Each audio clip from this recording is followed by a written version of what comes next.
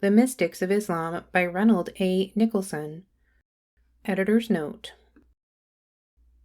If Judaism, Christianity, and Islam have no little in common, in spite of their deep dogmatic differences, the spiritual content of that common element can best be appreciated in Jewish, Christian, and Islamic mysticism, which bears equal testimony to that ever-deepening experience of the soul when the spiritual worshipper, whether he be follower of Moses or Jesus or Muhammad, turns wholeheartedly to God. As the Quest series has already supplied for the first time those interested in such matters with a simple general introduction to Jewish mysticism, so it now provides an easy approach to the study of Islamic mysticism on which in English there exists no separate introduction.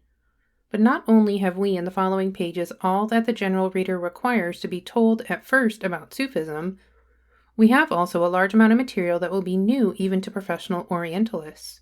Dr. Nicholson sets before us the results of 20 years' unremitting labor, and that, too, with remarkable simplicity and clarity for such a subject. At the same time, he lets the mystics mostly speak for themselves and mainly in his own fine versions from the original Arabic and Persian. End of editor's note. Introduction. The title of this book sufficiently explains why it is included in a series exemplifying the adventures and labors of individual seekers or groups of seekers in quest of reality. Sufism, the religious philosophy of Islam, is described in the oldest extant definition as the apprehension of divine realities, and Mohammedan mystics are fond of calling themselves al-Haq, the followers of the real. In attempting to set forth their central doctrines from this point of view, I shall draw to some extent on materials which I have collected during the last 20 years for a general history of Islamic mysticism, a subject so vast and many-sided that several large volumes would be required to do it anything like justice. Here I can only sketch in broad outline certain principles, methods, and characteristic features of the inner life as it has been lived by Muslims of every class and condition from the 8th century of our era to the present day. Difficult are the paths which they threaded, dark and bewildering the pathless heights beyond. But even if we may not hope to accompany the travelers to their journey's end, any information that we have gathered concerning their religious environment and spiritual history will help us to understand the strange experiences of which they write. In the first place, therefore, I propose to offer a few remarks on the origin and historical development of Sufism, its relation to Islam, and its general character. Not only are these matters interesting to the student of comparative religion, some knowledge of them is indispensable to any serious student of Sufism itself. It may be said, truly enough, that all mystical experiences ultimately meet in a single point. But that point assumes widely different aspects according to the mystic's religion, race, and temperament, while the converging lines of approach admit of almost infinite variety. Though all the great types of mysticism have something in common, each is marked by peculiar characteristics resulting from the circumstances in which it arose and flourished. Just as the Christian type cannot be understood without reference to Christianity, so the Mohammedan type must be viewed in connection with the outward and inward development of Islam. The word mystic, which has passed from Greek religion into European literature, is represented in Arabic, Persian, and Turkish, the 3 chief languages of Islam, by Sufi. The terms, however, are not precisely synonymous, for Sufi has a specific religious connotation and is restricted by usage to those mystics who profess the Mohammedan faith. And the Arabic word, although in course of time it appropriated the high significance of the Greek lips sealed by holy mysteries, eyes closed in visionary rapture, bore a humbler meaning when it first gained currency about 800 AD. Until recently, its derivation was in dispute. Most Sufis, flying in the face of etymology, have derived it from an Arabic root, which conveys the notion of purity. This would make Sufi mean one who is pure in heart, or one of the elect. Some European scholars identified it with sophist, in the sense of theosophist, but Noldeki, in an article written 20 years ago, showed conclusively that the name was derived from suf, wool, and was originally applied to those Muslim ascetics who, in imitation of Christian hermits, clad themselves in coarse woolen garb as a sign of penitence and renunciation of worldly vanities. The earliest Sufis were in fact ascetics and quietists rather than mystics, an overwhelming consciousness of sin combined with a dread, which it is hard for us to realize, of Judgment Day and the torments of hellfire so vividly painted in the Koran, drove them to seek salvation in flight from the world. On the other hand, the Koran warned them that salvation depended entirely on the inscrutable will of Allah, who guides aright the good and leads astray the wicked. Their fate was inscribed on the eternal tables of his providence. Nothing could alter it. Only this was sure, that if they were destined to be saved by fasting and praying and pious works, then they would be saved. Such a belief ends naturally in quietism, complete and unquestioning submission to the divine will, an attitude characteristic of Sufism in its oldest form. The mainspring of Muslim religious life during the 8th century was fear. Fear of God, fear of hell, fear of death, fear of sin. But the opposite motive had already begun to make its influence felt, and produced in the saintly woman Rabia at least one conspicuous example of truly mystical self-abandonment. So far, there was no great difference between the Sufi and the orthodox Mohammedan zealot, except that the Sufis attached extraordinary importance to certain Quranic doctrines and developed them at the expense of others which many Muslims might consider equally essential. It must also be allowed that the ascetic movement was inspired by Christian ideals, and contrasted sharply with the active and pleasure-loving spirit of Islam. In a famous sentence, the Prophet denounced monkish austerities and bade his people devote themselves to the holy war against unbelievers, and he gave, as is well known, the most convincing testimony in favor of marriage. Although his condemnation of celibacy did not remain without effect, the conquest of Persia, Syria, and Egypt by his successors brought the Muslims into contact with ideas which profoundly modified their outlook on life and religion. European readers of the Koran cannot fail to be struck by its author's vacillation and inconsistency in dealing with the greatest problems. He himself was not aware of these contradictions, nor were they a stumbling block to his devout followers, whose simple faith accepted the Koran as the word of God. But the rift was there, and soon produced far-reaching results. Hence arose the Murjites, who set faith above works and emphasized the divine love and goodness, the Qadarites, who affirmed, and the Jabarites, who denied that men are responsible for their actions, the Mu'tazilites, who built a theology on the basis of reason, rejecting the qualities of Allah as incompatible with his unity, and predestinarianism as contrary to his justice. And finally, the Ash'arites, the scholastic theologians of Islam, who formulated the rigid metaphysical and doctrinal system that underlies the creed of Orthodox Mohammedans at the present time. All these speculations, influenced as they were by Greek theology and philosophy, reacted powerfully upon Sufism. Early in the 3rd century of the Hijra, the 9th after Christ, we find manifest signs of the new leaven stirring within it. Not that Sufis ceased to mortify the flesh and take pride in their poverty, but they now began to regard asceticism as only the first stage of a long journey, the preliminary training for a larger spiritual life than the mere ascetic is able to conceive. The nature of the change may be illustrated by quoting a few sentences which have come down to us from the mystics of this period. Love is not to be learned from men. It is one of God's gifts and comes of his grace. None refrains from the lusts of this world, save him in whose heart there is a light that keeps him always busied with the next world. When the Gnostic's spiritual eye is opened, his bodily eye is shut. He sees nothing but God. If Gnosis were to take visible shape, all who looked thereon would die at the sight of its beauty and loveliness and goodness and grace, and every brightness would become dark beside the splendor thereof. Gnosis is nearer to silence than to speech. When the heart weeps because it has lost, the spirit laughs because it has found. Nothing sees God and dies. even as nothing sees God and lives, because his life is everlasting. Whoever sees it is thereby made everlasting. O God, I never listen to the cry of animals, or to the quivering of trees, or to the murmuring of water, or to the warbling of birds, or to the rustling wind, or to the crashing thunder, without feeling them to be an evidence of thy unity, and a proof that there is nothing like unto thee. O my God, I invoke thee in public as lords are invoked, but in private as loved ones are invoked. Publicly I say, O my God, but privately I say, O my beloved. These ideas, light, knowledge, and love, form, as it were, the keynotes of the new Sufism, and in the following chapters I shall endeavor to show how they were developed.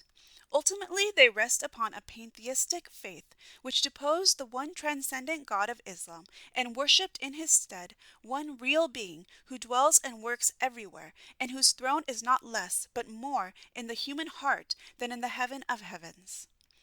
Before going further, it will be convenient to answer a question which the reader may have asked himself. Whence did the Muslims of the 9th century derive this doctrine? Modern research has proved that the origin of Sufism cannot be traced back to a single definite cause, and has thereby discredited the sweeping generalizations which represent it. For instance, as a reaction of the Aryan mind against the conquering Semitic religion, and as the product, essentially, of Indian or Persian thought. Statements of this kind, even when they are partially true, ignore the principle that in order to establish an historical connection between A and B, it is not enough to bring forward evidence of their likeness to one another, without showing at the same time, 1. That the actual relation of B to A was such as to render the assumed filiation possible, and 2. That the possible hypothesis fits in with all the ascertained and relevant facts. Now, the theories which I have mentioned do not satisfy these conditions. If Sufism was nothing but a revolt of the Aryan spirit, how are we to explain the undoubted fact that some of the leading pioneers of Mohammedan mysticism were natives of Syria and Egypt, and Arabs by race? Similarly, the advocates of a Buddhistic or Vedantic origin forget that the main current of Indian influence upon Islamic civilization belongs to a later epoch, whereas Muslim theology, philosophy, and science put forth their first luxuriant shoots on a soil that was saturated with Hellenistic culture. The truth is that Sufism is a complex thing, and therefore no simple answer can be given to the question how it originated. We shall have gone far, however, towards answering that question, when we have distinguished the various movements and forces which molded Sufism and determined what direction it should take in the early stages of its growth. Let us first consider the most important external, i.e. non-Islamic influences. 1. Christianity. It is obvious that the ascetic and quietistic tendencies to which I have referred were in harmony with Christian theory and drew nourishment therefrom. Many gospel texts and apocryphal sayings of Jesus are cited in the oldest Sufi biographies, and the Christian anchorite Rahib often appears in the role of a teacher giving instruction and advice to wandering Muslim ascetics. We have seen that the woolen dress from which the name Sufi is derived is of Christian origin. Vows of silence, litanies, dhikr, and other ascetic practices may be traced to the same source. As regards the doctrine of divine love, the following extracts speak for themselves. Jesus passed by 3 men. Their bodies were lean and their faces pale. He asked them, saying, "What hath brought you to this plight?" They answered, "Fear of the fire." Jesus said, "Ye fear a thing created, and it behoves God that he should save those who fear." Then he left them and passed by 3 others, whose faces were paler and their bodies leaner, and asked them, saying, "What hath brought you to this plight?" They answered, "Longing for paradise." He said, "Ye desire a thing created, and it behoves God that he should give you that which ye hope for." Then he went on and passed by 3 others of exceeding paleness and leanness, so that their faces were as mirrors of light. And he said, "What hath brought you to this?" They answered, "Our love of God." Jesus said, "Ye are the nearest to him. Ye are the nearest to him." The Syrian mystic Ahmed ibn al-Hawari once asked a Christian hermit, "What is the strongest command that ye find in your scriptures?" The hermit replied, "We find none stronger than this: love thy Creator with all thy power and might." Another hermit was asked by some Muslim ascetics, "When is a man most persevering in devotion?" "When love takes possession of his heart," was the reply. "For then he hath no joy nor pleasure but in continual devotion." The influence of Christianity through its hermits, monks, and heretical sects, e.g. the Massilians or Yucata, was twofold, ascetic and mystical. Oriental Christian mysticism, however, contained a pagan element. It had long ago absorbed the ideas and adopted the language of Plotinus and the Neoplatonic school. 2. Neoplatonism. Aristotle, not Plato, is the dominant figure in Muslim philosophy, and few Mohammedans are familiar with the name of Plotinus, who was more commonly called the Greek master al-Sheikh al-Yunani. But since the Arabs gained their first knowledge of Aristotle from his Neoplatonist commentators, the system with which they became imbued was that of Porphyry and Proclus. Thus the so-called theology of Aristotle, of which an Arabic version appeared in the 9th century, is actually a manual of Neoplatonism. Another work of this school deserves particular notice. I mean the writings falsely attributed to Dionysius the Areopagite, the convert of St. Paul. The pseudo-Dionysius, he may have been a Syrian monk, names as his teacher a certain Hierotheus, whom Frothingham has identified with Stephen Bar Sudaili, a prominent Syrian Gnostic and a contemporary of Jacob of Sarouge, 451 to 521 A.D. Dionysius quotes some fragments of erotic hymns by this Stephen, and a complete work, the Book of Hierotheus, on the hidden mysteries of the divinity, has come down to us in a unique manuscript which is now in the British Museum. The Dionysian writings, turned into Latin by John Scotus Erigena, founded medieval Christian mysticism in Western Europe. Their influence in the East was hardly less vital. They were translated from Greek into Syriac almost immediately on their appearance, and their doctrine was vigorously propagated by commentaries in the same tongue. About 850 A.D., Dionysius was known from the Tigris to the Atlantic. Besides literary tradition, there were other channels by which the doctrines of emanation, illumination, gnosis, and ecstasy were transmitted, but enough has been said to convince the reader that Greek mystical ideas were in the air and easily accessible to the Muslim inhabitants of Western Asia and Egypt, where the Sufi theosophy first took shape. One of those who bore the chief part in its development, Du Linun, the Egyptian, is described as a philosopher and alchemist, in other words, a student of Hellenistic science. When it is added that much of his speculation agrees with what we find, for example, in the writings of Dionysius, we are drawn irresistibly to the conclusion, which, as I have pointed out, is highly probable on general grounds, that Neoplatonism poured into Islam a large tincture of the same mystical element in which Christianity was already steeped. 3. Gnosticism. Though little direct evidence is available, the conspicuous place occupied by the theory of Gnosis in early Sufi speculation suggests contact with Christian Gnosticism, and it is worth noting that the parents of Maruf al-Karki, whose definition of Sufism as the apprehension of divine realities was quoted on the first page of this introduction, are said to have been Sabians, i.e. Mandaeans, dwelling in the Babylonian fenland between Basra and Wasit. Other Muslim saints had learned the mystery of the great name. It was communicated to Ibrahim ibn Adham by a man whom he met while traveling in the desert, and as soon as he pronounced it, he saw the prophet Qadir, Elias. The ancient Sufis borrowed from the Manichaeans the term Siddiq, which they applied to their own spiritual adepts, and a later school, returning to the dualism of Mani, held the view that the diversity of phenomena arises from the admixture of light and darkness. The ideal of human action is freedom from the taint of darkness, and the freedom of light from darkness means the self-consciousness of light as light. The following version of the doctrine of the 70,000 veils, as explained by a modern Rafai dervish, shows clear traces of Gnosticism, and is so interesting that I cannot refrain from quoting it here.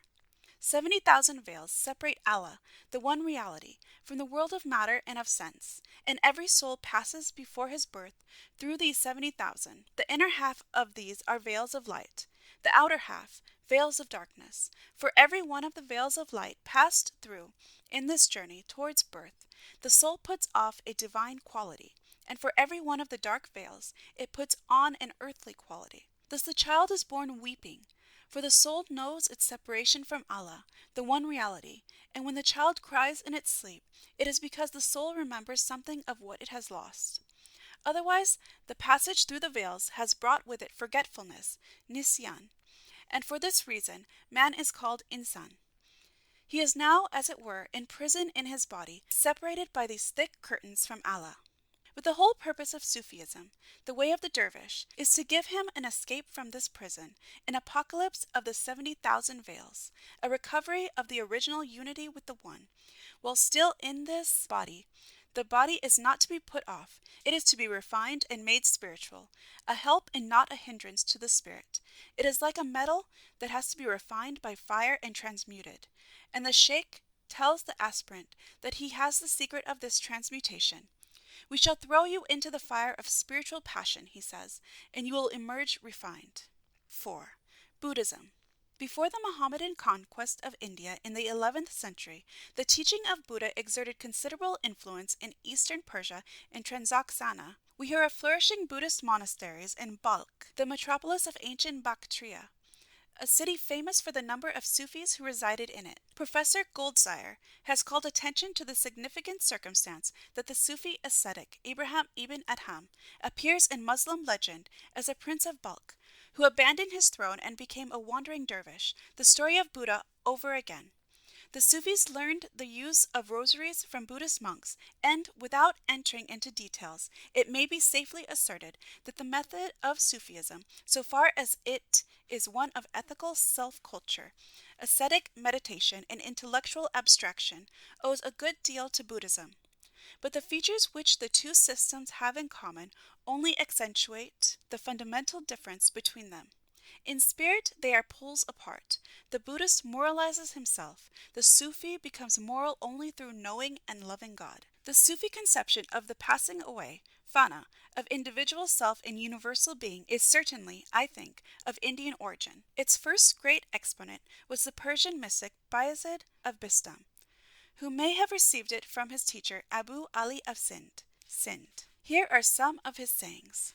Creatures are subject to changing states, but the Gnostic has no state, because his vestiges are effaced and his essence annihilated by the essence of another, and his traces are lost in another's traces. 30 years the high God was my mirror, now I am my own mirror, i.e., according to the explanation given by his biographer. That which I was, I am no more. For I and God is a denial of the unity of God. Since I am no more, the high God is his own mirror. I went from God to God, until they cried from me, in me, O thou I. This, it will be observed, is not Buddhism, but the pantheism of the Vedanta. We cannot identify fana with nirvana unconditionally. Both terms imply the passing away of individuality, but while nirvana is purely negative, fana is accompanied by baka, everlasting life in God. The rapture of the Sufi, who has lost himself in ecstatic contemplation of the divine beauty, is entirely opposed to the passionless intellectual serenity of the Arahat. I emphasize this contrast because, in my opinion, the influence of Buddhism on Mohammedan thought has been exaggerated. Much is attributed to Buddhism, that is, Indian rather than specifically Buddhistic. The fana theory of the Sufis is a case in point.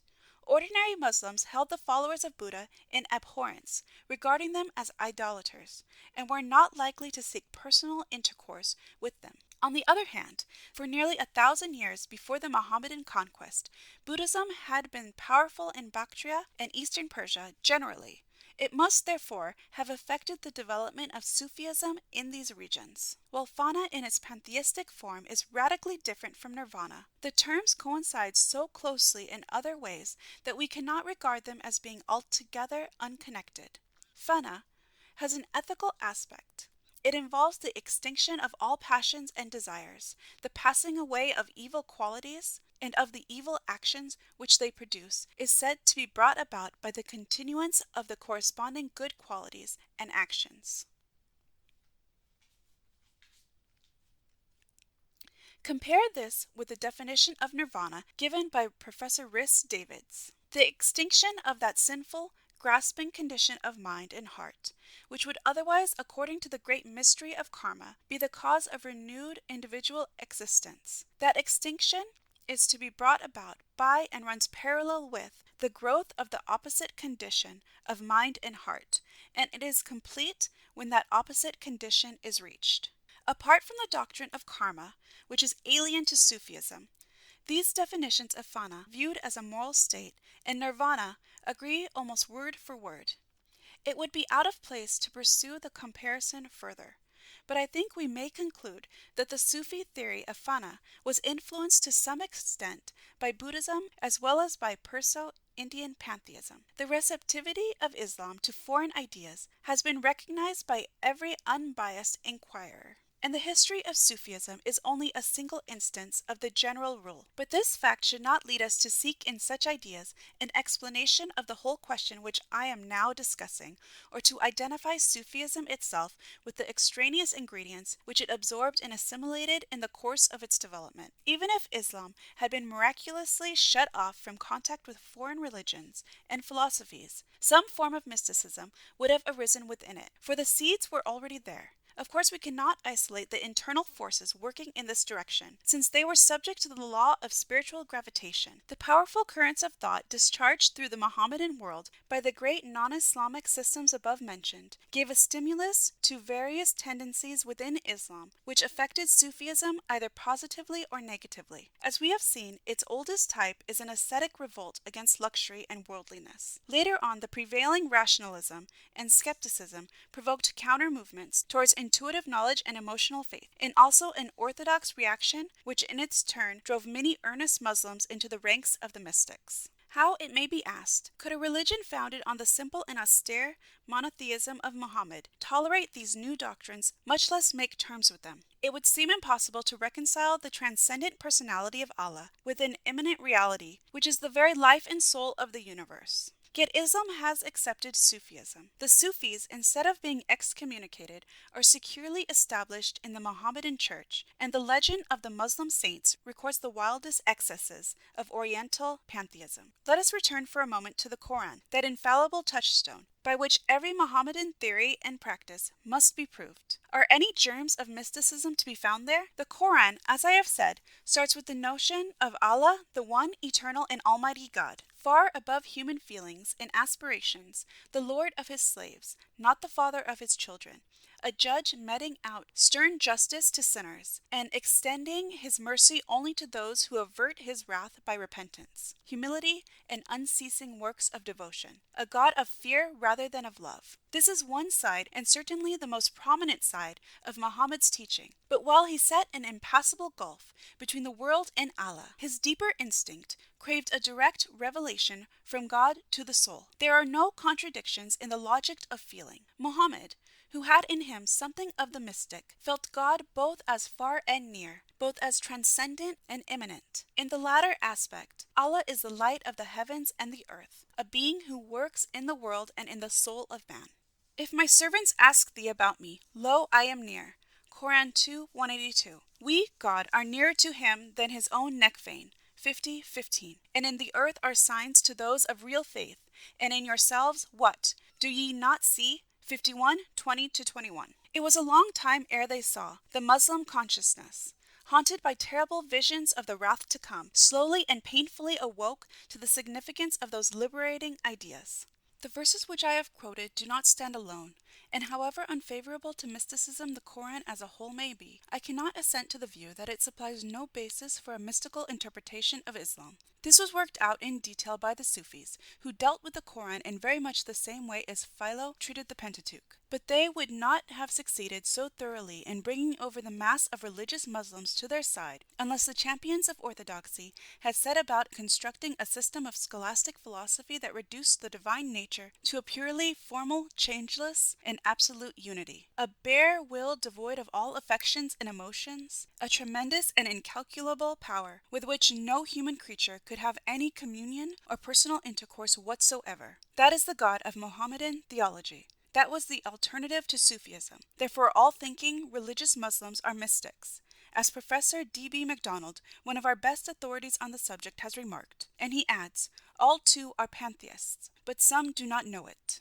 The relation of individual Sufis to Islam varies from more or less entire conformity to a merely nominal profession of belief in Allah and His Prophet. While the Quran and the traditions are generally acknowledged to be the unalterable standard of religious truth, this acknowledgement does not include the recognition of any external authority which shall decide what is orthodox and what is heretical. Creeds and catechisms count for nothing in the Sufi's estimation. Why should he concern himself with these when he possesses a doctrine derived immediately from God? As he reads the Quran with studious meditation and rapt attention, lo, the hidden meanings, infinite and inexhaustible, of the holy word flash upon his inward eye. This is what the Sufis call istinbat, a sort of intuitive deduction, the mysterious inflow of divinely revealed knowledge into hearts made pure by repentance and filled with the thought of God, and the outflow of that knowledge upon the interpreting tongue. Naturally, the doctrines elicited by means of istinbat do not agree very well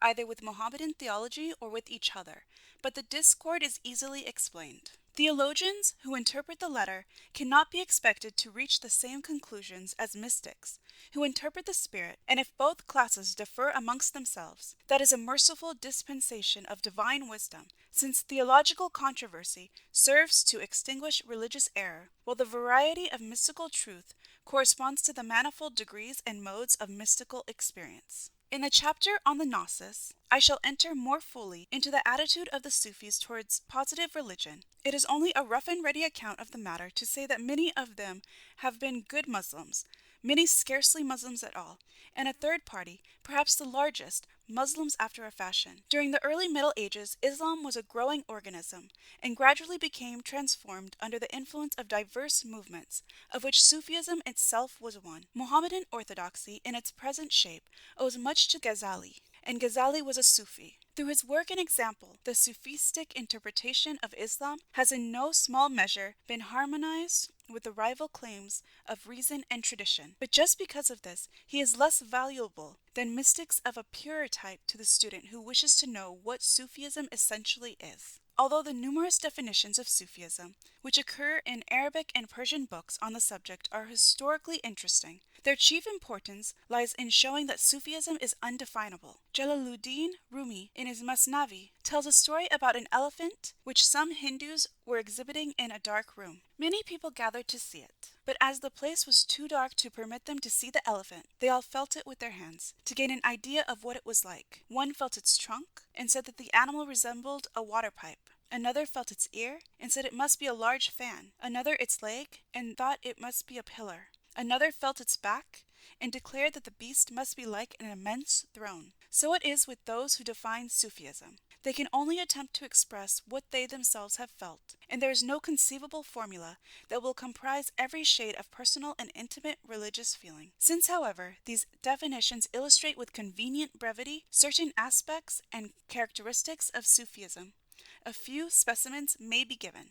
Sufism is this: that actions should be passing over the Sufi, i.e., being done upon him, which are known to God only, and that he should always be with God in a way that is known to God only. Sufism is holy self-discipline. Sufism is to possess nothing and to be possessed by nothing. Sufism is not a system composed of rules or sciences, but a moral disposition, i.e., if it were a rule, it could be made one's own by strenuous exertion, and if it were a science, it could be acquired by instruction. But on the contrary, it is a disposition, according to the saying, "Form yourselves on the moral nature of God," and the moral nature of God cannot be attained either by means of rules or by means of sciences. Sufism is freedom and generosity and absence of self-constraint. It is this, that God should make thee die to thyself, and should make thee live in him. To behold the imperfection of the phenomenal world, nay, to close the eye to everything imperfect in contemplation of him who is remote from all imperfection. That is Sufism. Sufism is control of the faculties and observance of the breaths. It is Sufism to put away what thou hast in thy head, to give what thou hast in thy hand, and not to recoil from whatsoever befalls thee.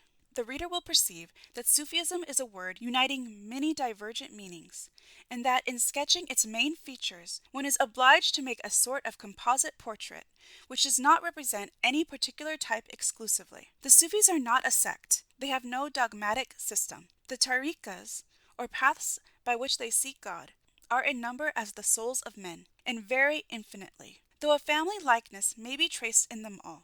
Descriptions of such a protean phenomenon must differ widely from one another, and the impression produced in each case will depend on the choice of materials and the prominence given to this or that aspect of the many-sided whole. Now, the essence of Sufism is best displayed in its extreme type, which is pantheistic and speculative, rather than ascetic or devotional. This type, therefore, I have purposefully placed in the foreground. The advantage of limiting the field is obvious enough, but entails some loss of proportion. In order to form a fair judgment of Mohammedan mysticism, the following chapters should be supplemented by a companion picture drawn especially from those moderate types which, for want of space, I have unduly neglected. End of introduction. Chapter 1. The Path. Mystics of every race and creed have described the progress of the spiritual life as a journey or a pilgrimage. Other symbols have been used for the same purpose, but this one appears to be almost universal in its range. The Sufi who sets out to seek God calls himself a traveler, salik. He advances by slow stages, maqamat, along a path, tariqat, to the goal of union with reality, fana fi al-haq. Should he venture to make a map of this interior ascent, it will not correspond exactly with any of those made by previous explorers. Such maps or scales of perfection were elaborated by Sufi teachers at an early period, and the unlucky Moslem habit of systematizing has produced an enormous aftercrop. The path expounded by the author of the Kitab al-Lumma, perhaps the oldest comprehensive treatise on Sufism that we now possess, consists of the following 7 stages, each of which, except the first member of the series, is the result of the stages immediately preceding it. 1. Repentance. 2. Abstinence. 3. Renunciation. 4. Poverty. 5. Patience. 6. Trust in God. 7. Satisfaction. The stages constitute the ascetic and ethical discipline of the Sufi, and must be carefully distinguished from the so-called states, ahwal, plural of hal, which form a similar psychological chain. The writer, whom I have just quoted, enumerates 10 states: meditation, nearness to God, love, fear, hope, longing, intimacy, tranquility, contemplation, and certainty. While the stages can be acquired and mastered by one's own efforts, the states are spiritual feelings and dispositions over which a man has no control. They descend from God into his heart, without his being able to repel them when they come or to retain them when they go. The Sufi's path is not finished until he has traversed all the stages, making himself perfect in every one of them before advancing to the next, and has also experienced whatever states it pleases God to bestow upon him. Then, and only then, is he permanently raised to the higher planes of consciousness, which Sufis call the gnosis, mahrifat, and the truth, hakikat, where the seeker, talib, becomes the knower or gnostic, harif, and realizes that knowledge, knower, and known are one. Having sketched, as briefly as possible, the external framework of the method by which the Sufi approaches his goal, I shall now try to give some account of its inner workings. The present chapter deals with the first portion of the threefold journey: the path, the gnosis, and the truth, by which the quest of reality is often symbolized. Repentance. The first place in every list of stages is occupied by repentance, tawbat. This is the Muslim term for conversion and marks the beginning of a new life. In the biographies of eminent Sufis, the dreams, visions, auditions, and other experiences which caused them to enter on the path are usually related. Trivial as they may seem, these records have a psychological basis and, if authentic, would be worth studying in detail. Repentance is described as the awakening of the soul from the slumber of heedlessness, so that the sinner becomes aware of his evil ways and feels contrition for past disobedience. He is not truly penitent, however, unless 1. He at once abandons the sin or sins of which he is conscious, and 2. Firmly resolves that he will never return to these sins in the future. If he should fail to keep his vow, he must again turn to God, whose mercy is infinite. A certain well-known Sufi repented 70 times and fell back into sin 70 times before he made a lasting repentance. The convert must also, as far as lies in his power, satisfy all those whom he has injured. Many examples of such restitution might be culled from the legend of the Moslem saints. According to the high mystical theory, repentance is purely an act of divine grace, coming from God to man, not from man to God. Someone said to Rabi'a, "I have committed many sins. If I turn in penitence towards God, will he turn in mercy towards me?" "Nay," she replied, "but if he shall turn towards thee, thou wilt turn towards him." The question, whether sins ought to be remembered after repentance or forgotten, illustrates a fundamental point in Sufi ethics. I mean, the difference between what is taught to novices and disciples and what is held as an esoteric doctrine by adepts. Any Mohammedan director of souls would tell his pupils that to think humbly and remorsefully of one's sins is a sovereign remedy against spiritual pride. But he himself might very well believe that real repentance consists in forgetting everything except God. "The penitent," says Hushwiri, "is a lover of God, and the lover of God is in contemplation of God. In contemplation it is wrong to remember sin, for recollection of sin is a veil between God and the contemplative." Sin appertains to self-existence, which itself is the greatest of all sins. To forget sin is to forget self.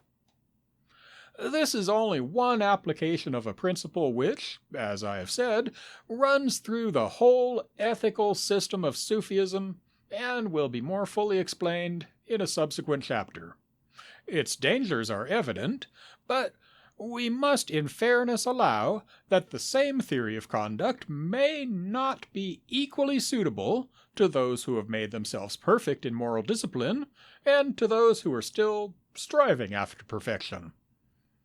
Over the gate of repentance it is written, "All self abandon ye who enter here." The Sheikh.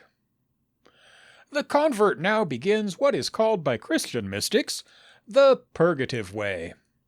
If he follows the general rule, he will take a director, sheikh, pir, murshid, i.e., a holy man of ripe experience and profound knowledge, whose least word is absolute law to his disciples. A seeker who attempts to traverse the path without assistance receives little sympathy. Of such a one it is said that his guide is Satan, and he is likened to a tree that, for want of the gardener's care, brings forth none or bitter fruit.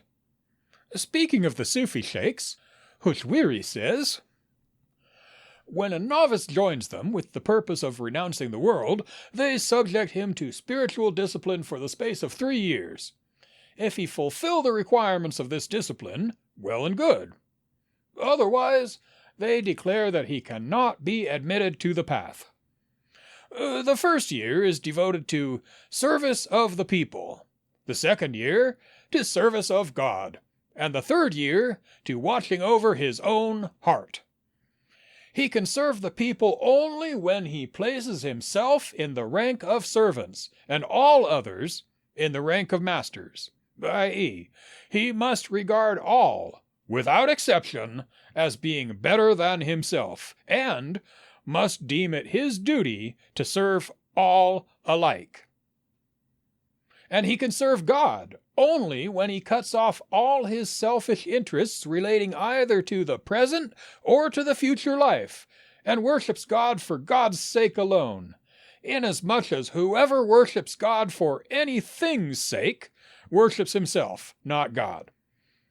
And he can watch over his heart only when his thoughts are collected and every care is dismissed, so that in communion with God he guards his heart from the assaults of heedlessness. When these qualifications are possessed by the novice, he may wear the muraka hat, the patched frock worn by dervishes, as a true mystic, not merely as an imitator of others." Shibli was a pupil of the famous theosophist Junayd of Baghdad. On his conversion, he came to Junayd saying, "They tell me that you possess the pearl of divine knowledge. Either give it to me or sell it." Junayd answered, "I cannot sell it, for you have not the price thereof, and if I give it to you, you will have gained it cheaply. You do not know its value. Cast yourself headlong, like me, into this ocean, in order that you may win the pearl by waiting patiently." Shibli asked what he must do. "Go," said Junayd, "and sell sulfur." At the end of a year, he said to Shibli, "This trading makes you well known. Become a dervish, and occupy yourself solely with begging." During a whole year, Shibli wandered through the streets of Baghdad, begging of the passers-by, but no one heeded him. Then he returned to Junayd, who exclaimed, "See now, you are nothing in people's eyes. Never set your mind on them or take any account of them at all. For some time," he continued, "you were a chamberlain and acted as governor of a province. Go to that country and ask pardon of all those whom you have wronged." Shibli obeyed, and spent 4 years in going from door to door, until he had obtained an acquittance from every person except one, whom he failed to trace. On his return, Junayd said to him, "You still have some regard to reputation. Go and be a beggar for 1 year more." Every day Shibli used to bring the alms that were given him to Junayd, who bestowed them on the poor and kept Shibli without food until the next morning. When a year had passed in this way, Junayd accepted him as one of his disciples on condition that he should perform the duties of a servant to the others. After a year's service, Junayd asked him, "What think you of yourself now?" Shibli replied, "I deem myself the meanest of God's creatures." "Now," said the master, "your faith is firm." I need not dwell on the details of this training. The fasts and vigils, the vows of silence, the long days and nights of solitary meditation, all the weapons and tactics, in short, of that battle against oneself which the prophet declared to be more painful and meritorious than the holy war. On the other hand, my readers will expect me to describe in a general way the characteristic theories and practices for which the path is a convenient designation. These may be treated under the following heads: poverty, mortification, trust in God, and recollection.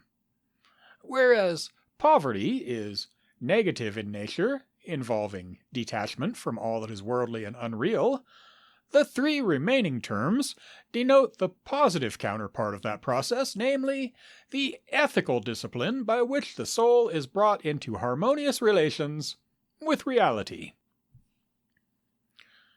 Poverty.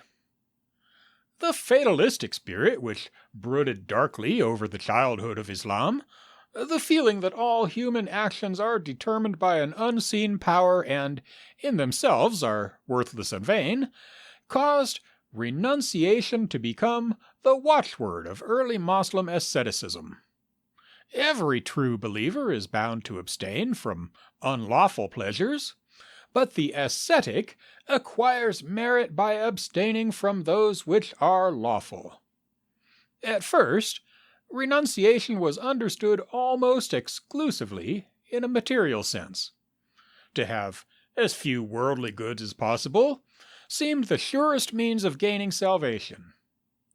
Daoud al-Ta'i owned nothing except a mat of rushes, a brick which he used as a pillow, and a leathern vessel which served him for drinking and washing. A certain man dreamed that he saw Malik ibn Dinar and Muhammad ibn Wasi being led into paradise, and that Malik was admitted before his companion. He cried out in astonishment, for he thought Muhammad ibn Wasi had a superior claim to the honor. "Yes," came the answer, "but Muhammad ibn Wasi possessed 2 shirts, and Malik only 1. That is the reason why Malik is preferred." The Sufi ideal of poverty goes far beyond this. True poverty is not merely lack of wealth, but lack of desire for wealth. The empty heart as well as the empty hand.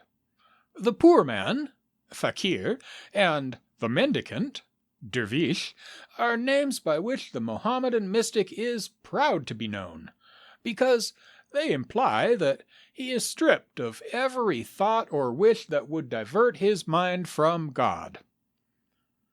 To be severed entirely from both the present life and the future life, and to want nothing besides the Lord of the present life and the future life, that is to be truly poor. Such a fakir is denuded of individual existence, so that he does not attribute to himself any action, feeling, or quality. He may even be rich in the common meaning of the word, though spiritually he is the poorest of the poor, for sometimes God endows his saints with an outward show of wealth and worldliness, in order to hide them from the profane. No one familiar with the mystical writers will need to be informed that their terminology is ambiguous, and that the same word frequently covers a group, if not a multitude, of significations, diverging more or less widely according to the aspect from which it is viewed. Hence the confusion that is apparent in Sufi textbooks. When poverty, for example, is explained by one interpreter as a transcendental theory, and by another as a practical rule of religious life, the meanings cannot coincide. Regarded from the latter standpoint, poverty is only the beginning of Sufism. Fakirs, Jami says, renounce all worldly things for the sake of pleasing God. They are urged to this sacrifice by one of 3 motives: A. Hope of an easy reckoning on the day of judgment, or fear of being punished. B. Desire of paradise. C. Longing for spiritual peace and inward composure. Thus, inasmuch as they are not disinterested, but seek to benefit themselves, they rank below the Sufi, who has no will of his own and depends absolutely on the will of God. It is the absence of self that distinguishes the Sufi from the fakir. Here are some maxims for dervishes. Do not beg unless you are starving. The Caliph Omar flogged a man who begged after having satisfied his hunger. When compelled to beg, do not accept more than you need. Be good-natured and uncomplaining, and thank God for your poverty. Do not flatter the rich for giving, nor blame them for withholding. Dread the loss of poverty more than the rich man dreads the loss of wealth. Take what is voluntarily offered. It is the daily bread which God sends to you. Do not refuse God's gift. Let no thought of the morrow enter your mind, else you will incur everlasting perdition. Do not make God a springe to catch alms. The nafs. The Sufi teachers gradually built up a system of asceticism and moral culture, which is founded on the fact that there is in man an element of evil, the lower or appetitive soul. This evil self, the seat of passion and lust, is called nafs. It may be considered broadly equivalent to the flesh, and with its allies, the world and the devil, it constitutes the great obstacle to the attainment of union with God. The prophet said, "Thy worst enemy is thy nafs, which is between thy two sides." I do not intend to discuss the various opinions as to its nature, but the proof of its materiality is too curious to be omitted. Muhammad ibn Julian, an eminent Sufi, relates that one day something like a young fox came forth from his throat, and God caused him to know that it was his nafs.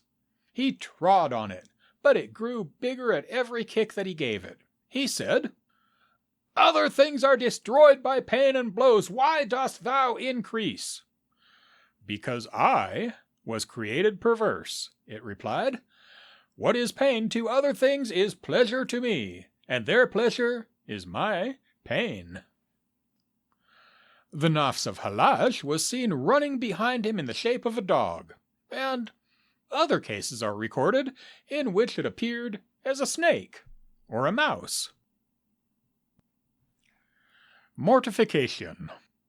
Mortification of the nafs is the chief work of devotion, and leads, directly or indirectly, to the contemplative life. All the sheikhs are agreed that no disciple who neglects this duty will ever learn the rudiments of Sufism.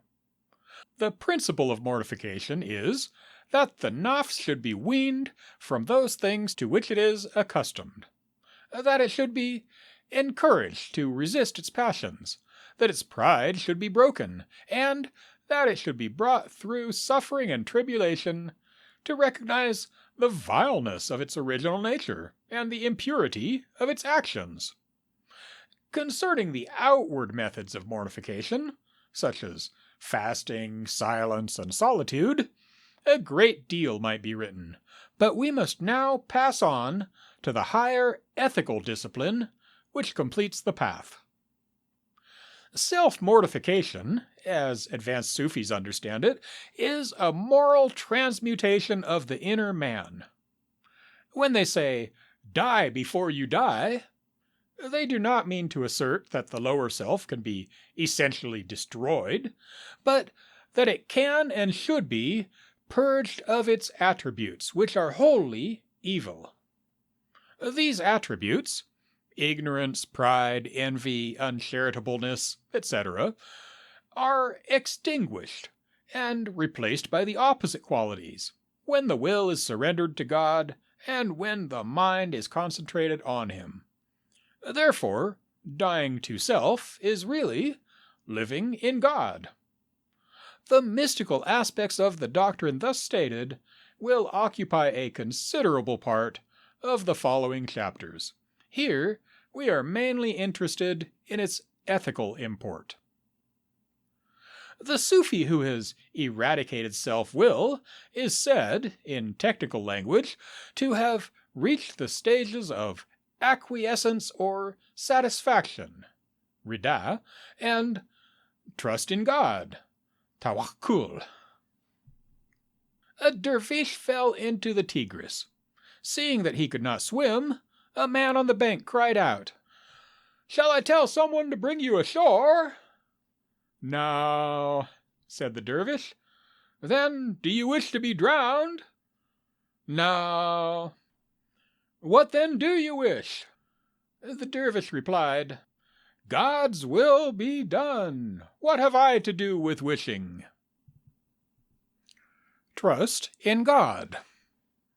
Trust in God, in its extreme form, involves the renunciation of every personal initiative and volition.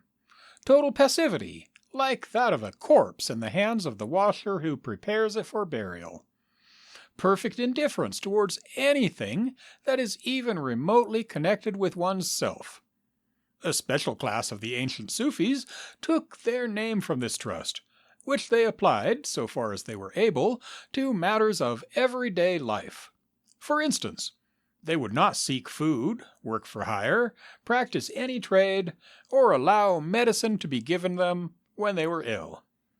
Quietly, they committed themselves to God's care, never doubting that He, to whom belongs the treasures of earth and heaven, would provide for their wants, and that their allotted portion would come to them as surely as it comes to the birds which neither sow nor reap, and to the fish in the sea, and to the child in the womb. These principles depend ultimately on the Sufistic theory of the divine unity, as is shown by Shakik of Balkh in the following passage. There are 3 things which a man is bound to practice. Whosoever neglects any one of them must needs neglect them all, and whosoever cleaves to any one of them must needs cleave to them all. Strive therefore to understand, and consider heedfully. The first is this, that with your mind and your tongue and your actions you declare God to be one, and that, having declared him to be one, and having declared that none benefits you or harms you except him, you devote all your actions to him alone. If you act a single jot of your actions for the sake of another, your thought and speech are corrupt, since your motive in acting for another's sake must be hope or fear, and when you act from hope or fear of other than God, who is the Lord and sustainer of all things, you have taken to yourself another God to honor and venerate. Secondly, that while you speak and act in the sincere belief that there is no God except him, you should trust him more than the world or money or uncle or father or mother or anyone on the face of the earth. Thirdly, when you have established these 2 things, namely, sincere belief in the unity of God and trust in him, it behooves you to be satisfied with him, and not to be angry on account of anything that vexes you. Beware of anger. Let your heart be with him always. Let it not be withdrawn from him for a single moment. The trusting Sufi has no thought beyond the present hour. On one occasion, Shakik asked those who sat listening to his discourse, "If God causes you to die today, think ye that he will demand from you the prayers of tomorrow?" They answered, "No, how should he demand from us the prayers of a day on which we are not alive?" Shakik said, "Even as he will not demand from you the prayers of tomorrow, so do ye not seek from him the provender of tomorrow. It may be that ye will not live so long." In view of the practical consequences of attempting to live on trust, it is not surprising to read the advice given to those who would perfectly fulfill the doctrine. Let them dig a grave and bury themselves. Later Sufis hold that active exertion for the purpose of obtaining the means of subsistence is quite compatible with trust, according to the saying of the Prophet, "Trust in God and tie the camel's leg." They define tawakkul as an habitual state of mind, which is impaired only by self-pleasing thoughts. E.g., it was accounted a breach of trust to think paradise a more desirable place than hell. What type of character is such a theory likely to produce? At the worst, a useless drone and hypocrite preying upon his fellow creatures. At the best, a harmless dervish who remains unmoved in the midst of sorrow, meets praise and blame with equal indifference, and accepts insults, blows, torture, and death as mere incidents in the eternal drama of destiny. This cold morality, however, is not the highest of which Sufism is capable. The highest morality springs from nothing but love, when self-surrender becomes self-devotion. Of that, I shall have something to say in due time. Recollection. Among the positive elements in the Sufi discipline, there is one that Muslim mystics unanimously regard as the keystone of practical religion. I refer to the zikr, an exercise well known to Western readers from the careful description given by Edward Lane in his Modern Egyptians, and by Professor D.B. MacDonald in his recently published Aspects of Islam. The term, zikr, recollection seems to me the most appropriate equivalent in English, signifies mentioning, remembering, or simply thinking of. In the Quran, the faithful are commanded to remember God often, a plain act of worship without any mystical savor. But the Sufis made a practice of repeating the name of God or some religious formula, e.g., glory to Allah, Subhan Allah, there is no God but Allah, La ilaha illallah, accompanying the mechanical intonation with an intense concentration of every faculty upon the single word or phrase, and they attach greater value to this irregular litany, which enables them to enjoy uninterrupted communion with God, than to the 5 services of prayer performed at fixed hours of the day and night by all Muslims. Recollection may be either spoken or silent, but it is best, according to the usual opinion, that tongue and mind should cooperate. Sa'al ibn Abdallah bade one of his disciples endeavor to say, Allah, Allah, the whole day without intermission. When he had acquired the habit of doing so, Sa'al instructed him to repeat the same words during the night, until they came forth from his lips, even while he was asleep. Now, said he, be silent, and occupy yourself with recollecting them. At last the disciple's whole being was absorbed by the thought of Allah. One day a log fell on his head, and the words, Allah, Allah, were seen written in the blood that trickled from the wound. Ghazali describes the method and effects of zikr in a passage which MacDonald has summarized as follows. Let him reduce his heart to a state in which the existence of anything and its non-existence are the same to him. Then let him sit alone in some corner, limiting his religious duties to what is absolutely necessary and not occupying himself either with reciting the Quran or considering its meaning or with books of religious traditions or with anything of the sort. And let him see to it that nothing save God Most High enters his mind. Then, as he sits in solitude, let him not cease saying continuously with his tongue, Allah, Allah, keeping his thought on it. At last he will reach a state when the motion of his tongue will cease, and it will seem as though the word flowed from it. Let him persevere in this until all trace of motion is removed from his tongue, and he finds his heart persevering in the thought. Let him still persevere until the form of the word, its letters and shape, is removed from his heart, and there remains the idea alone, as though clinging to his heart, inseparable from it. So far, all is dependent on his will and choice. But to bring the mercy of God does not stand in his will or choice. He has now laid himself bare to the breathings of that mercy, and nothing remains but to await what God will open to him, as God has done after this manner to prophets and saints. If he follows the above course, he may be sure that the light of the real will shine out of his heart. At first unstable, like a flash of lightning, it turns and returns, though sometimes it hangs back, and if it returns, sometimes it abides, and sometimes it is momentary. And if it abides, sometimes its abiding is long, and sometimes short.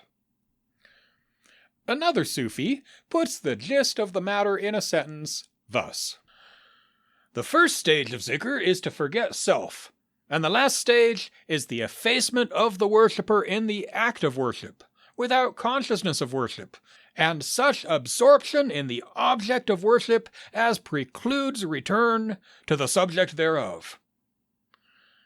Recollection can be aided in various ways.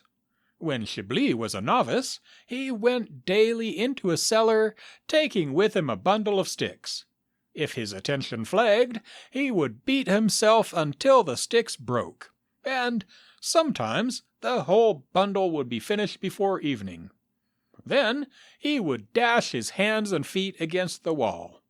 The Indian practice of inhaling and exhaling the breath was known to the Sufis of the 9th century, and was much used afterwards. Among the dervish orders, music, singing, and dancing are favorite means of inducing the state of trance called passing away, fana, which, as appears from the definition quoted above, is the climax and raison d'etre of the method. Meditation. In meditation, muraqabat, we recognize a form of self-concentration similar to the Buddhistic jhana and samadhi. This is what the prophet meant when he said, "Worship God as though thou sawest him, for if thou seest him not, yet he sees thee." Anyone who feels sure that God is always watching over him will devote himself to meditating on God, and no evil thoughts or diabolic suggestions will find their way into his heart. Nuri used to meditate so intently that not a hair on his body stirred. He declared that he had learned this habit from a cat, which was observing a mouse hole, and that she was far more quiet than he. Abu Sa'id ibn Abi Hakair kept his eyes fixed on his navel. It is said that the devil is smitten with epilepsy when he approaches a man thus occupied, just as happens to other men when the devil takes possession of them. This chapter will have served its purpose if it has brought before my readers a clear view of the main lines on which the preparatory training of the Sufi is conducted. We must now imagine him to have been invested by his sheikh with the patched frock, murahahat, or kirkat, which is an outward sign that he has successfully emerged from the discipline of the path and is now advancing with uncertain steps toward the light. As when toil-worn travelers, having gained the summit of a deep gorge, suddenly catch glimpses of the sun and cover their eyes. End of Section 2. Chapter 2. Illumination and Ecstasy. God who is described in the Quran as the light of the heavens and the earth, cannot be seen by the bodily eye. He is visible only to the inward sight of the heart. In the next chapter we shall return to the spiritual organ, but I am not going to enter into the intricacies of Sufi psychology any further than is necessary. The vision of the heart, Ruhyat al-Qalb, is defined as the heart's beholding by the light of certainty that which is hidden in the unseen world. This is what Ali meant when he asked, "Do you see God?" and replied, "How should we worship one whom we do not see?" The light of intuitive certainty, Yaqeen, by which the heart sees God, is a beam of God's own light cast therein by himself. Else no vision of him were possible. "'Tis the sun's self that lets the sun be seen." According to a mystical interpretation of the famous passage in the Quran where the light of Allah is compared to a candle burning in a lantern of transparent glass which is placed in a niche in the wall, the niche is the true believer's heart. Therefore, his speech is light, and his works are light, and he moves in light. "He who discourses of eternity," said Bayezid, "must have within him the lamp of eternity." The light which gleams in the heart of the illuminated mystic endows him with a supernatural power of discernment, firasat. Although the Sufis, like other Muslims, acknowledge Muhammad to be the last of the prophets, as from a different point of view he is the Logos or first of created beings, they really claim to possess a minor form of inspiration. When Nuri was questioned concerning the origin of mystical firasat, he answered by quoting the Quranic verse in which God says that he breathed his spirit into Adam. But the more orthodox Sufis, who strenuously combat the doctrine that the human spirit is uncreated and eternal, affirm that firasat is the result of knowledge and insight, metaphorically called light, or inspiration, which God creates and bestows upon his favorites. The tradition, "Beware of the discernment of the true believer, for he sees by the light of Allah," is exemplified in such anecdotes as these. Abu Abdallah al-Razi said, "Ibn al-Bari presented me with a woolen frock, and seeing on the head of Shibli a bonnet that would just match it, I conceived the wish that they were both mine. When Shibli rose to depart, he looked at me as he was in the habit of doing when he desired me to follow him, so I followed him to his house, and when we had gone in, he bade me put off the frock, and took it from me and folded it and threw his bonnet on the top. Then he called for a fire and burnt both frock and bonnet." Sari al-Sakati frequently urged Junayd to speak in public, but Junayd was unwilling to consent, for he doubted whether he was worthy of such an honor. One Friday night, he dreamed that the Prophet appeared and commanded him to speak to the people. He awoke and went to Sari's house before daybreak, and knocked at the door. Sari opened the door and said, "You would not believe me until the Prophet came and told you." Sal ibn Abdallah was sitting in the congregational mosque when a pigeon, overcome by the intense heat, dropped on the floor. Sal exclaimed, "Please God, Shah al-Kirmani has just died." They wrote it down, and it was found to be true. When the heart is purged of sin and evil thoughts, the light of certainty strikes upon it and makes it a shining mirror so that the devil cannot approach it without being observed. Hence the saying of some Gnostic, "If I disobey my heart, I disobey God." It was a man thus illuminated to whom the Prophet said, "Consult thy heart, and thou wilt hear the secret ordinance of God proclaimed by the heart's inward knowledge, which is real faith and divinity." something much better than the learning of divines. I need not anticipate here the question, which will be discussed in the following chapter, how far the claims of an infallible conscience are reconcilable with external religion and morality. The prophet, too, prayed that God would put a light into his ear and into his eye, and after mentioning the different members of his body, he concluded, "And make the whole of me one light."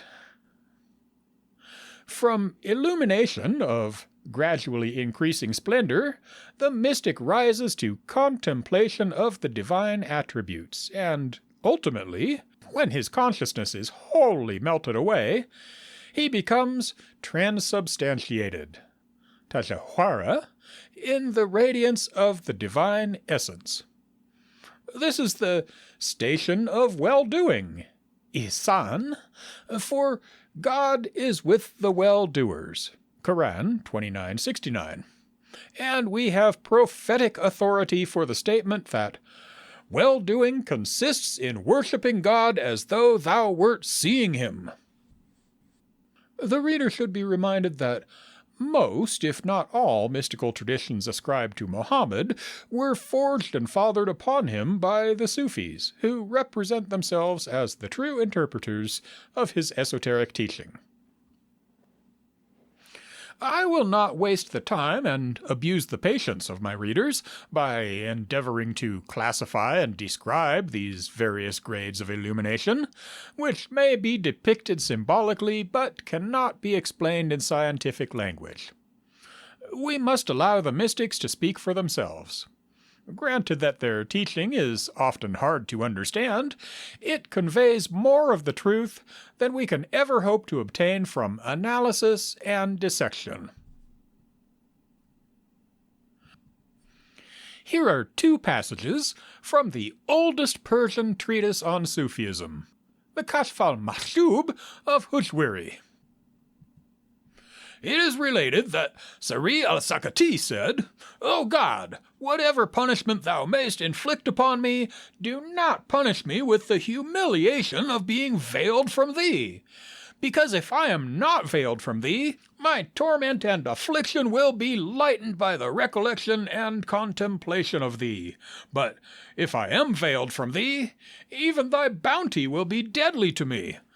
There is no punishment in hell more painful and hard to bear than that of being veiled. If God were revealed in hell to the people of hell, sinful believers would never think of paradise, since the sight of God would so fill them with joy that they would not feel bodily pain.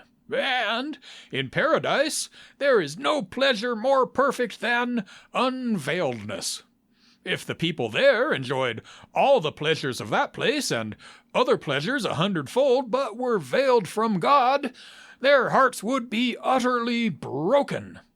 Therefore, it is the way of God to let the hearts of those who love him have vision of him always, in order that the delight thereof may enable them to endure every tribulation.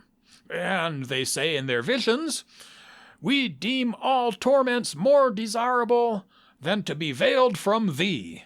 When thy beauty is revealed to our hearts, we take no thought of affliction. There are really two kinds of contemplation. The former is the result of perfect faith, the latter of rapturous love. For in the rapture of love, a man attains to such a degree that his whole being is absorbed in the thought of his beloved, and he sees nothing else. Muhammad ibn Wasi said, I never saw anything without seeing God therein, i.e., through perfect faith.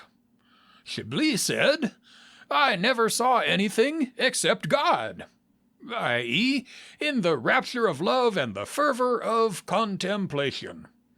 One mystic sees the act with his bodily eye, and, as he looks, beholds the agent with his spiritual eye.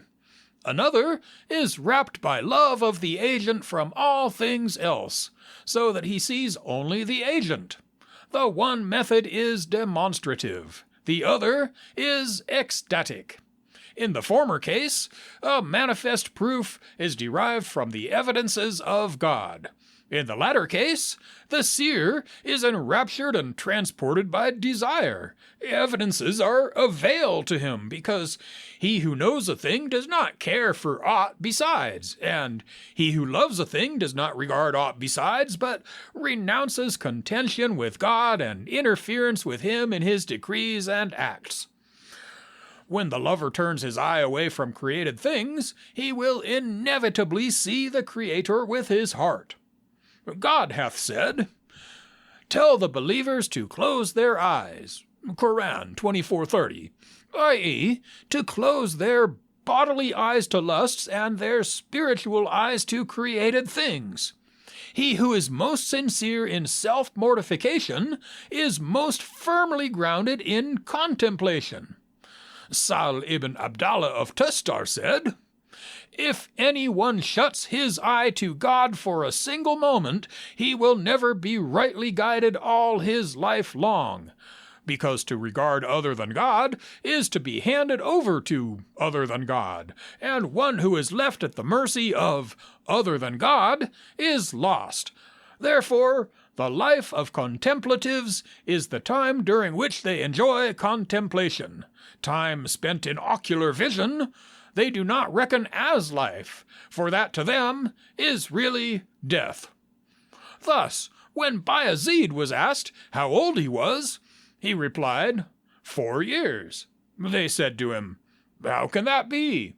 He answered, "I have been veiled from God by this world for 70 years, but I have seen him during the last 4 years. The period in which one is veiled does not belong to one's life."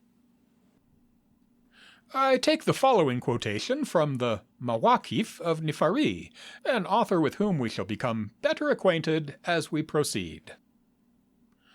"God said to me, 'The least of the sciences of nearness is that you should see in everything the effects of beholding me, and that this vision should prevail over you more than your gnosis of me.'"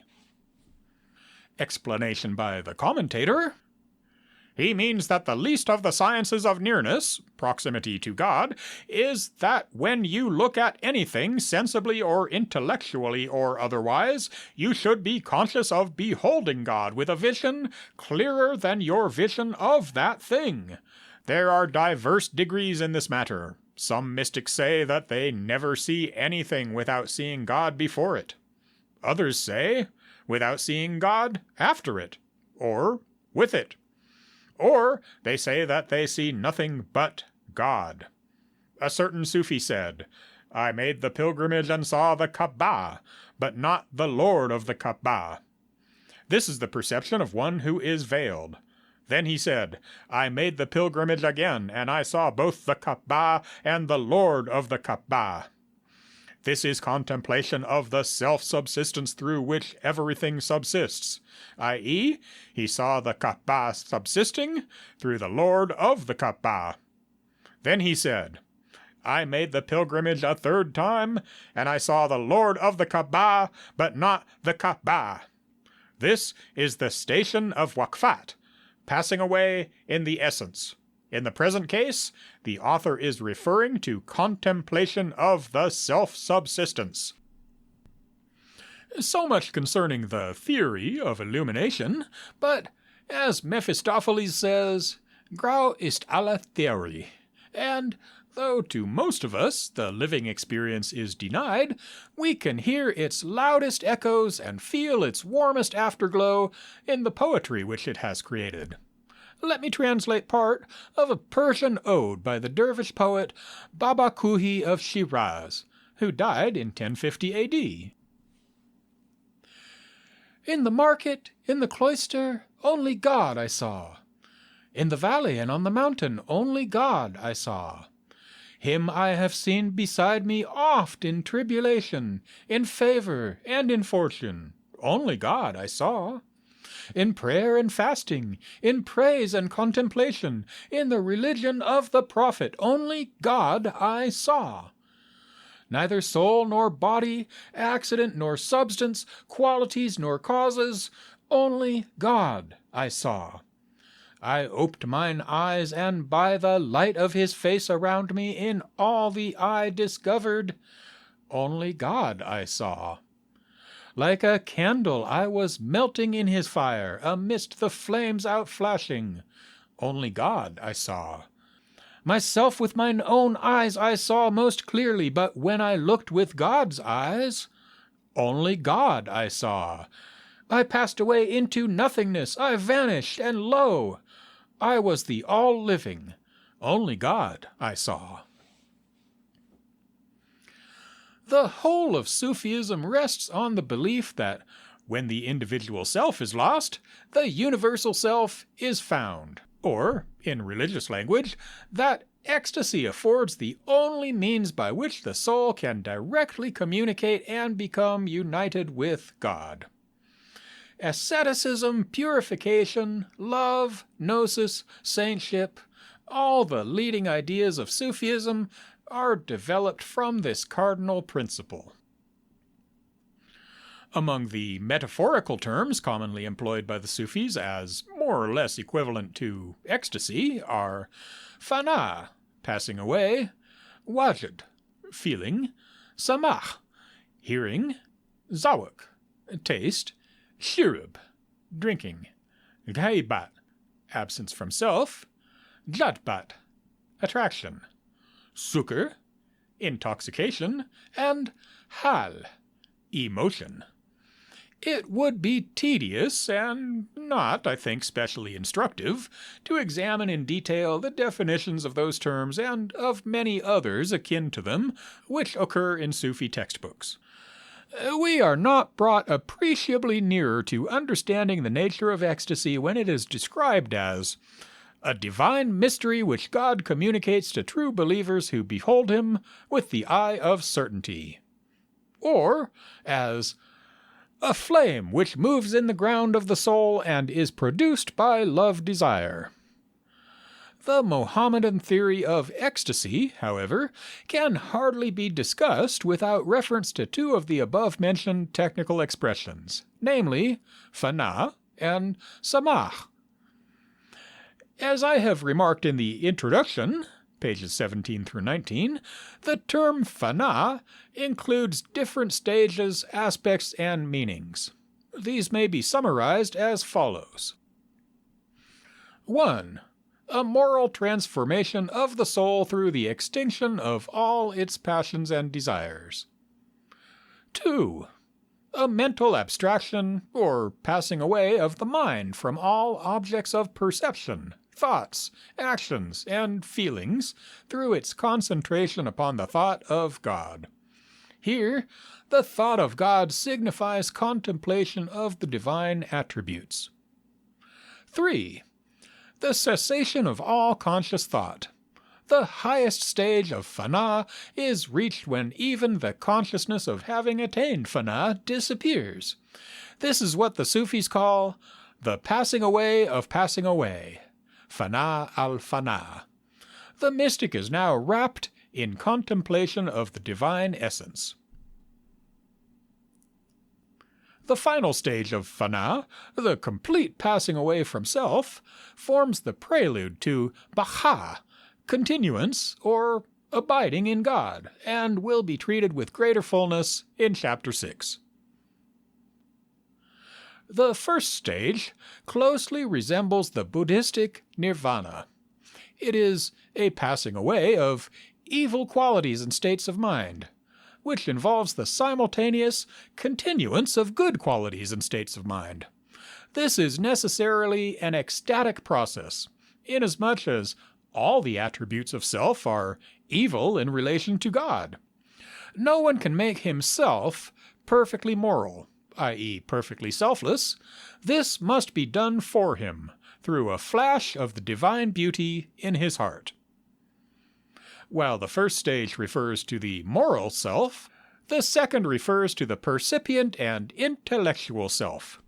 Using the classification generally adopted by Christian mystics, we may regard the former as the consummation of the purgative life, and the latter as the goal of the illuminative life. The third and last stage constitutes the highest level of the contemplative life. Often, though not invariably, fana is accompanied by loss of sensation. Sari el-Sakati, a famous Sufi of the 3rd century, expressed the opinion that if a man in this state were struck in the face with a sword, he would not feel the blow. Abu Lakair al-Akhta had a gangrene in his foot. The physicians declared that his foot must be amputated, but he would not allow this to be done. His disciples said, "Cut it off while he is praying, for he is then unconscious." The physicians acted on their advice, and when Abu Lakair finished his prayers, he found that the amputation had taken place. It is difficult to see how anyone far advanced in fana could be capable of keeping the religious law, a point on which the Orthodox mystics lay great emphasis. Here, the doctrine of saintship comes in. God takes care to preserve his elect from disobedience to his commands. We are told that Bayezid, Shibli, and other saints were continually in a state of rapture until the hour of prayer arrived. Then they returned to consciousness, and after performing their prayers, became enraptured again. In theory, the ecstatic trance is involuntary, although certain conditions are recognized as being specially favorable to its occurrence.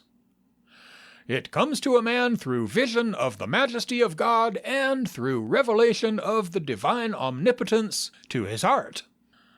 Such, for instance, was the case of Abu Hamza, who, while walking in the streets of Baghdad and meditating on the nearness of God, suddenly fell into an ecstasy and went on his way, neither seeing nor hearing, until he recovered his senses and found himself in the desert. Trances of this kind sometimes lasted many weeks. It is recorded of Sal ibn Abdallah that he used to remain in ecstasy 25 days at a time, eating no food. Yet he would answer questions put to him by the doctors of theology, and even in winter his shirt would be damp with sweat. But the Sufis soon discovered that ecstasy might be induced artificially, not only by concentration of thought, recollection, zikr, and other innocent methods of auto-hypnosis, but also by music, singing, and dancing.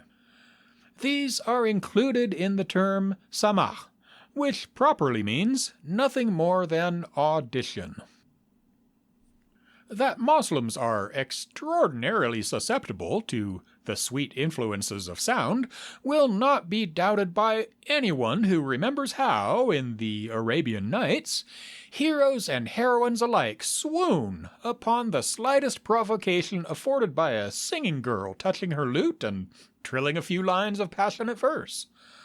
The fiction is true to life. When Sufi writers discuss the analogous phenomena of ecstasy, they commonly do so in a chapter entitled Concerning the Samah. Under this heading, Hashwiri, in the final chapter of his Kashf al-Majub, gives us an excellent summary of his own and other Mohammedan theories, together with numerous anecdotes of persons who were thrown into ecstasy on hearing a verse of the Quran, or a heavenly voice, hatif, or poetry or music. Many are said to have died from the emotion thus aroused.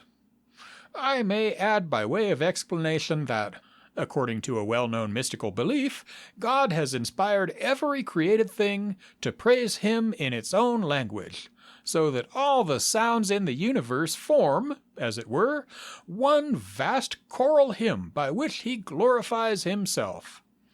Consequently, those whose hearts he has opened and endowed with spiritual perception hear his voice everywhere, and ecstasy overcomes them as they listen to the rhythmic chant of the muezzin, or the street cry of the sakha shouldering his waterskin, or, perchance, to the noise of wind or the bleating of a sheep or the piping of a bird. Pythagoras and Plato are responsible for another theory, to which the Sufi poets frequently allude, that music awakens in the soul a memory of celestial harmonies heard in a state of pre-existence, before the soul was separated from God. Thus, Jalaluddin Rumi. The song of the spheres in their revolutions is what men sing with lute and voice. As we all are members of Adam, we have heard these melodies in paradise. Though earth and water have cast their veil upon us, we retain faint reminiscences of these heavenly songs. But while we are thus shrouded by gross earthly veils, how can the tones of the dancing spheres reach us? E. H. Winfield, abridged translation of the Masnavi, page 182. The formal practice of samah quickly spread amongst the Sufis and produced an acute cleavage of opinion, some holding it to be lawful and praiseworthy, whilst others condemned it as an abominable innovation and incitement to vice. Hushweri adopts the middle view, expressed in a saying of Zulunun the Egyptian. Music is a divine influence which stirs the heart to seek God. Those who listen to it spiritually attain unto God, and those who listen to it sensually fall into unbelief. He declares, in effect, that audition is neither good nor bad, and must be judged by its results. When an anchorite goes into a tavern, the tavern becomes his cell, but when a wine bibbler goes into a cell, that cell becomes his tavern. One whose heart is absorbed in the thought of God cannot be corrupted by hearing musical instruments. So with dancing. When the heart throbs and rapture grows intense, and the agitation of ecstasy is manifested and conventional forms are gone, this is not dancing nor bodily indulgence, but a dissolution of the soul. Hushweri, however, lays down several precautionary rules for those who engage in audition, and he confesses that the public concerts given by dervishes are extremely demoralizing. Novices, he thinks, should not be permitted to attend them. In modern times, these orgiastic scenes have frequently been described by eyewitnesses. I will now translate from Jami's Lives of the Saints, the account of a similar performance which took place about 700 years ago. There was a certain dervish, a Negro called Zangib Bashgirdi, who had attended to such a high degree of spirituality that the mystic dance could not be started until he came out and joined in it. One day, in the course of the samah, he was seized with ecstasy, and rising into the air, seated himself on a lofty arch which overlooked the dancers. In descending, he leaped onto Majduddin of Baghdad, and encircled with his legs the neck of the sheikh, who, nevertheless, continued to spin around in the dance, though he was a very frail and slender man, whereas the Negro was tall and heavy. When the dance was finished, Majduddin said, "I did not know whether it was a Negro or a sparrow on my neck." On getting off the sheikh's shoulders, the Negro bit his cheek so severely that the scar remained visible ever after. Majduddin often used to say that on the day of judgment he would not boast of anything except that he bore the mark of this Negro's teeth on his face. Grotesque and ignoble features, not to speak of grosser deformities, must appear in any faithful delineation of the ecstatic life of Islam. Nothing is gained by concealing their existence or by minimizing their importance. If, as Jalaluddin Rumi says, men incur the reproach of wine and drugs that they may escape for a while from self-consciousness, since all know this life to be a snare, volitional memory, and thought to be a hell, let us acknowledge that the transports of spiritual intoxication are not always sublime, and that human nature as a trick of avenging itself on those who would cast it off. End of Section 3. Section 4 of the Mystics of Islam. Chapter 3. The Gnosis. The Sufis distinguish three organs of spiritual communication: the heart, qalb, which knows God; the spirit, ruh, which loves Him; and the inmost ground of the soul, sir, which contemplates Him. It would take us into deep waters if we were to embark upon a discussion of these terms and their relation to each other. A few words concerning the first of the three will suffice. The qalb, though connected in some mysterious way with the physical heart, is not a thing of flesh and blood. Unlike the English heart, its nature is rather intellectual than emotional. But whereas the intellect cannot gain real knowledge of God, the qalb is capable of knowing the essences of all things, and when illumined by faith and knowledge, reflects the whole content of the divine mind. Hence the prophet said, "My earth and my heaven contain me not, but the heart of my faithful servant containeth me." This revelation, however, is a comparatively rare experience. Normally, the heart is, quote-unquote, veiled, blackened by sin, tarnished by sensual impressions and images, pulled to and fro between reason and passion, a battlefield on which the armies of God and the devil contend for victory. Through one gate, the heart receives immediate knowledge of God. Through another, it lets in the illusions of sense. Here a world and there a world, says Jalaluddin Rumi. I am seated on the threshold. Therefore man is potentially lower than the brutes and higher than the angels. Quote, Angel and brute man's wondrous leaven compose. To these inclining, less than these he grows. But if he means the angel, more than those. Less than the brutes, because they lack the knowledge that would enable them to rise. More than the angels, because they are not subject to passion and so cannot fall. How shall a man know God? Not by the senses, for he is immaterial, nor by the intellect, for he is unthinkable.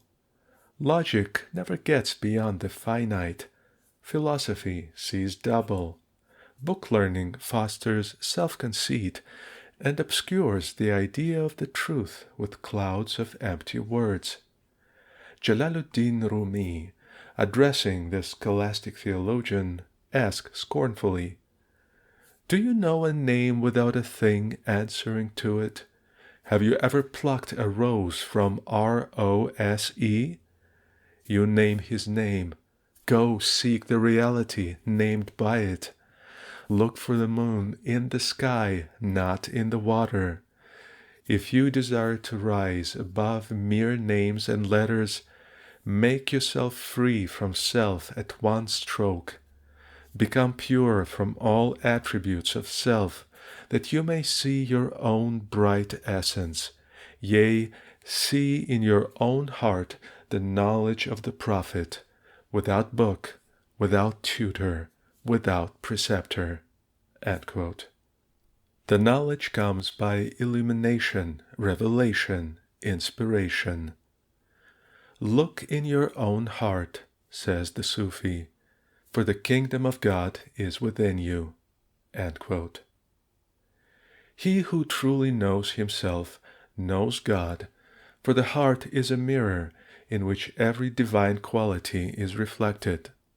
But just as a steel mirror, when coated with rust, loses its power of reflection, so the inward spiritual sense, which Sufis call the eye of the heart, is blind to the celestial glory until the dark obstruction of the phenomenal self, with all its sensual contaminations, has been wholly cleared away. The clearance, if it is to be done effectively, must be the work of God, though it demands a certain inward cooperation on the part of man. Quote, "Whoever shall strive for our sake, we will guide him into our ways." Quran, Surah 29, Ayah 69. Action is false and vain if it is thought to proceed from oneself, but the enlightened mystic regards God as the real agent in every act, and therefore takes no credit for his good works, nor desires to be recompensed for them. While ordinary knowledge is denoted by the term ilm, the mystic knowledge peculiar to the Sufis is called ma'rifat or irfan. As we have indicated in the foregoing paragraphs, ma'rifat is fundamentally different from ilm, and a different word must be used to translate it. We need not look far for a suitable equivalent. The ma'rifat of the Sufis is the gnosis of Hellenistic theosophy, i.e., direct knowledge of God based on revelation or apocalyptic vision.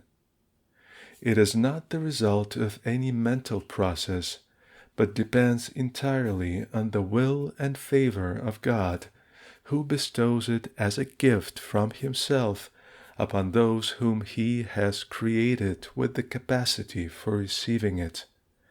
It is a light of divine grace that flashes into the heart and overwhelms every human faculty in its dazzling beams.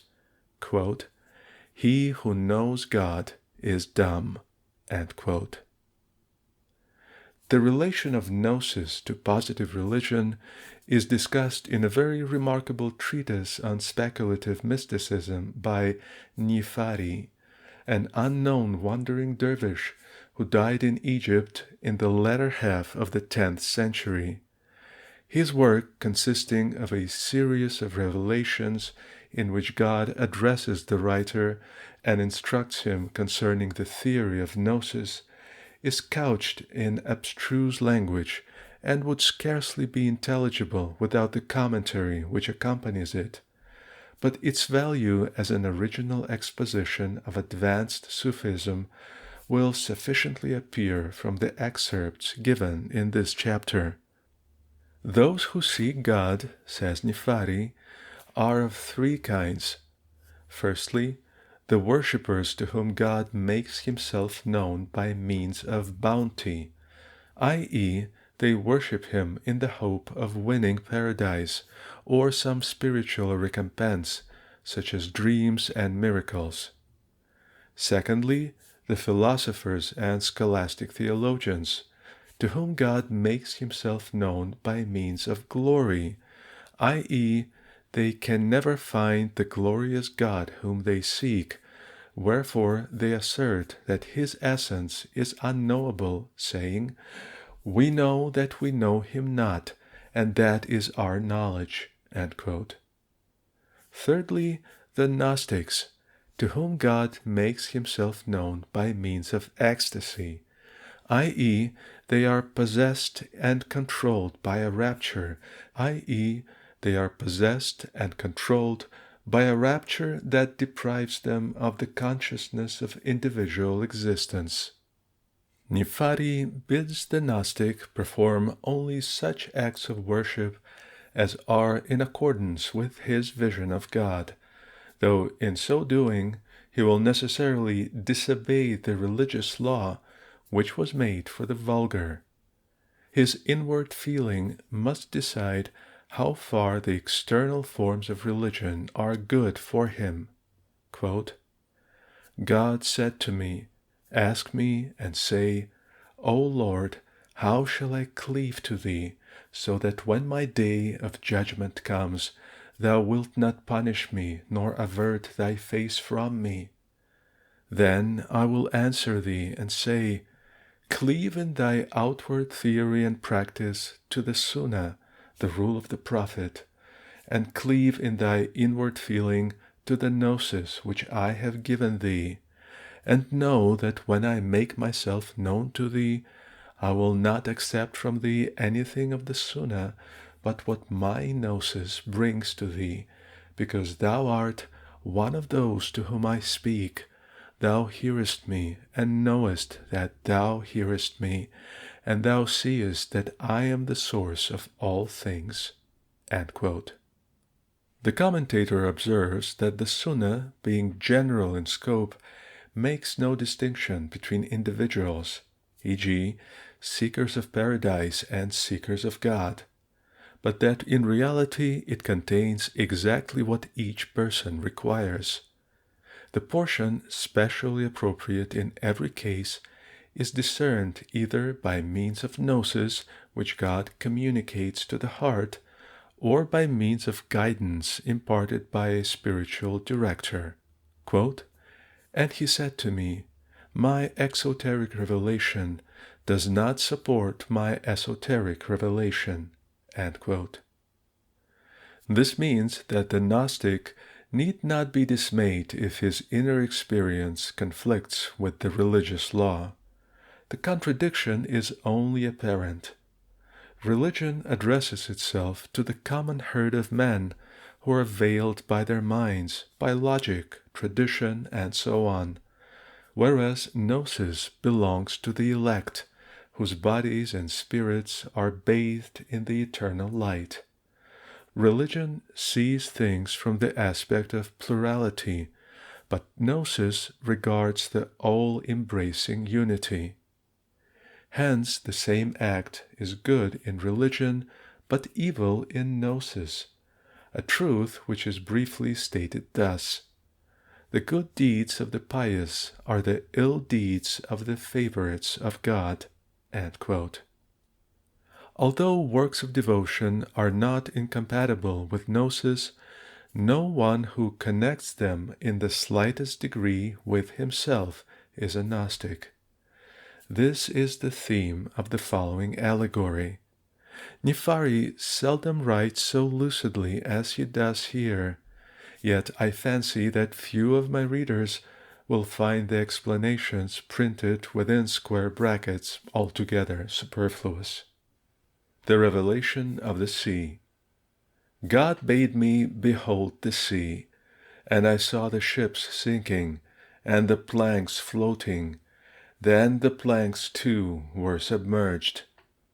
The sea denotes the spiritual experiences through which the mystic passes in his journey to God. The point at issue is this: whether he should prefer the religious law or disinterested love. Here he is warned not to rely on his good works, which are no better than sinking ships, and will never bring him safely to port. No, if he would attain to God, he must rely on God alone. If he does not rely entirely on God, but lets himself trust ever so little in anything else, he is still clinging to a plank. Though his trust in God is greater than before, it is not yet complete. And he said to me, those who voyage are not saved. The voyager uses the ship as a means of crossing the sea. Therefore, he relies not on the first cause, but on secondary causes. And he said to me, those who instead of voyaging cast themselves into the sea take a risk. To abandon all secondary causes is like plunging in the sea. The mystic who makes this venture is in jeopardy for two reasons. He may regard himself, not God, as initiating and carrying out the action of abandonment. And one who renounces a thing through quote-unquote self is in worse case than if he had not renounced it. Or he may abandon secondary causes, good works, hope of paradise, etc., not for God's sake, but from the sheer indifference and lack of spiritual feeling. And he said to me, "Those who voyage and take no risk shall perish." Notwithstanding the dangers referred to, he must make God his sole object or fail. And he said to me, "In taking the risk there is a part of salvation." Only a part of salvation, because perfect selflessness has not yet been attained. The whole of salvation consists in the effacement of all secondary causes, all phenomena, through the rapture which results from vision of God. But this is gnosis, and the present revelation is addressed to mystics of a lower grade. The Gnostic takes no risk, for he has nothing to lose. And the wave came and lifted those beneath it and overran the shore. Those beneath the wave are they who voyage in ships, and consequently suffer shipwreck. Their reliance on secondary causes casts them ashore, i.e., brings them back to the world of phenomena, whereby they are veiled from God. And he said to me, "The surface of the sea is a gleam that cannot be reached." Anyone who depends on external rites of worship to lead him to God is following a will-o'-the-wisp. And its bottom is a darkness impenetrable. To discard positive religion, root and branch, is to wander in a pathless maze. And between the two are fishes which are to be feared. He refers to the middle way between pure exotericism and pure esotericism. The fishes are its perils and obstacles. "Do not voyage on the sea, lest I cause thee to be veiled by the vehicle." The vehicle signifies the ship, i.e., reliance on something other than God. "And do not cast thyself into the sea, lest I cause thee to be veiled by thy casting thyself."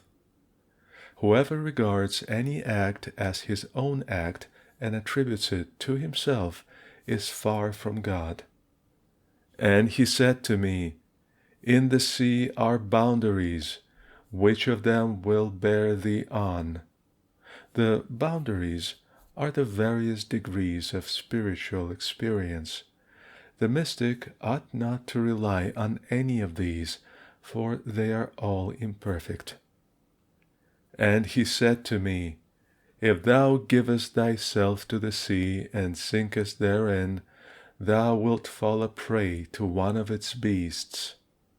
If the mystic either relies on secondary causes or abandons them by his own act, he will go astray. And he said to me, "I deceive thee if I direct thee to aught save myself." If the mystic's inward voice bids him turn to anything except God, it deceives him. And he said to me, "If thou perishest for the sake of other than me, thou wilt belong to that for which thou hast perished." And he said to me, "This world belongs to him whom I have turned away from it, and from whom I have turned it away, and the next world belongs to him towards whom I have brought it, and whom I have brought towards myself." He means to say that everlasting joy is the portion of those whose hearts are turned away from this world and who have no worldly possessions. They really enjoy this world, but it cannot separate them from God. Similarly, the true owners of the next world are those who do not seek it, inasmuch as it is not the real object of their desire, but contemplate God alone. The Gnostic decries the element of reality in positive religion, but his gnosis is not derived from religion or from any sort of human knowledge. It is properly concerned with the divine attributes, and God himself reveals the knowledge of these to his saints who contemplate him. Dhul Nun of Egypt, whose mystical speculation marks him out as the father of Muslim theosophy, said that Gnostics are not themselves and do not subsist through themselves, but so far as they subsist through God. Quote, "They move as God causes them to move, and their words are the words of God which roll upon their tongues, and their sight is the sight of God which has entered their eyes." End quote. The Gnostic contemplates the attributes of God, not his essence, for even in gnosis a small trace of duality remains. This disappears only in fana el-fana, the total passing away in the undifferentiated Godhead. The cardinal attribute of God is unity, and the divine unity is the first and last principle of gnosis. Footnote: according to some mystics, the gnosis of unity constitutes a higher stage, which is called the truth, hakikat. End of footnote. Both Muslim and Sufi declare that God is one, but the statement bears a different meaning in each instance. The Muslim means that God is unique in his essence, qualities, and acts, that he is absolutely unlike all other beings. The Sufi means that God is the one real being which underlies all phenomena. This principle is carried to its extreme consequences, as we shall see. If nothing except God exists, then the whole universe, including man, is essentially one with God, whether it is regarded as an emanation which proceeds from him without impairing his unity, like sunbeams from the sun, or whether it is conceived as a mirror in which the divine attributes are reflected. But surely a God who is all in all can have no reason for thus revealing himself. Why should the one pass over into the many? The Sufis answer, a philosopher would say that they evade the difficulty by quoting the famous tradition, "I was a hidden treasure and I desired to be known. Therefore I created the creation in order that I might be known." End quote. In other words, God is the eternal beauty, and it lies in the nature of beauty to desire love. The mystic poets have described the self-manifestation of the One with a profusion of splendid imagery. Jami says, for example, "From all eternity the Beloved unveiled his beauty in the solitude of the unseen. He held up the mirror to his own face. He displayed his loveliness to himself. He was both the spectator and the spectacle. No eye but his had surveyed the universe. All was one. There was no duality, no pretense of mine or thine. The vast orb of heaven, with its myriad incomings and outgoings, was concealed in a single point. The creation lay cradled in the sleep of non-existence, like a child ere it has breathed. The eye of the Beloved, seeing what was not, regarded non-entity as existent. Although he beheld his attributes and qualities as a perfect whole in his own essence, yet he desired that they should be displayed to him in another mirror, and that each one of his eternal attributes should become manifest accordingly in a diverse form. Therefore he created the verdant fields of time and space and the life-giving garden of the world, that every branch and leaf and fruit might show forth his various perfections. The cypress gave a hint of his comely stature, the rose gave tidings of his beauteous countenance. Wherever beauty peeped out, love appeared beside it. Wherever beauty shone in a rosy cheek, love lit his torch from that flame. Wherever beauty dwelled in dark tresses, love came and found a heart entangled in their coils. Beauty and love are as body and soul. Beauty is the mine and love the precious stone. They have always been together from the very first. Never have they traveled but in each other's company." End quote. In another work, Jami sets forth the relation of God to the world more philosophically as follows. The unique substance, viewed as absolute and void of all phenomena, all limitations, and all multiplicity, is the real, al-haq.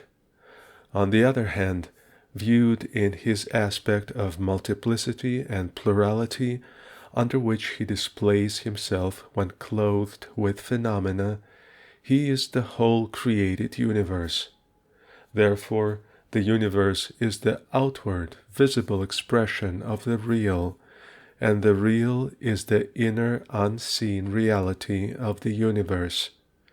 The universe, before it was evolved to outward view, was identical with the real, and the real, after this evolution, is identical with the universe. End quote. Phenomena as such are not being, and only derive a contingent existence from the qualities of absolute being by which they are irradiated. The sensible world resembles the fiery circle made by a single spark whirling round rapidly. Man is the crown and final cause of the universe. Though last in order of creation, he is first in the process of divine thought, for the essential part of him is the primal intelligence or universal reason which emanates immediately from the Godhead. This corresponds to the Logos, the animating principle of all things, and is identified with the Prophet Muhammad. An interesting parallel might be drawn here between the Christian and Sufi doctrines. The same expressions are applied to the founder of Islam, which are used by St. John, St. Paul, and later mystical theologians concerning Christ. Thus, Muhammad is called the light of God. He is said to have existed before the creation of the world. He is adored as the source of all life, actual and possible. He is the perfect man in whom all the divine attributes are manifested, and a Sufi tradition ascribes to him the saying, "He that hath seen me hath seen Allah." End quote. In the Muslim scheme, however, the Logos doctrine occupies a subordinate place, as it obviously must, when the whole duty of man is believed to consist in realizing the unity of God. The most distinctive feature of Oriental, as opposed to European mysticism, is its profound consciousness of an omnipresent, all-pervading unity in which every vestige of individuality is swallowed up. Not to become like God or personally to participate in the divine nature is the Sufi's aim, but to escape from the bondage of the unreal selfhood and thereby to be reunited with the one infinite being. According to Jami, unification consists in making the heart single, that is, in purifying and divesting it of attachment to aught except God, both in respect of desire and will, and also as regards knowledge and gnosis. The mystic's desire and will should be severed from all things which are desired and willed. All objects of knowledge and understanding should be removed from his intellectual vision. His thoughts should be directed solely towards God. He should not be conscious of anything besides. So long as he is captive in the snare of passion and lust, it is hard for him to maintain this relation to God. But when the subtle influence of that attraction becomes manifest in him, expelling preoccupation with objects of sense and cognition from his inward being, delight in that divine communion prevails over bodily pleasures and spiritual joys. The painful task of self-mortification is ended, and the sweetness of contemplation enravishes his soul. When the sincere aspirant perceives in himself the beginning of this attraction, which is delight in the recollection of God, let him fix his whole mind on fostering and strengthening it. Let him keep himself aloof from whatsoever is incompatible with it, and deem that even though he were to devote an eternity to cultivating that communion, he would have done nothing, and would not have discharged his duty as he ought. Quote, "Love thrilled the chord of love in my soul's lute, and changed me all to love from head to foot. 'Twas but a moment's touch, yet shall time ever to me the debt of thanksgiving impute." End quote. It is an axiom of the Sufis that what is not in a man he cannot know. The Gnostic, man par excellence, could not know God and all the mysteries of the universe unless he found them in himself. He is the microcosm, quote, "a copy made in the image of God, the eye of the world whereby God sees his own works." End quote. In knowing himself as he really is, he knows God, and he knows himself through God, who is nearer to everything than its knowledge of itself. Knowledge of God precedes and is the cause of self-knowledge. Gnosis, then, is unification, realization of the fact that the appearance of quote-unquote otherness beside oneness is a false and deluding dream. Gnosis lays this specter, which haunts unenlightened men all their lives, which rises like a wall of utter darkness between them and God. Gnosis proclaims that I is a figure of speech, and that one cannot truly refer any will, feeling, thought, or action to one's self. Nefari heard the divine voice saying to him, "When thou regardest thyself as existent, and dost not regard me as the cause of thy existence, I veil my face, and thine own face appears to thee. Therefore consider what is displayed to thee, and what is hidden from thee." If a man regards himself as existing through God, that which is of God in him predominates over the phenomenal element, and makes it pass away, so that he sees nothing but God. If, on the contrary, he regards himself as having an independent existence, his unreal egoism is displayed to him, and the reality of God becomes hidden from him. Regard neither my displaying, nor that which is displayed, else thou wilt laugh and weep, and when thou laughest and weepest, thou art thine, not mine. He who regards the act of divine revelation is guilty of polytheism, since revelation involves both a revealing subject and a revealed object. and he who regards the revealed object, which is part of the created universe, regards something other than God. Laughter signifies joy for what you have gained, and weeping denotes grief for what you have lost. Both are selfish actions. The Gnostic neither laughs nor weeps.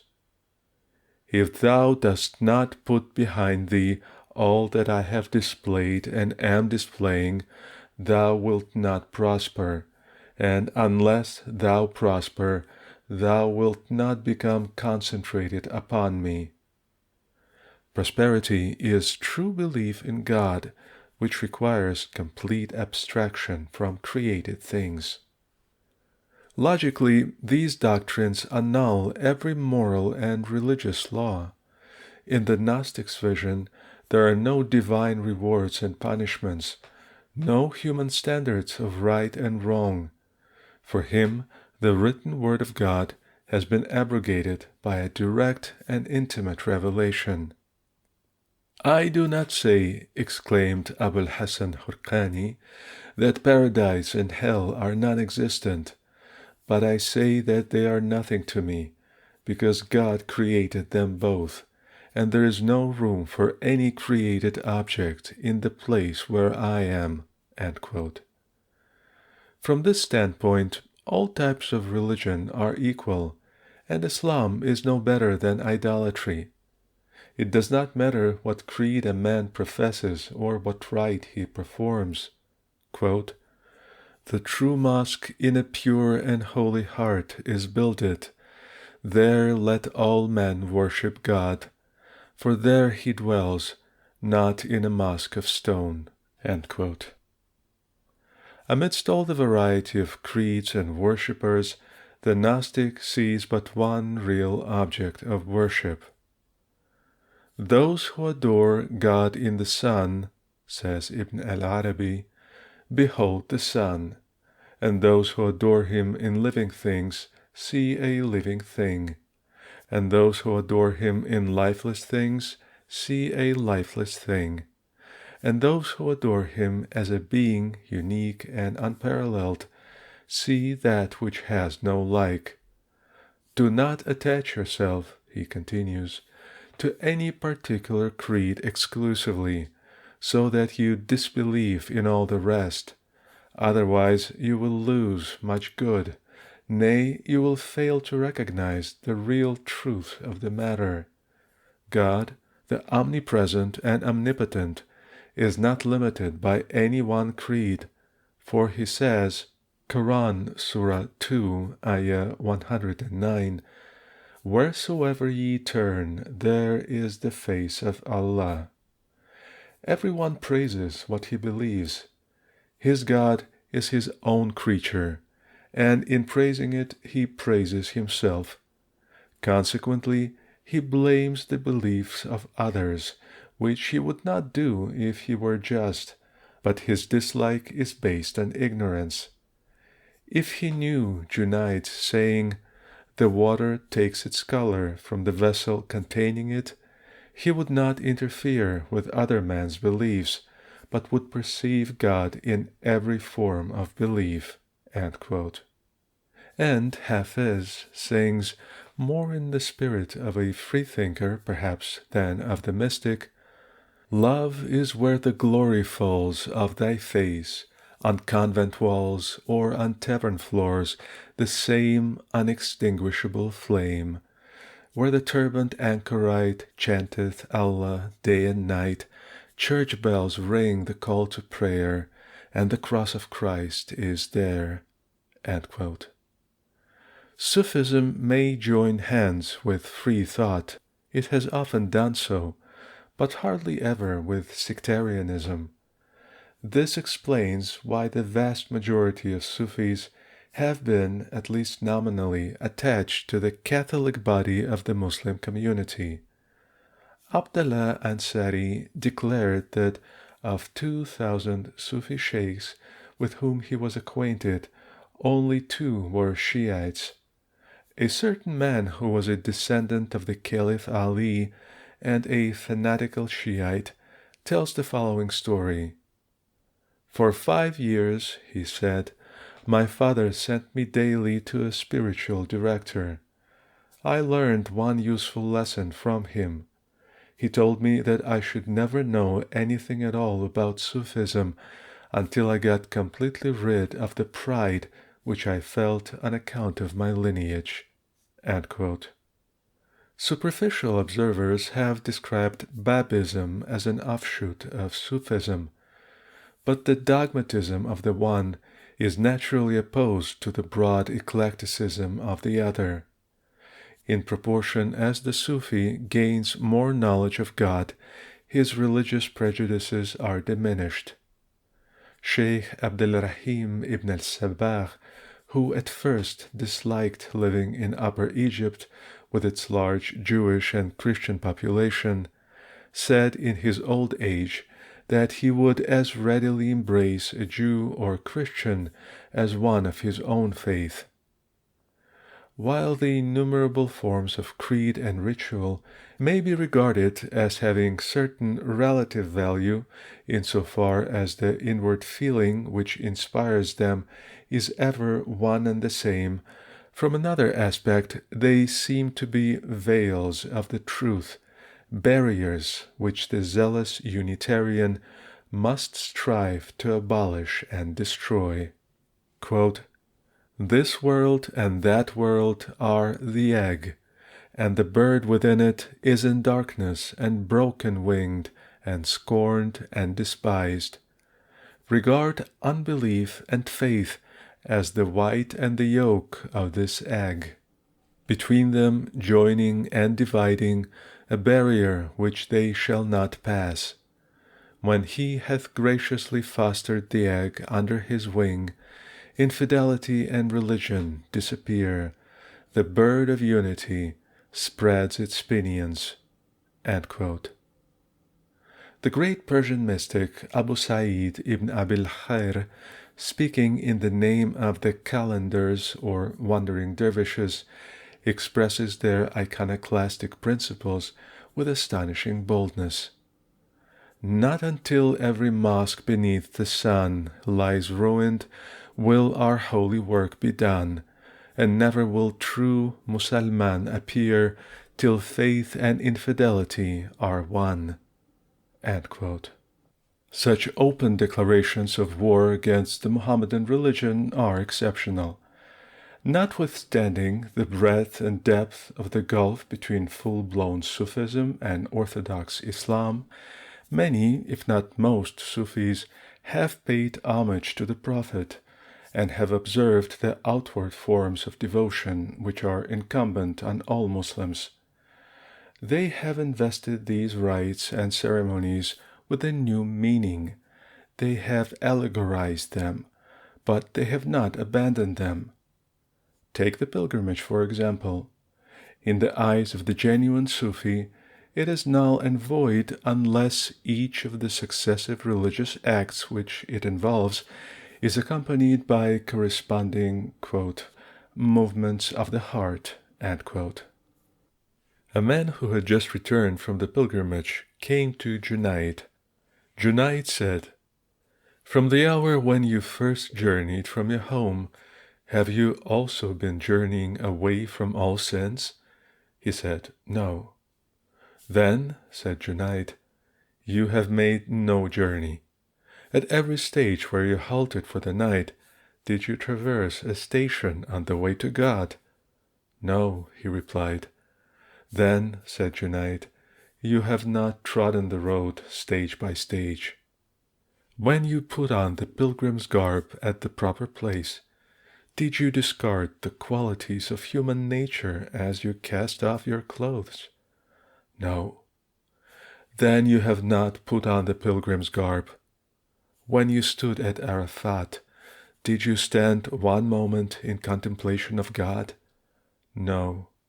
Then you have not stood at Arafat. When you went to Muzdalifah and achieved your desire, did you renounce all sensual desires? No. Then you have not gone to Muzdalifah.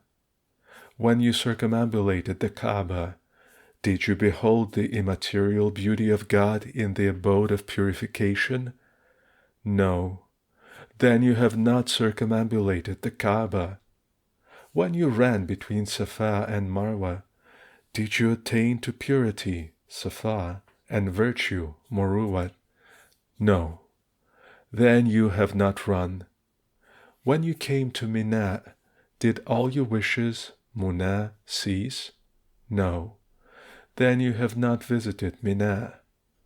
When you reached the slaughter place and offered sacrifice, did you sacrifice the objects of worldly desire? No. Then you have not sacrificed. When you threw the pebbles, did you throw away whatever sensual thoughts were accompanying you? No. Then you have not yet thrown the pebbles, and you have not yet performed the pilgrimage. This anecdote contrasts the outer religious law of theology with the inner spiritual truth of mysticism, and shows that they should not be divorced from each other. The law without the truth, says Hujwiri, is ostentation, and the truth without the law is hypocrisy. Their mutual relation may be compared to that of body and spirit. When the spirit departs from the body living body becomes a corpse, and the spirit vanishes like wind. The Muslim profession of faith includes both. The words, "There is no God but Allah," are the truth, and the words, "Muhammad is the apostle of Allah," are the law. Anyone who denies the truth is an infidel, and anyone who rejects the law is a heretic.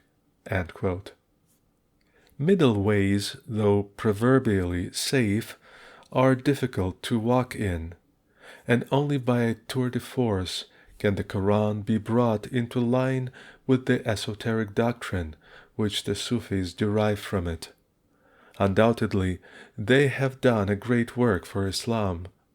They have deepened and enriched the lives of millions by ruthlessly stripping off the husk of religion and insisting that its kernel must be sought not in any formal act, but in cultivation of spiritual feelings and in purification of the inward man. This was a legitimate and most fruitful development of the Prophet's teaching. But the Prophet was a strict monotheist, while the Sufis, whatever they may pretend or imagine, are theosophists, pantheists, or monists. When they speak and write as believers in the dogmas of positive religion, they use language which cannot be reconciled with such a theory of unity as we are now examining. Afifuddin at-Tilimsani, from whose commentary on Nifari I have given some extracts in this chapter, said roundly that the whole Quran is polytheism, a perfectly just statement from the monistic point of view, though few Sufis have dared to be so explicit. The mystic Unitarians admit the appearance of contradiction, but deny its reality. The law and the truth, they might say, are the same thing in different aspects. The law is for you, the truth is for us. In addressing you, we speak according to the measure of your understanding, since what is meat for Gnostics is poison for the uninitiated, and the highest mysteries ought to be jealously guarded from profane ears. It is only human reason that sees the single as double, and balances the law against the truth. Pass away from the world of opposites, and become one with God, who has no opposite. The Gnostic recognizes that the law is valid and necessary in the moral sphere. While good and evil remain, the law stands over both, commanding and forbidding, rewarding and punishing. He knows, on the other hand, that only God really exists and acts. Therefore, if evil really exists, it must be divine, and if evil things are really done, God must be the doer of them. The conclusion is false because the hypothesis is false. Evil has no real existence. It is not being, which is the privation and absence of being, just as darkness is the absence of light. Once, said Nuri, I beheld the light, and I fixed my gaze upon it until I became the light. No wonder that such illuminated souls, supremely indifferent to the shadow shows of religion and morality in the phantom world, are ready to cry with Jalaluddin, "The man of God is made wise by the truth. The man of God is not learned from book. The man of God is beyond infidelity and faith. To the man of God, right and wrong are alike." It must be borne in mind that this is the theory of perfection, and that those whom it exalts above the law are saints, spiritual guides, and profound theosophists who enjoy the special favor of God and presumably do not need to be restrained, coerced, or punished. In practice, of course, it leads in many instances to antinomianism and libertinism, as among the Bektashis and other orders of the so-called lawless dervishes. The same theories produced the same results in Europe during the Middle Ages, and the impartial historian cannot ignore the corruptions to which a purely subjective mysticism is liable. But on the present occasion, we are concerned with the rose itself, not with its cankers. Not all Sufis are Gnostics, and, as I have mentioned before, those who are not yet ripe for the Gnosis receive from their Gnostic teachers the ethical instruction suitable to their needs.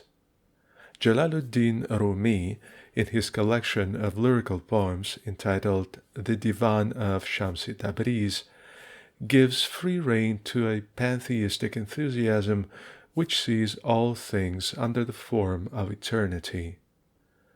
I have put duality away. I have seen that the two worlds are one. One I seek, one I know, one I see, one I call. I am intoxicated with love's cup. The two worlds have passed out of my ken. I have no business save carouse and revelry. But in his Masnavi, a work so famous and venerated that it has been styled the Koran of Persia, we find him in a more sober mood, expounding the Sufi doctrines and justifying the ways of God to man. Here, though he is a convinced optimist and agrees with Ghazali that this is the best of all possible worlds, he does not airily dismiss the problem of evil as something outside reality, but endeavors to show that evil, or what seems evil to us, is part of the divine order and harmony. I will quote some passages of his argument and leave my readers to judge how far it is successful or, at any rate, suggestive.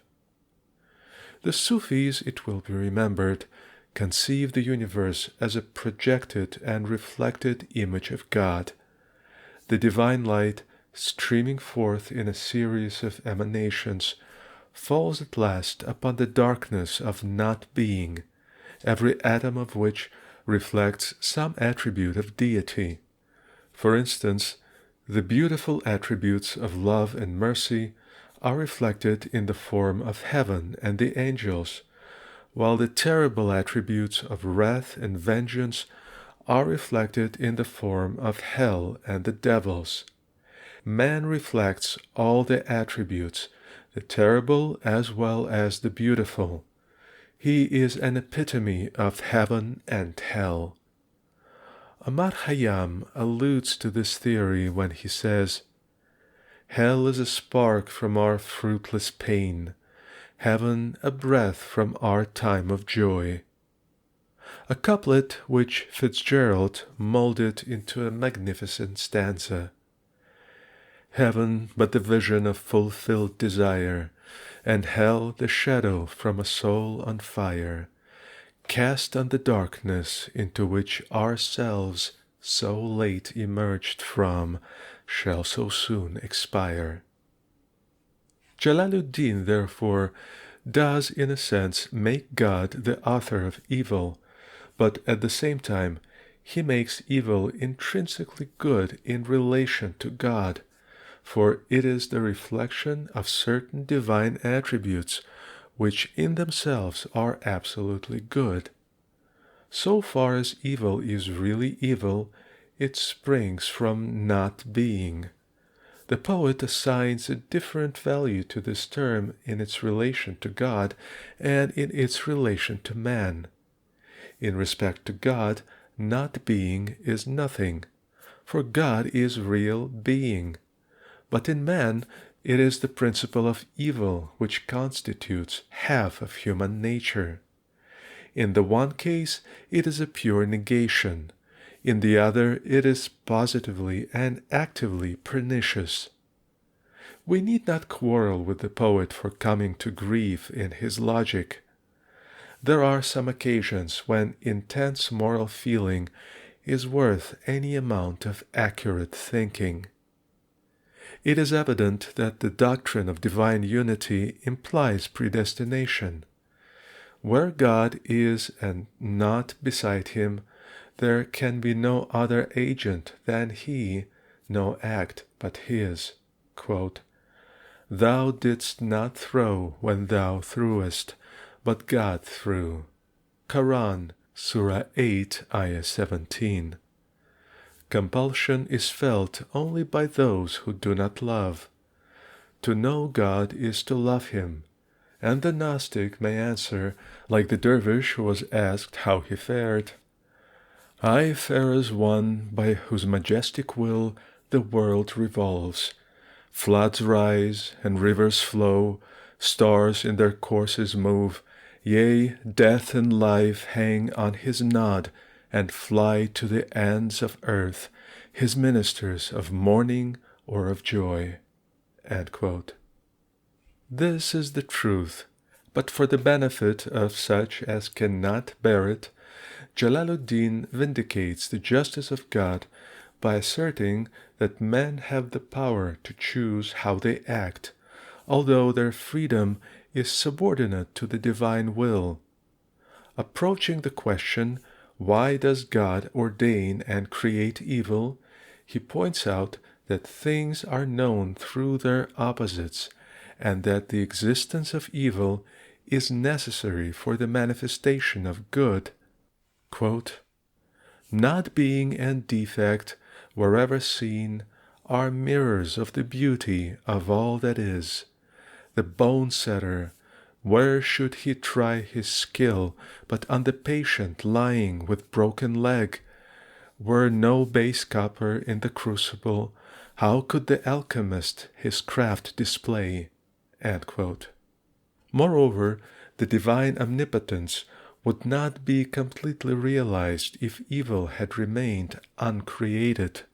Quote, He is the source of evil, as thou sayest, yet evil hurts him not. To make that evil denotes in him perfection. Hear from me a parable. The heavenly artist paints beautiful shapes and ugly. In one picture, the loveliest women in the land of Egypt, gazing on youthful Joseph amorously, and lo, another scene by the same hand, hellfire and Iblis with his hideous crew. Both masterworks created for good ends, to show his perfect wisdom and confound the skeptics who deny his mastery. Could he not evil make, he would lack skill. Therefore he fashions infidel alike and Muslim true, that both may witness bear to him and worship one almighty Lord. In reply to the objection that a God who creates evil must himself be evil, Jalaluddin, pursuing the analogy drawn from art, remarks that ugliness in the picture is no evidence of ugliness in the painter. Again, without evil it would be impossible to win the proved virtue which is the reward of self-conquest. Bread must be broken before it can serve as food, and grapes will not yield wine till they are crushed. Many men are led through tribulation to happiness. As evil ebbs, good flows. Finally, much evil is only apparent. What seems a curse to one may be a blessing to another. Nay, evil itself is turned to good for the righteous. Jalaluddin will not admit that anything is absolutely bad. Quote, "Fools buy false coins because they're like the true. If in the world no genuine, minted coin were current, how would forgers pass the false? Falsehood were nothing unless truth were there to make it specious. 'Tis the love of right lures men to wrong. Let poison but be mixed with sugar, they will cram it into their mouths. Oh, cry not that all creeds are vain. Some scent of truth they have, else they would not beguile. Say not, how utterly fantastical. No fancy in the world is all untrue. Amongst the crowd of dervishes hides one true fakir. Search well, and thou wilt find." End quote. Surely this is a noteworthy doctrine. Jalaluddin died only a few years after the birth of Dante, but the Christian poet falls far below the level of charity and tolerance reached by his Muslim contemporary. How is it possible to discern the soul of goodness in things evil? By means of love, says Jalaluddin, and the knowledge which love alone can give, according to the word of God in the holy tradition.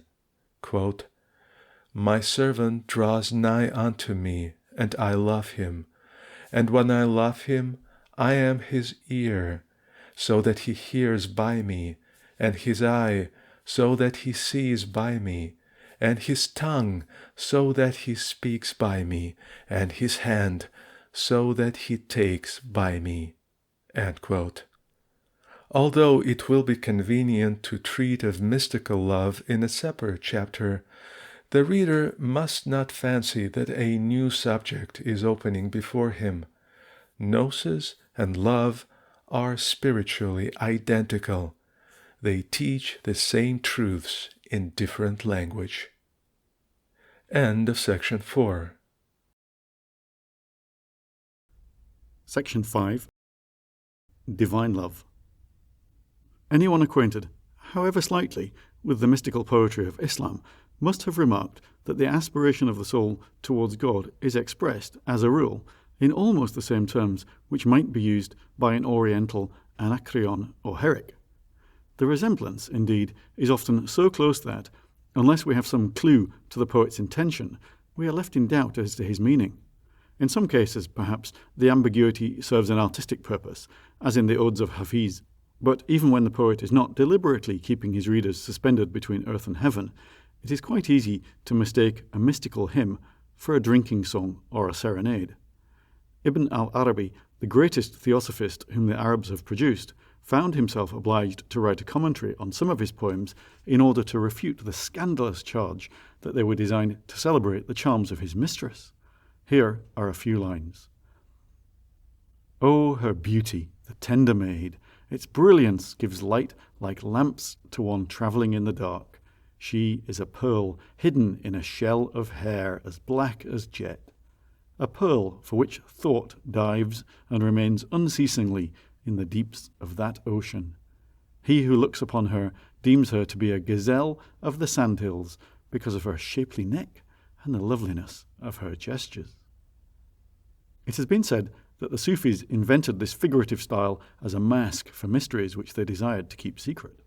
That desire was natural in those who proudly claimed to possess an esoteric doctrine known only to themselves.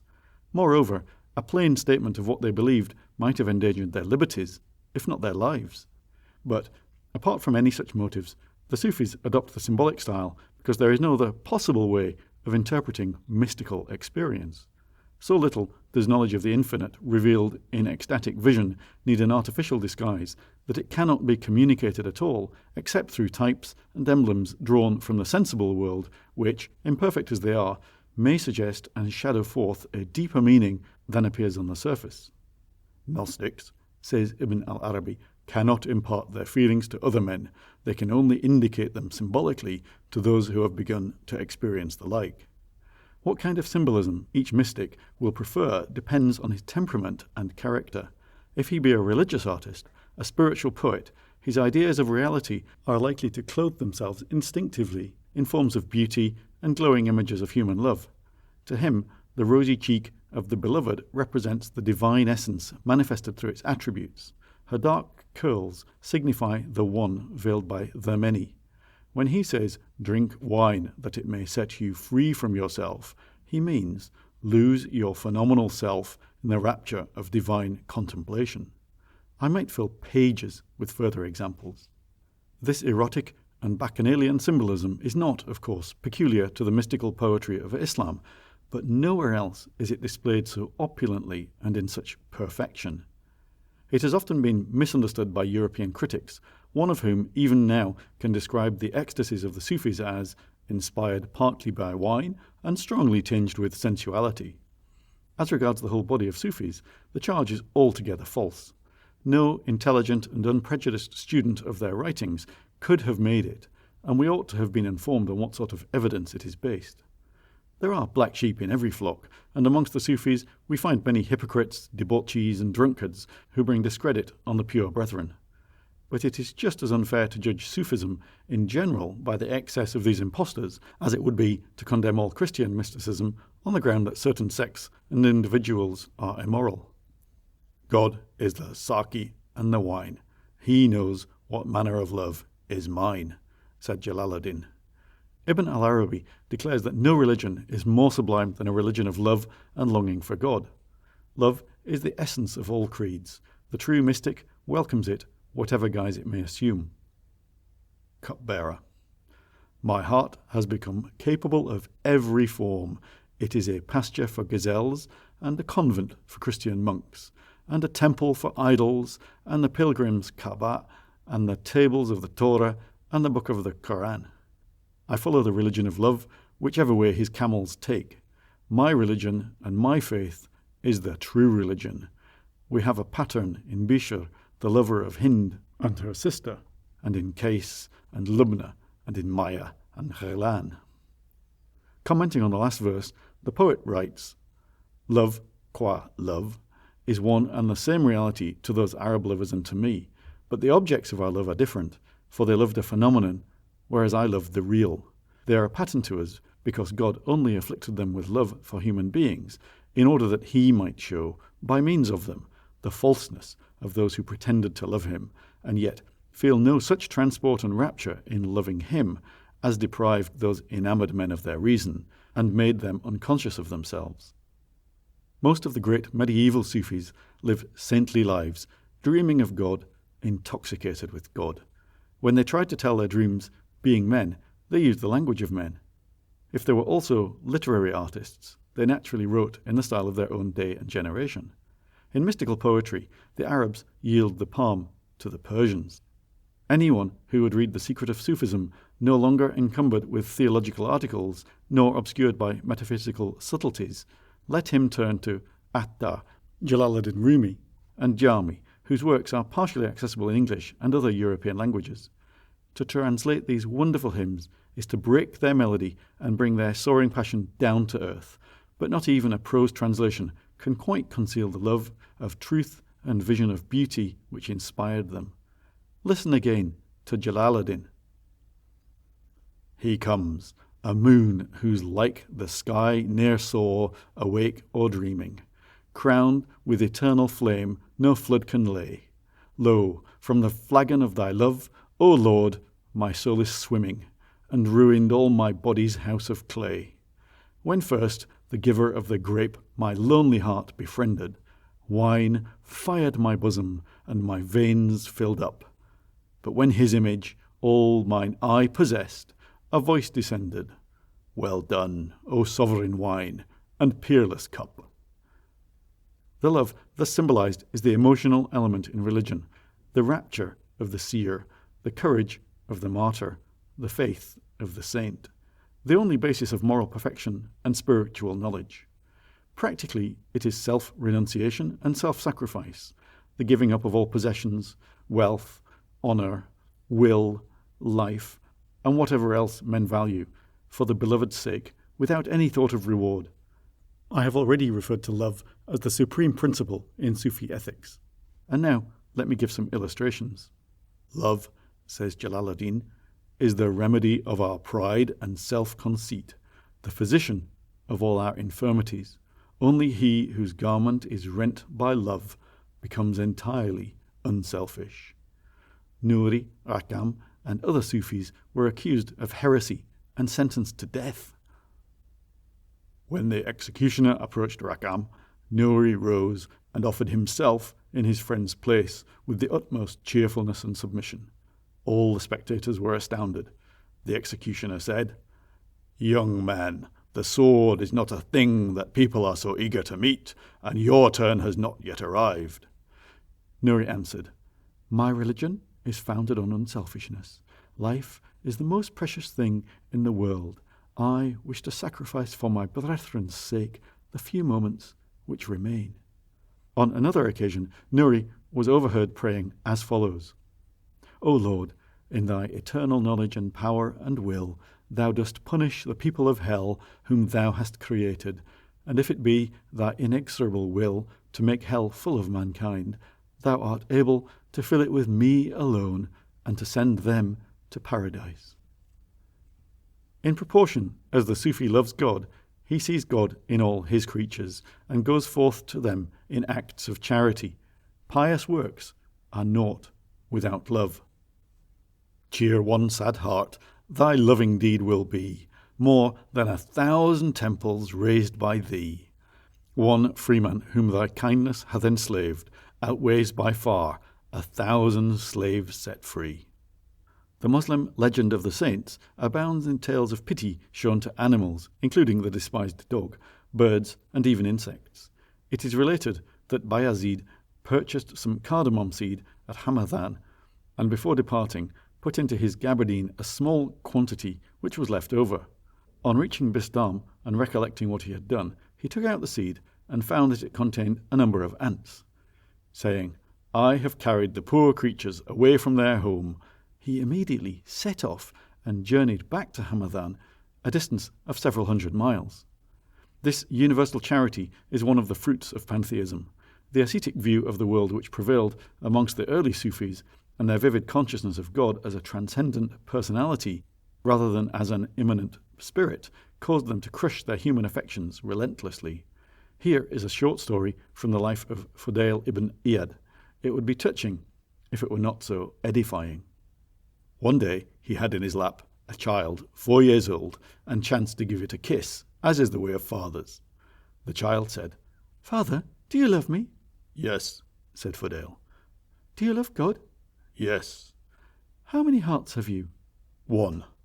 Then, asked the child, how can you love 2 with 1 heart? Fudail perceived that the child's words were a divine admonition. In his zeal for God, he began to beat his head and repented of his love for the child and gave his heart wholly to God. The higher Sufi mysticism, as represented by Jalaluddin Rumi, teaches that the phenomenal is a bridge to the real.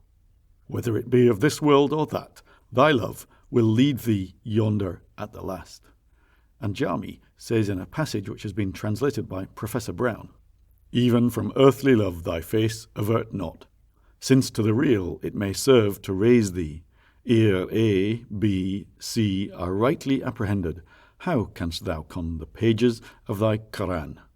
A sage, so I heard, unto whom a student came craving counsel on the course before him, said, If thy steps be strangers to love's pathways, depart, learn love, and then return before me. For shouldst thou fear to drink wine from form's flagon, thou canst not drain the draught of the ideal. But yet beware, be not by form belated, strive rather with all speed the bridge to traverse. If to the bourne thou fain wouldst bear thy baggage, upon the bridge let not thy footsteps linger. Emerson sums up the meaning of this, where he says, Beholding in many souls the traits of the divine beauty, and separating in each soul that which is divine from the taint which it has contracted in the world, the lover ascends to the highest beauty, to the love and knowledge of the divinity, by steps on this ladder of created souls. Man's love of God, says Hujwiri, is a quality which manifests itself in the heart of the pious believer, in the form of veneration and magnification, so that he seeks to satisfy his beloved and becomes impatient and restless in his desire for vision of him, and cannot rest with anyone except him, and grows familiar with the recollection of him, and abjures the recollection of everything besides. Repose becomes unlawful to him, and rest flees from him. He is cut off from all habits and associations, and renounces sensual passion, and turns towards the court of love, and submits to the law of love, and knows God by his attributes of perfection. Inevitably, such a man will love his fellow men. Whatever cruelty they inflict upon him, he will perceive only the chastening hand of God, whose bitters are very sweet to the soul. Bayazid said that when God loves a man, he endows him with three qualities in token thereof: a bounty like that of the sea, a sympathy like that of the sun, and a humility like that of the earth. No suffering can be too great, no devotion too high, for the piercing insight and burning faith of a true lover. Ibn al-Arabi claims that Islam is peculiarly the religion of love, inasmuch as the Prophet Muhammad is called God's beloved, Habib. But though some traces of this doctrine occur in the Quran, its main impulse was unquestionably derived from Christianity. While the oldest Sufi literature, which is written in Arabic, and unfortunately has come down to us in fragmentary state, it is still dominated by the Quranic insistence on fear of Allah. It also bears conspicuous marks of the opposing Christian tradition.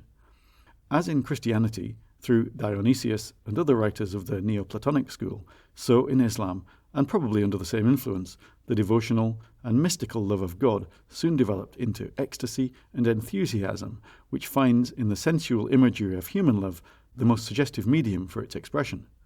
Dr. Inge observes that Sufis appear like true Asiatics to have attempted to give a sacramental and symbolic character to the indulgence of their passions. I need not again point out that such a view of genuine Sufism is both superficial and incorrect.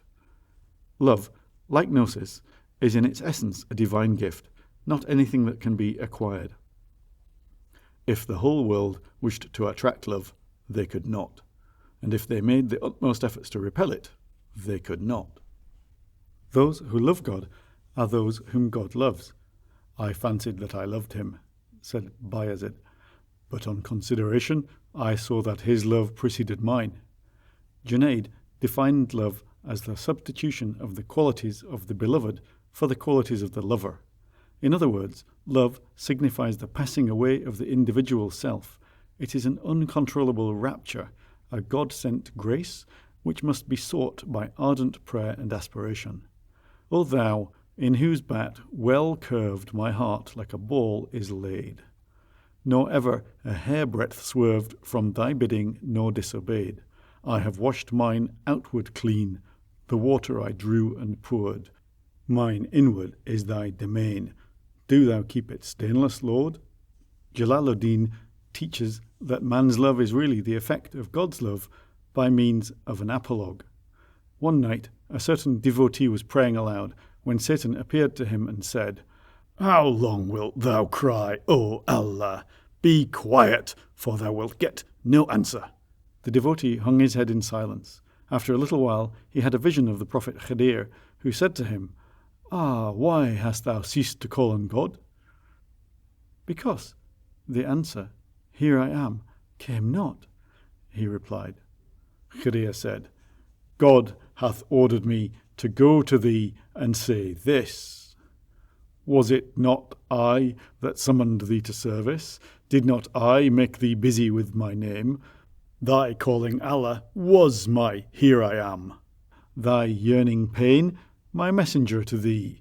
Of all those tears and cries and supplications, I was the magnet, and I gave them wings." Divine love is beyond description, yet its signs are manifest.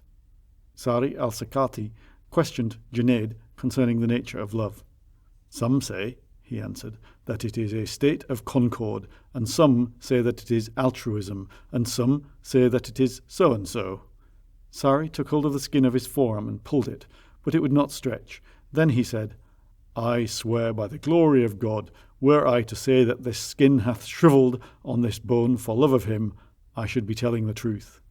Thereupon he fainted away, and his face became like a shining moon. Love, the astrolabe of heavenly mysteries, inspires all religion worthy of the name, and brings with it not reasoned belief, but the intense conviction arising from immediate intuition. This inner light is its own evidence. He who sees it has real knowledge, and nothing can increase or diminish his certainty. Hence the Sufis never weary of exposing the futility of a faith which supports itself on intellectual proofs, external authority, self-interest, or self-regard of any kind.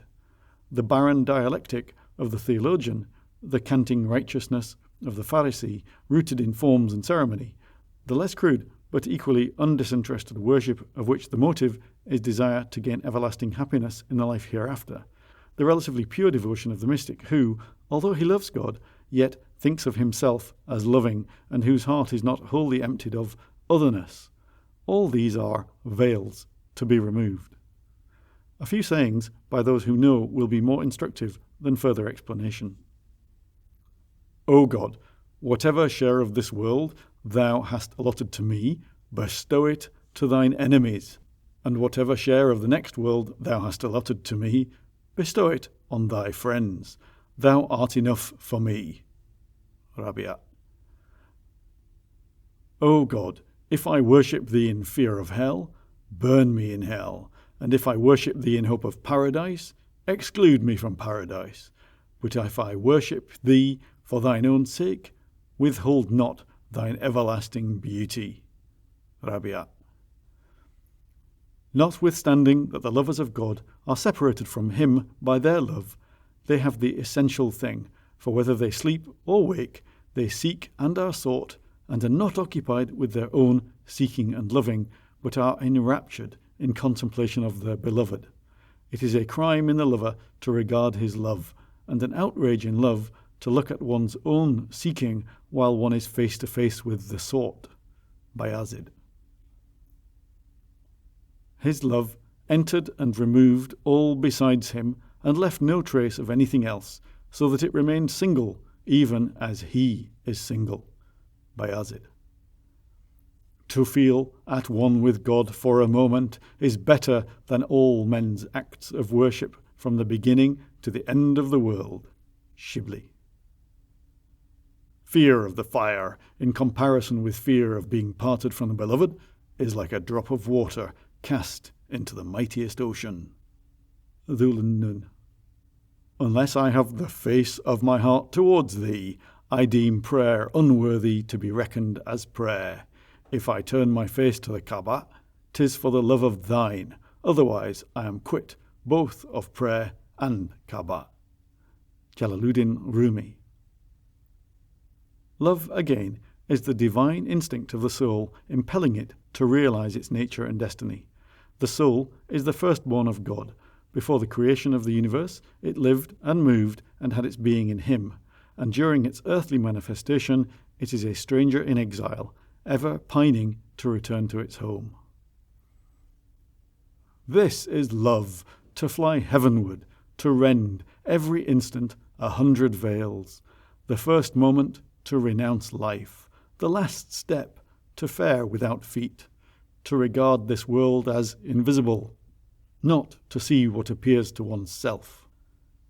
All love romances and allegories of Sufi poetry, the tales of Layla and Majnun, Yusuf, Joseph, and Zuleika, Salaman and Absal, the moth and the candle, the nightingale and the rose, are shadow pictures of the soul's passionate longing to be reunited with God.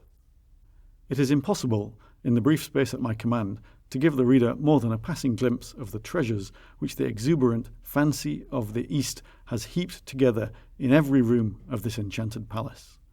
The soul is likened to a moaning dove that has lost her mate, to a reed torn from its bed and made into a flute whose plaintive music fills the eye with tears, to a falcon summoned by the fowler's whistle to perch again upon his wrist, to snow melting in the sun and mounting as vapour to the sky, to a frenzied camel swiftly plunging through the desert by night, to a caged parrot, a fish on dry land, a pawn that seeks to become a king. These figures imply that God is conceived as transcendent, and that the soul cannot reach him without taking what Plotinus, in a splendid phrase, calls the flight of the alone to the alone. Jalaluddin says, "The motion of every atom is towards its origin. A man comes to be the thing on which he is bent. By the attraction of fondness and yearning, the soul and the heart assume the qualities of the beloved, who is the soul of souls." A man comes to be the thing on which he is bent. What, then, does the Sufi become? Eckhart, in one of his sermons, quotes the saying of St. Augustine that man is what he loves, and adds this comment: "If he loves a stone, he is a stone. If he loves a man, he is a man. If he loves God, I dare not say more, for if I said that he would then be God, ye might stone me." The Muslim mystics enjoyed greater freedom of speech than their Christian brethren, who owed allegiance to the medieval Catholic Church, and if they went too far, the plea of ecstasy was generally accepted as a sufficient excuse. Whether they emphasized the outward or the inward aspect of unification, the transcendence or the immanence of God, their expressions are bold and uncompromising. Thus Abu Sa'id: "In my heart thou dwellest, else with blood I'll drench it. In mine eye thou glowest, else with tears I'll quench it.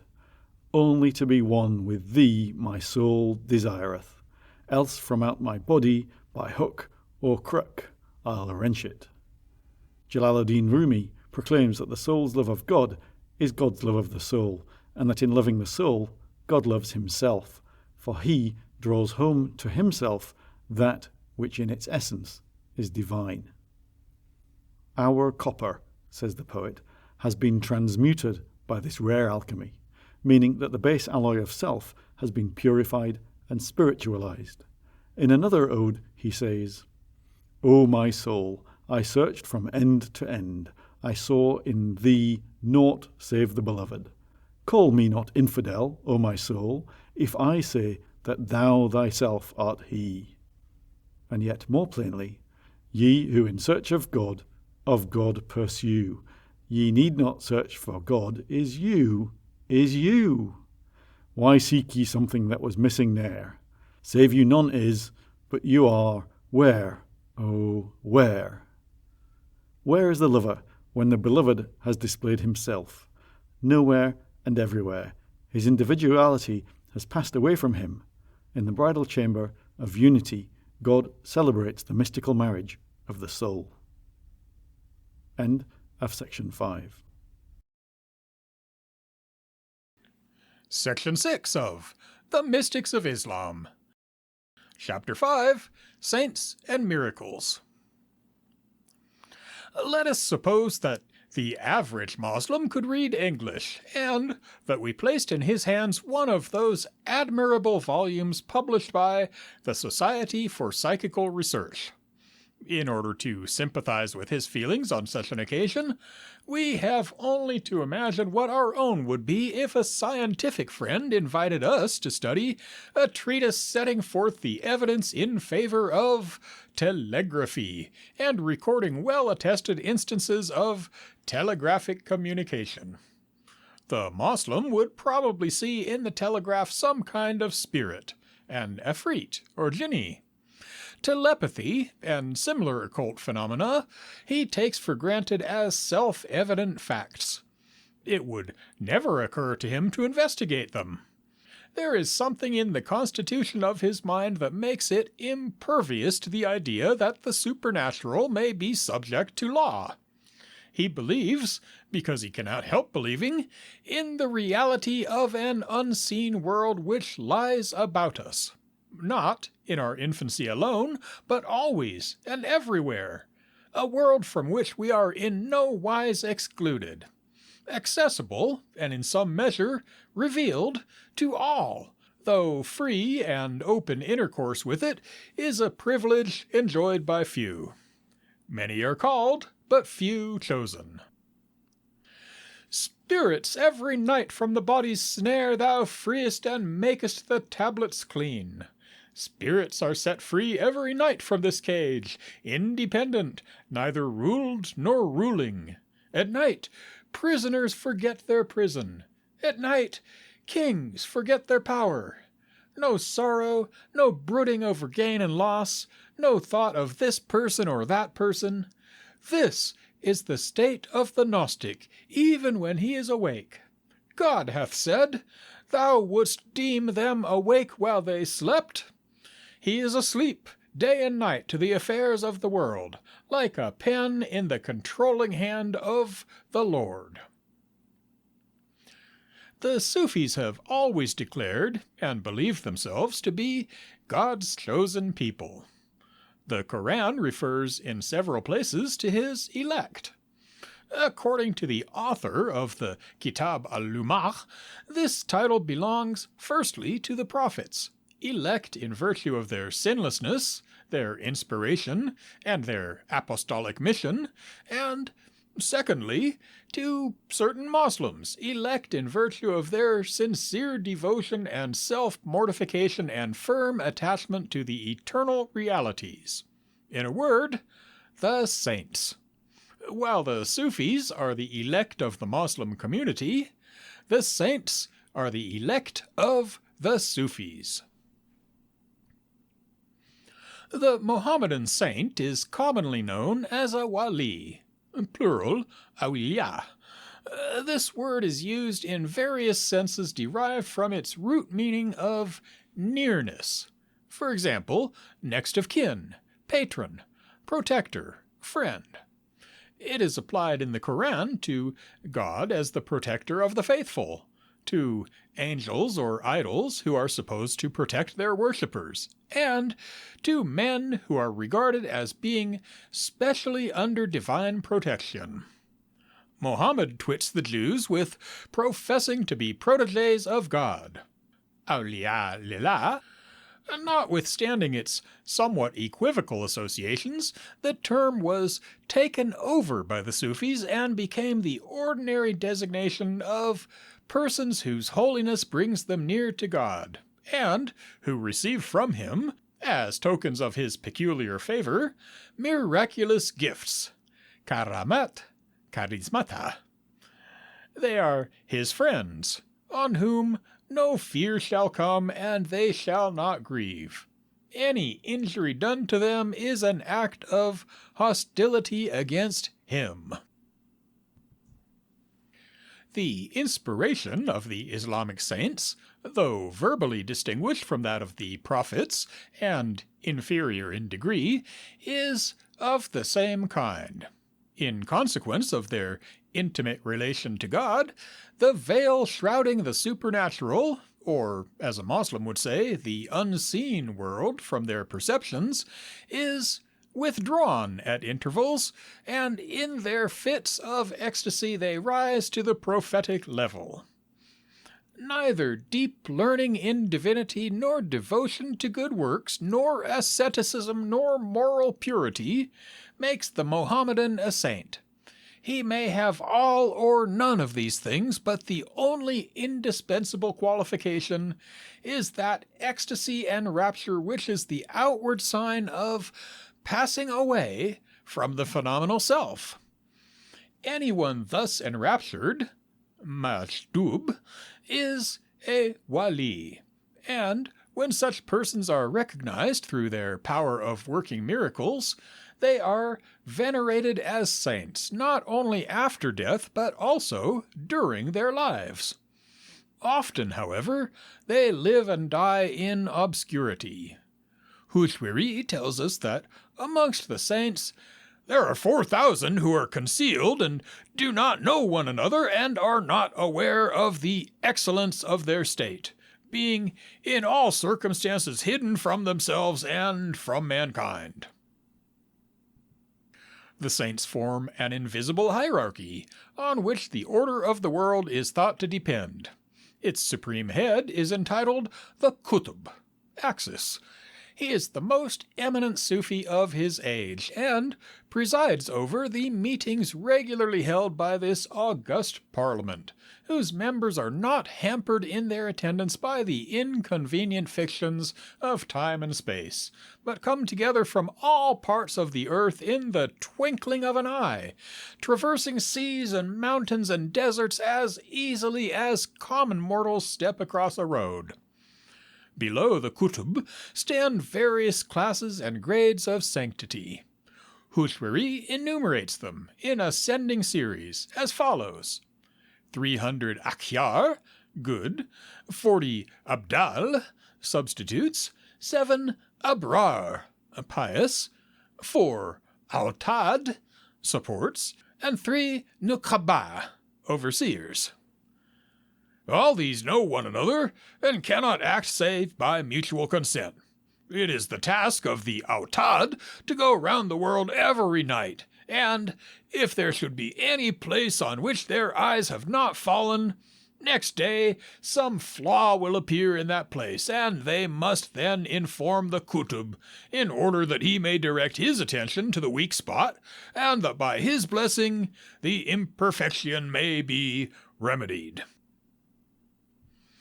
We are studying in this book the mystical life of the individual Moslem, and it is necessary to keep the subject within the narrowest bounds. Otherwise, I should have liked to dwell on the external and historical organization of Sufism as a school for saints, and to describe the process of evolution through which the wali, privately conversing with a small circle of friends, became first a teacher and spiritual guide gathering disciples around him during his lifetime, and finally the head of a perpetual religious order which bore his name. The earliest of these great fraternities date from the 12th century. In addition to their own members, the so-called dervishes, each order has a large number of lay brethren attached to it, so that their influence pervades all ranks of Moslem society. They are independent and self-developing. There is a rivalry between them, but no one rules over the other. In faith and practice, each goes its own way, limited only by the universal conscience of Islam. Thus, strange doctrines and grave moral defects easily develop unheeded, but freedom is saved. Of course, the typical wali is incapable of founding an order, but Islam has produced, no less frequently than Christendom, men who combine intense spiritual illumination with creative energy and aptitude for affairs on a grand scale. The Mohammedan notion of the saint as a person possessed by God allows a very wide application of the term.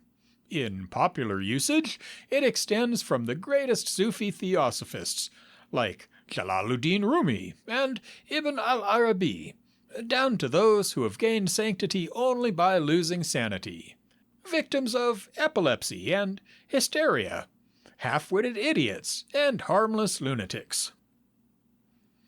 Both Kushairi and Huishwiri discuss the question whether a saint can be conscious of his saintship, and answer it in the affirmative. Their opponents argue that consciousness of saintship involves assurance of salvation, which is impossible, since no one can know with certainty that he shall be among the saved on the day of judgment. In reply, it was urged that God may miraculously assure the saint of his predestined salvation while maintaining him in a state of spiritual soundness and preserving him from disobedience. The saint is not immaculate, as the prophets are, but the divine protection which he enjoys is a guarantee that he will not persevere in evil courses, though he may temporarily be led astray. According to the view generally held, saintship depends on faith, not on conduct, so that no sin except infidelity can cause it to be forfeited. This perilous theory, which opens the door to antinomianism, was mitigated by the emphasis laid on fulfillment of the religious law. The following anecdote of Bayezid al-Bistami shows the official attitude of all the leading Sufis who are cited as authorities in the Muslim textbooks. "I was told," he said, "that a saint of God was living in such and such a town, and I set out to visit him. When I entered the mosque, he came forth from his chamber and spat on the floor. I turned back without saluting him, saying to myself, 'A saint must keep the religious law in order that God may keep him in his spiritual state.' Had this man been a saint, his respect for the law would have prevented him from spitting on the floor, or God would have saved him from marring the grace vouchsafed to him." Many walis, however, regard the law as a curb that is indeed necessary so long as one remains in the disciplinary stage, but may be discarded by the saint. Such a person, they declare, stands on a higher plane than ordinary men, and is not to be condemned for actions which outwardly seem irreligious. While the older Sufis insist that a wali who breaks the law is thereby shown to be an impostor, the popular belief in the saints and the rapid growth of saint worship tended to aggrandize the wali at the expense of the law, and to foster the conviction that a divinely gifted man can do no wrong, or, at least, that his actions must not be judged by appearances. The classical instance of this jus divinum vested in the friends of God is the story of Moses and Qadir, which is related in the Quran, Surah 18, 64-80. Qadir, or Khizr, the Quran does not mention him by name, is a mysterious sage endowed with immortality, who is said to enter into conversation with wandering Sufis and impart to them his God-given knowledge. Moses desired to accompany him on a journey, that he might profit by his teaching, and Qadir consented, only stipulating that Moses should ask no questions of him. So they both went on, till they embarked in a boat, and he, Qadir, staved it in. "What?" cried Moses, "hast thou staved it in that thou mayst drown its crew? Verily, a strange thing hast thou done." He said, "Did not I tell thee that thou couldst no way have patience with me?" Then they went on till they met a youth, and he slew him. Said Moses, "Hast thou slain him who is free from guilt of blood? Surely now thou hast wrought an unheard-of thing." After Moses had broken his promise of silence for the third time, Qadir resolved to leave him. "But first," he said, "I will tell thee the meaning of that which thou couldst not have patience. As to the boat, it belonged to poor men, toilers on the sea, and I was minded to damage it, for in their rear was a king, who seized on every boat by force. And as to the youth, his parents were believers, and I feared lest he should trouble them by error and unbelief." The Sufis are fond of quoting this unimpeachable testimony that the wali is above human criticism, and that his hand, as Jalaluddin asserts, is even as the hand of God. Most Muslims admit the claim to be valid insofar as they shrink from applying conventional standards of morality to holy men.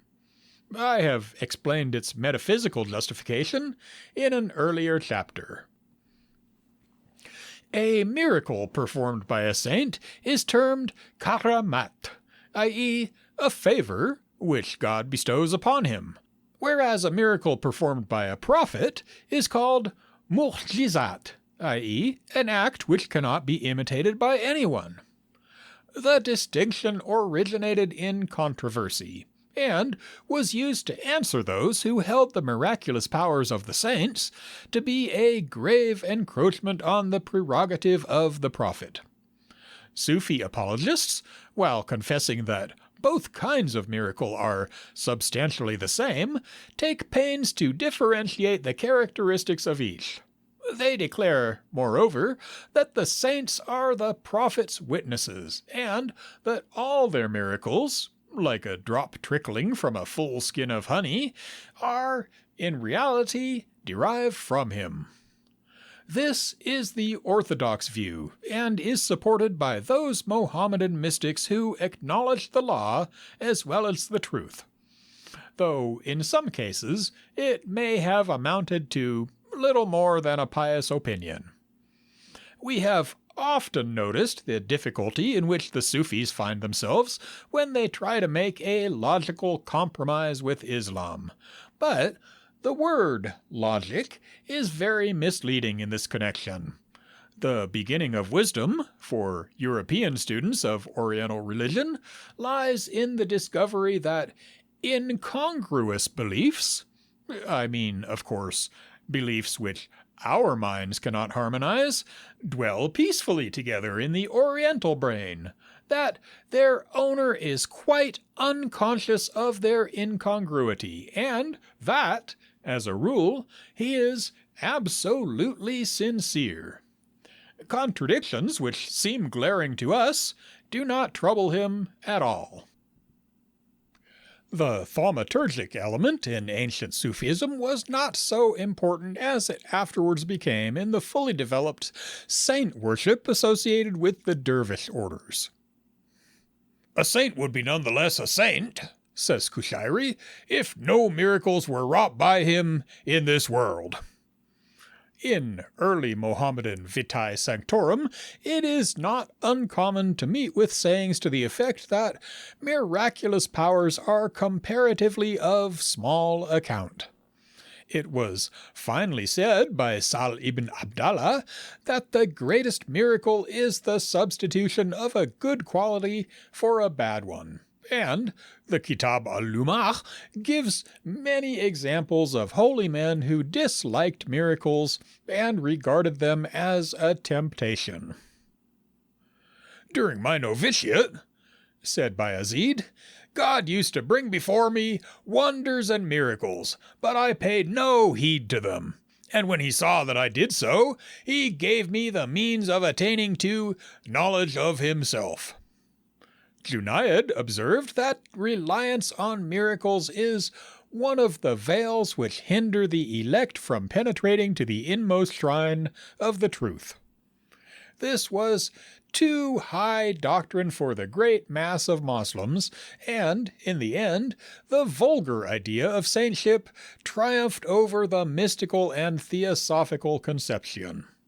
All such warnings and scruples were swept aside by the same irresistible instinct which rendered vain the solemn asseverations of Mohammed that there was nothing supernatural about him, and which transformed the human prophet of history into an omnipotent hierophant and magician. The popular demand for miracles far exceeded the supply, but where the walis failed, a vivid and credulous imagination came to their rescue and represented them, not as they were, but as they ought to be. Year by year the legend of the saints grew more glorious and wonderful as it continued to draw fresh tribute from the unfathomable ocean of Oriental romance. The pretensions made by the walis, or on their behalf, steadily increased, and the stories told of them were ever becoming more fantastic and extravagant. I will devote the remainder of this chapter to a sketch of the wali as he appears in the vast medieval literature on the subject. The Moslem saint does not say that he has wrought a miracle. He says, "A miracle was granted or manifested to me." According to one view, he may be fully conscious at the time, but many Sufis hold that such manifestation cannot take place except in ecstasy, when the saint is entirely under divine control. His own personality is then in abeyance, and those who interfere with him oppose the almighty power which speaks with his lips and smites with his hand. Jalaluddin, who uses incidentally the rather double-edged analogy of a man possessed by a peri, relates the following anecdote concerning Bayezid of Bistam, a celebrated Persian saint who several times declared in ecstatic frenzy that he was no other than God. After coming to himself on one of these occasions, and learning what blasphemous language he had uttered, Bayezid ordered his disciples to stab him with their knives if he should offend again. Let me quote the sequel from Mr. Winfield's abridged translation of the Masnavi, page 196. "The torrent of madness bore away his reason, and he spoke more impiously than before. 'Within my vesture is naught but God, whether you seek him on earth or in heaven.' His disciples all became mad with horror, and struck with their knives at his holy body. Each one who aimed at the body of the sheikh, his stroke was reversed and wounded the striker. No stroke took effect on that man of spiritual gifts, but the disciples were wounded and drowned in blood." Here is the poet's conclusion. "Ah, you who smite with your sword him beside himself, you smite yourself therewith, beware. For he that is beside himself is annihilated and safe. Yea, he dwells in security forever. His form is vanished. He is a mere mirror. Nothing is seen in him but the reflection of another. If you spit at it, you spit at your own face, and if you hit that mirror, you hit yourself. If you see an ugly face in it, 'tis your own, and if you see a Jesus there, you are its Mother Mary. He is neither this nor that. He is void of form. 'Tis your own form, which is reflected back to you." The life of Abul Hasan Kurkani, another Persian Sufi who died in 1033 AD, gives us a complete picture of the Oriental pantheist and exhibits the mingled arrogance and sublimity of the character as clearly as could be desired. Since the original text covers 50 pages, I can translate only a small portion of it here. Once the sheikh said, "This night a great many persons," he mentioned the exact number, "have been wounded by brigands in such and such a desert." On making inquiry, they found that his statement was perfectly true. Strange to relate, on the same night, his son's head was cut off and laid upon the threshold of his house, yet he knew nothing of it. His wife, who disbelieved in him, cried, "What think you of a man who can tell things which happen many leagues away, but does not know that his own son's head has been cut off and is lying at his very door?" "Yes," the sheikh answered. "When I saw that, the veil had been lifted, but when my son was killed, it had been let down again."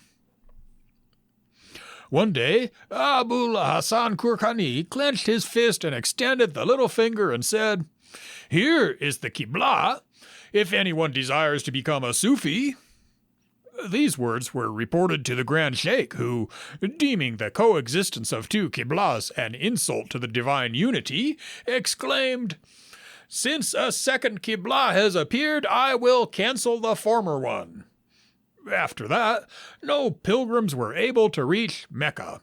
Some perished on the way, others fell into the hands of robbers, or were prevented by various causes from accomplishing their journey. Next year, a certain dervish said to the Grand Sheikh, "What sense is there in keeping the folk away from the house of God?" Thereupon, the Grand Sheikh made a sign, and the road became open once more. The dervish asked, "Whose fault is it that all these people have perished?" The Grand Sheikh replied, "When elephants jostle each other, who cares if a few wretched birds are crushed to death?" Some persons who were setting forth on a journey begged Khurkhani to teach them a prayer that would keep them safe from the perils of the road. He said, "If any misfortune should befall you, mention my name." This answer was not agreeable to them. They set off, however, and while traveling were attacked by brigands. One of the party mentioned the saint's name, and immediately became invisible, to the great astonishment of the brigands, who could not find either his camel or his bales of merchandise. The others lost all their clothes and goods. On returning home, they asked the sheikh to explain the mystery. "We all invoked God," they said, "and without success. But the one man who invoked you vanished from before the eyes of the robbers." "You invoke God formally," said the sheikh, "whereas I invoke him really. Hence, if you invoke me, and I then invoke God on your behalf, your prayers are granted. But it is useless for you to invoke God formally and by rote." One night, while he was praying, he heard a voice cry, "Ah, Abul Hassan! Dost thou wish me to tell the people what I know of thee, that they may stone thee to death?" "Oh, Lord God," he replied, "dost thou wish me to tell the people what I know of thy mercy, and what I perceive of thy grace, that none of them may ever again bow to thee in prayer?" The voice answered, "Keep thy secret, and I will keep mine." He said, "O God, do not send to me the angel of death, for I will not give up my soul to him. How should I restore it to him from whom I did not receive it? I received my soul from thee, and I will not give it up to anyone but thee." He said, "After I shall have passed away, the angel of death will come to one of my descendants and set about taking his soul, and will deal hardly with him. Then will I raise my hands from the tomb and shed the grace of God upon his lips."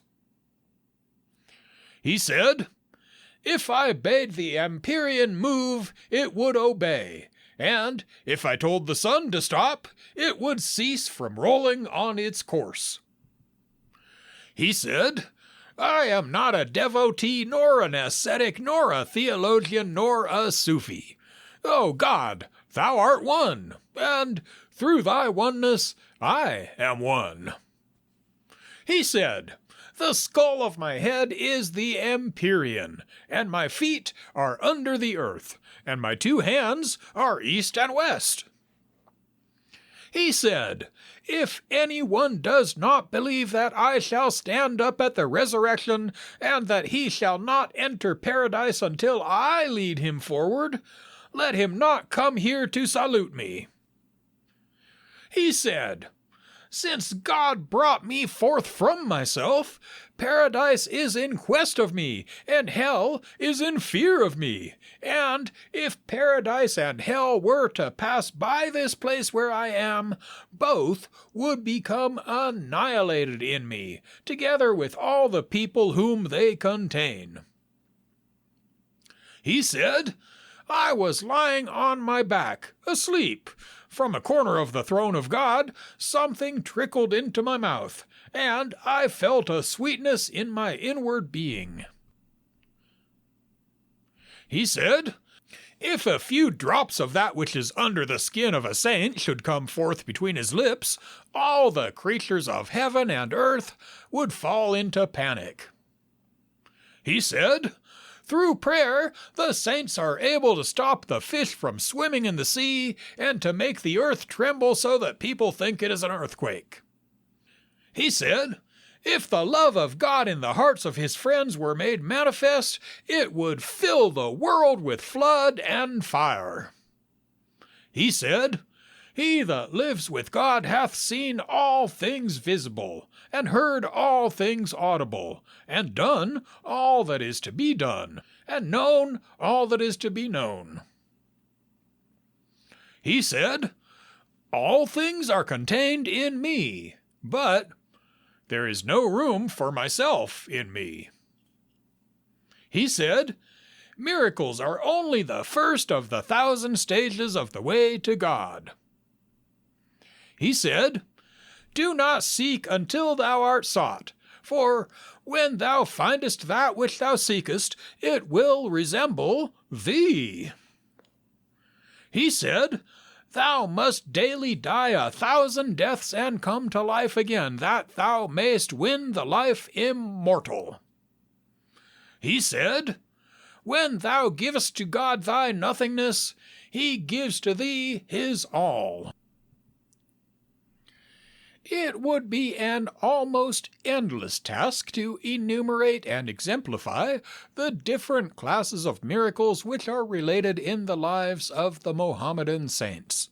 For instance, walking on water, flying in the air, with or without a passenger, rain-making, appearing in various places at the same time, healing by the breath, bringing the dead to life, knowledge and prediction of future events, thought reading, telekinesis, paralyzing or beheading an obnoxious person by a word or gesture, conversing with animals or plants, turning earth into gold or precious stones, producing food and drink, etc.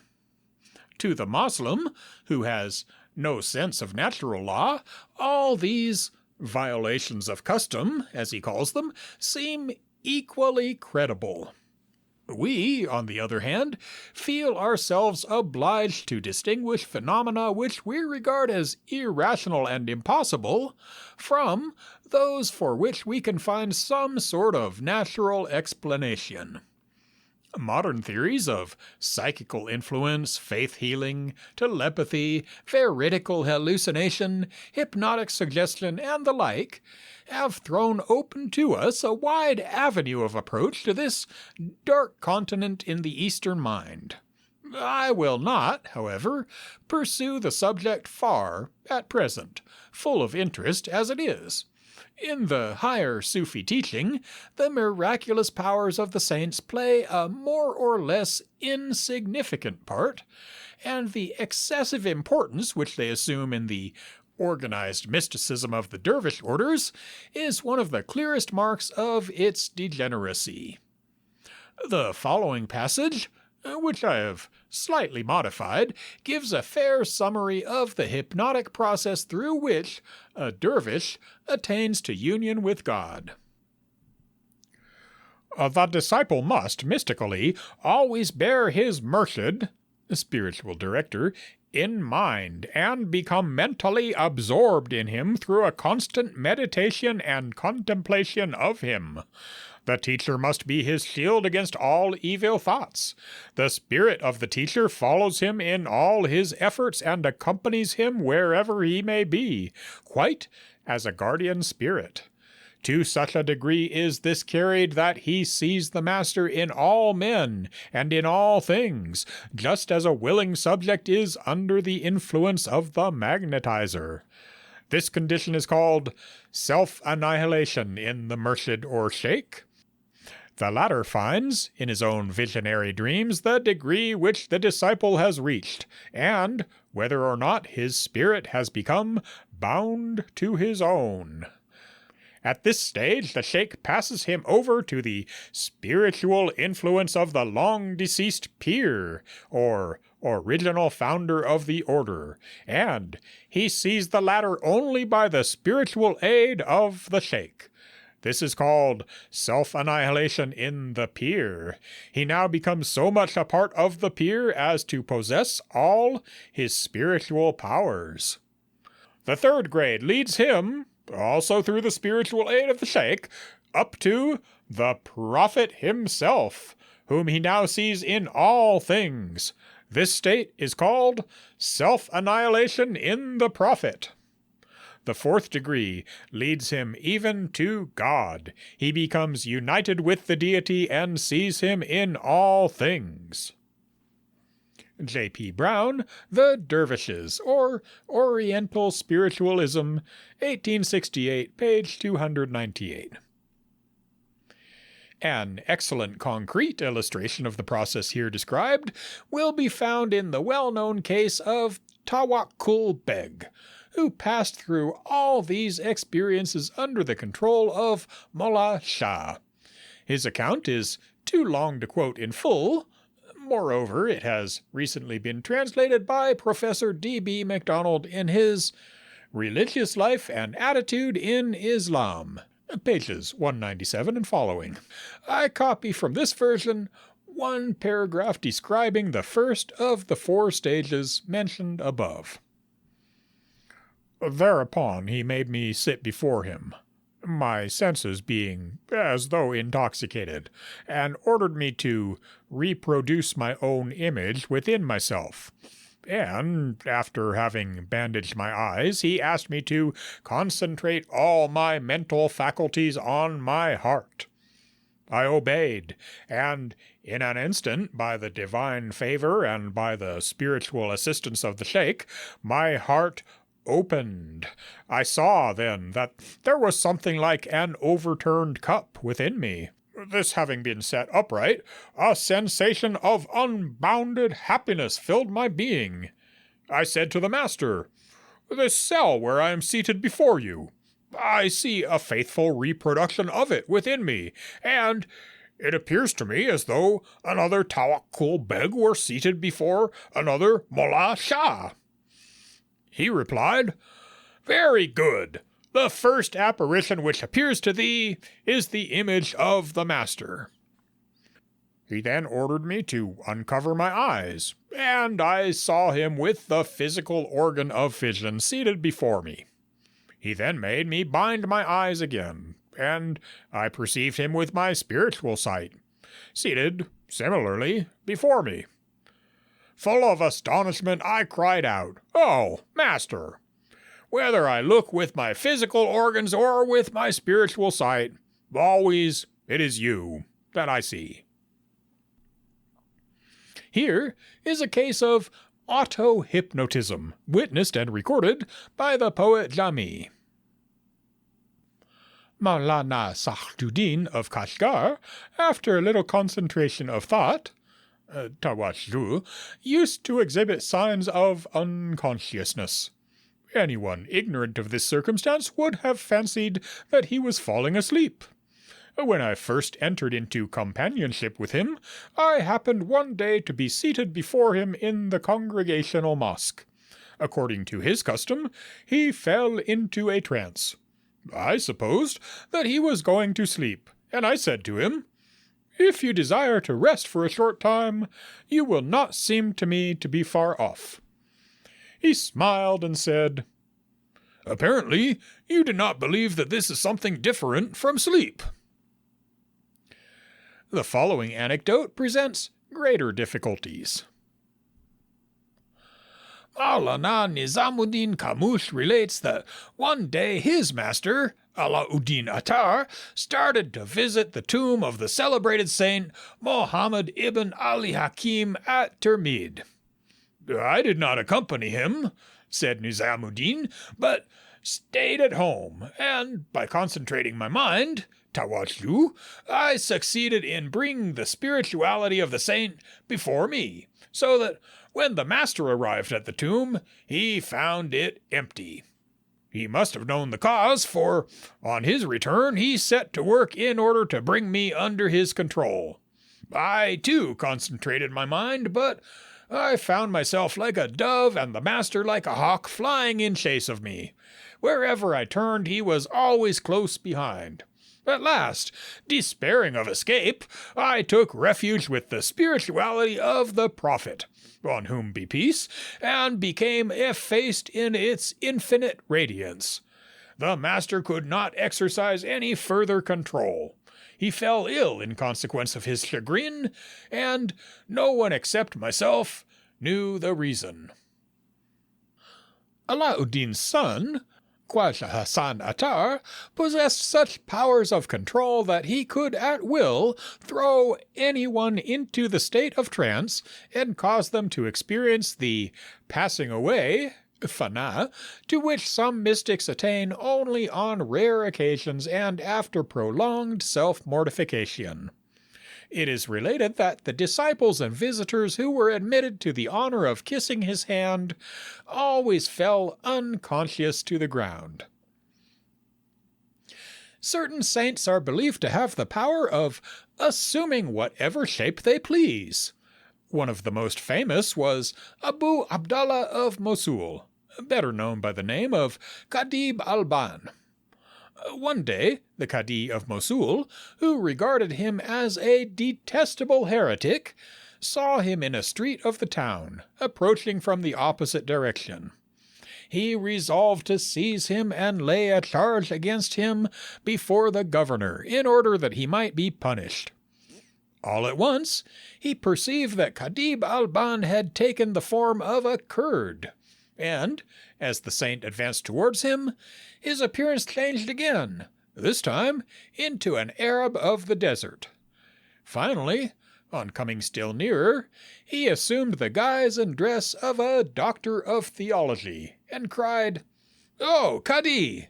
Which Khadib Alban will you hail before the governor and punish?" The Cadi repented of his hostility and became one of the saint's disciples. In conclusion, let me give two alleged instances of the obedience of inanimate objects, i.e., telekinesis. Whilst Dhul Nun was conversing on this topic with some friends, he said, "Here is a sofa. It will move round the room if I tell it to do so." No sooner had he uttered the word "move" than the sofa made a circuit of the room and returned to its place. One of the spectators, a young man, burst into tears and gave up the ghost. They laid him on that sofa and watched him for burial.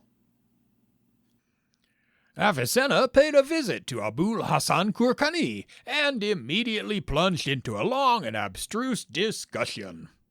After a time, the saint, who was an illiterate person, felt tired, so he got up and said, "Excuse me, I must go and mend the garden wall." And off he went, taking a hatchet with him. As soon as he had climbed onto the top of the wall, the hatchet dropped from his hand. Avicenna ran to pick it up, but before he reached it, the hatchet rose of itself and came back into the saint's hand. Avicenna lost all his self-command, and the enthusiastic belief in Sufism, which then took possession of him, continued until, at a later period of his life, he abandoned mysticism for philosophy. I am well aware that in this chapter scanty justice has been done to a great subject. The historian of Sufism must acknowledge, however deeply he may deplore, the fundamental position occupied by the doctrine of saintship and the tremendous influence which it has exerted in its practical results. Groveling submission to the authority of an ecstatic class of men, dependence on their favor, pilgrimage to their shrines, adoration of their relics, devotion of every mental and spiritual faculty to their service. It may be dangerous to worship God by one's own inner light, but it is far more deadly to seek him by the inner light of another. Vicarious holiness has no compensations. This truth is expressed by the mystical writers in many an eloquent passage, but I will content myself with quoting a few lines from the life of Alauddin Attar, the same saint who, as we have seen, vainly tried to hypnotize his pupil in revenge for a disrespectful trick which the latter had played on him. His biographer relates that he said, "It is more right and worthy to dwell beside God than to dwell beside God's creatures," and that the following verse was often on his blessed tongue. "How long will you worship at the tombs of holy men? Busy yourself with the works of holy men, and you are saved. Tuta ke guri madan ra parasti, bigirdi kari madan gard u rasti." End of Section 6. Section 7 of The Mystics of Islam. Chapter 6, The Unitive State. The story admits of being told up to this point, but what follows is hidden and inexpressible in words. If you should speak and try 100 ways to express it, 'tis useless. The mystery becomes no clearer. You can ride on saddle and horse to the sea-coast, but then you must use a horse of wood, i.e. a boat. A horse of wood is useless on dry land. It is the special vehicle of voyagers by sea. Silence is this horse of wood. Silence is the guide and support of men at sea. The Masnavi of Jalaluddin Rumi. Abridged translation by E. H. Winfield, page 326. No one can approach the subject of this chapter, the state of the mystic who has reached his journey's end, without feeling that all symbolical descriptions of union with God and theories concerning its nature are little better than leaps in the dark. How shall we form any conception of that which is declared to be ineffable by those who have actually experienced it? I can only reply that the same difficulty confronts us in dealing with all mystical phenomena, though it appears less formidable at lower levels, and that the poet's counsel of silence has not prevented him from interpreting the deepest mysteries of Sufism with unrivaled insight and power. Whatever terms may be used to describe it, the unitive state is the culmination of the simplifying process by which the soul is gradually isolated from all that is foreign to itself, from all that is not God. Unlike nirvana, which is merely the cessation of individuality, fana, the passing away of the Sufi from his phenomenal existence, involves baqa, the continuance of his real existence.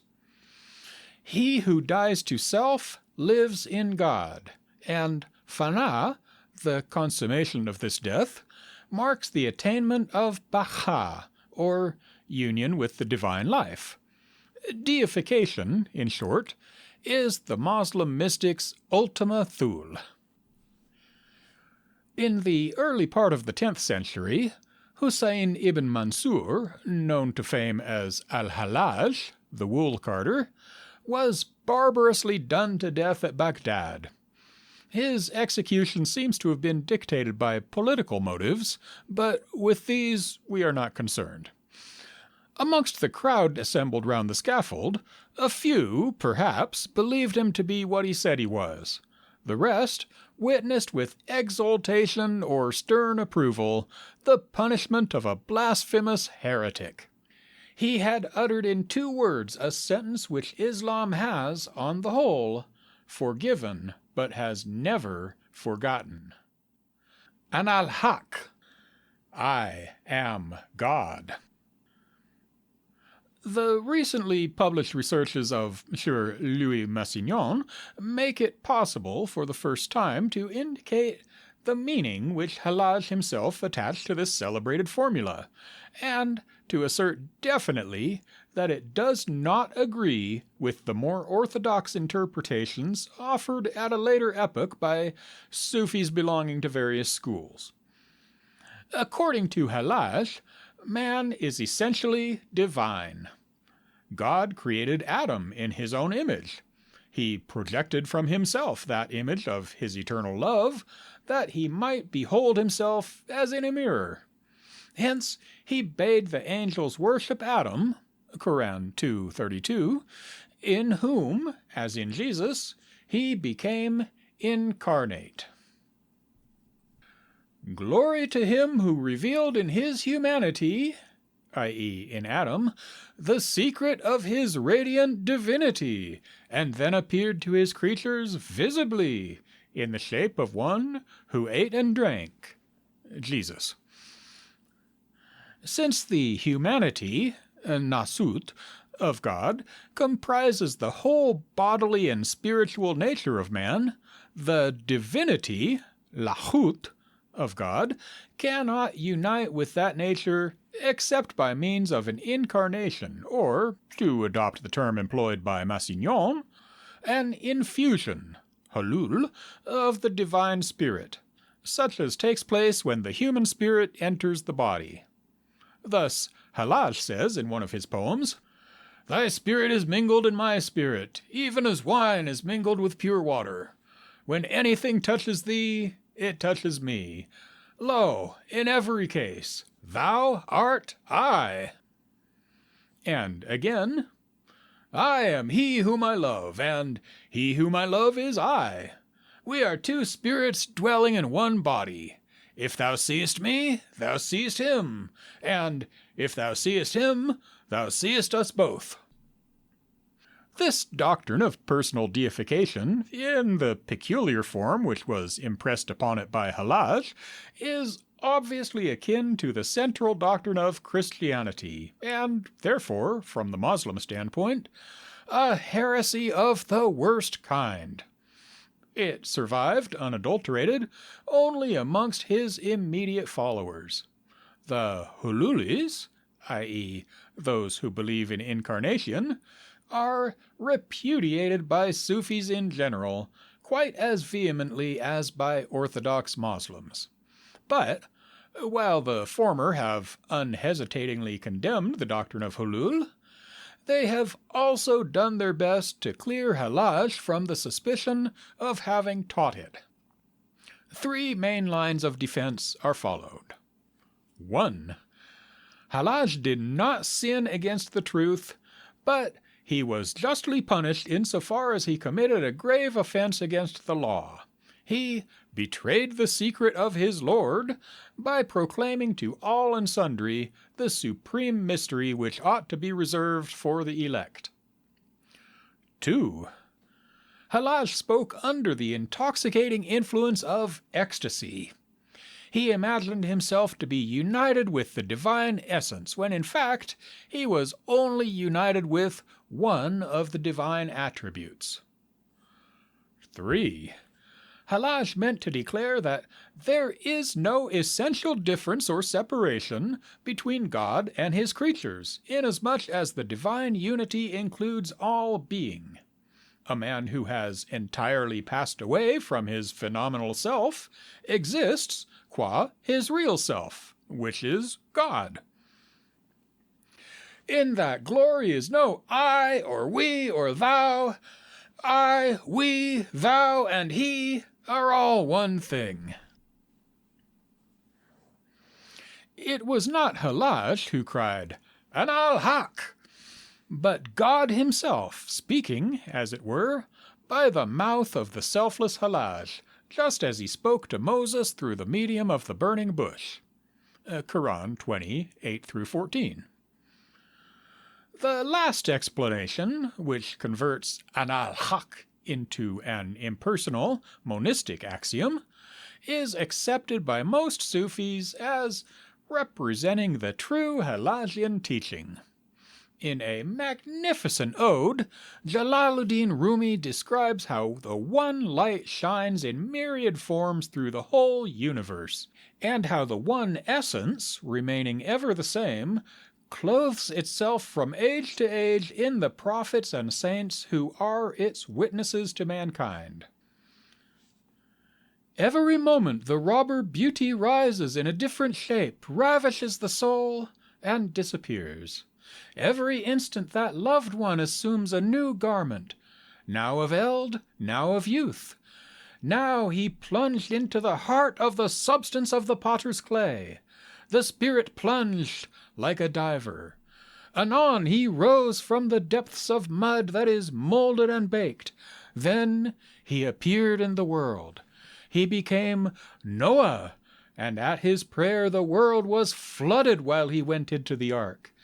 He became Abraham, and appeared in the midst of the fire which turned to roses for his sake. For a while he was roaming on the earth to pleasure himself. Then he became Jesus and ascended to the dome of heaven and began to glorify God. In brief, it was he that was coming and going in every generation thou hast seen, until at last he appeared in the form of an Arab and gained the empire of the world. What is it that is transferred? What is transmigration in reality? The lovely winner of hearts became a sword and appeared in the hand of Ali and became the slayer of the time. No, no, for 'twas even he that was crying in human shape, Ana al-Haq. That one who mounted the scaffold was not Mansur, though the foolish imagined it. Rumi hath not spoken and will not speak words of infidelity. Do not disbelieve him. Whosoever shows disbelief is an infidel and one of those who have been doomed to hell. Hallaj is often called Mansur, which is properly the name of his father. Although in Western and Central Asia, where the Persian kings were regarded by their subjects as gods, and where the doctrines of incarnation, anthropomorphism, and metempsychosis are indigenous, the idea of the God-man was neither so unfamiliar nor unnatural as to shock the public conscience very profoundly. Hallaj had formulated that idea in such a way that no mysticism calling itself Mohammedan could tolerate, much less adopt it. To assert that the divine and human natures may be interfused and commingled would have been to deny the principle of unity on which Islam is based. The subsequent history of Sufism shows how deification was identified with unification. The antithesis, God, man, melted away in the pantheistic theory which has been explained above. There is no real existence apart from God. Man is an emanation, or a reflection, or a mode of absolute being. What he thinks of as individuality is in truth not being. It cannot be separated or united, for it does not exist. Man is God, yet with a difference. According to Ibn al-Arabi, the eternal and the phenomenal are two complementary aspects of the one, each of which is necessary to the other. The creatures are the external manifestation of the Creator, and man is God's consciousness, seer, as revealed in creation. But since man, owing to the limitations of his mind, cannot think all objects of thought simultaneously, and therefore expresses only a part of the divine consciousness, he is not entitled to say, An al-Haq, I am God. He is a reality, but not the reality. We shall see that other Sufis, Jalaluddin Rumi, for example, in their ecstatic moments at any rate, ignore this rather subtle distinction. The statement that in realizing the non-entity of his individual self, the Sufi realizes his essential oneness with God, sums up the Mohammedan theory of deification in terms with which my readers are now familiar. I will endeavor to show what more precise meaning may be assigned to it, partly in my own words and partly by means of illustrative extracts from various authors. Several aspects of fana have already been distinguished. The highest of these, the passing away in the divine essence, is fully described by Nifari, who employs, instead of fana and fani, self-knotted, the terms waqfat, signifying cessation from search, and waqif, i.e., one who desists from seeking and passes away in the object sought. Here are some of the chief points that occur in the text and commentary. Waqfat is luminous. It expels the dark thoughts of otherness, just as light banishes darkness. It changes the phenomenal values of all existent things into their real and eternal values. Hence, the Waqif transcends time and place. He enters every house, and it contains him not. He drinks from every well, but is not satisfied. Then he reaches me, and I am his home, and his abode is with me.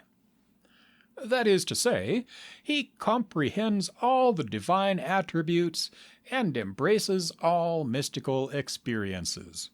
He is not satisfied with the names, attributes, but seeks the named.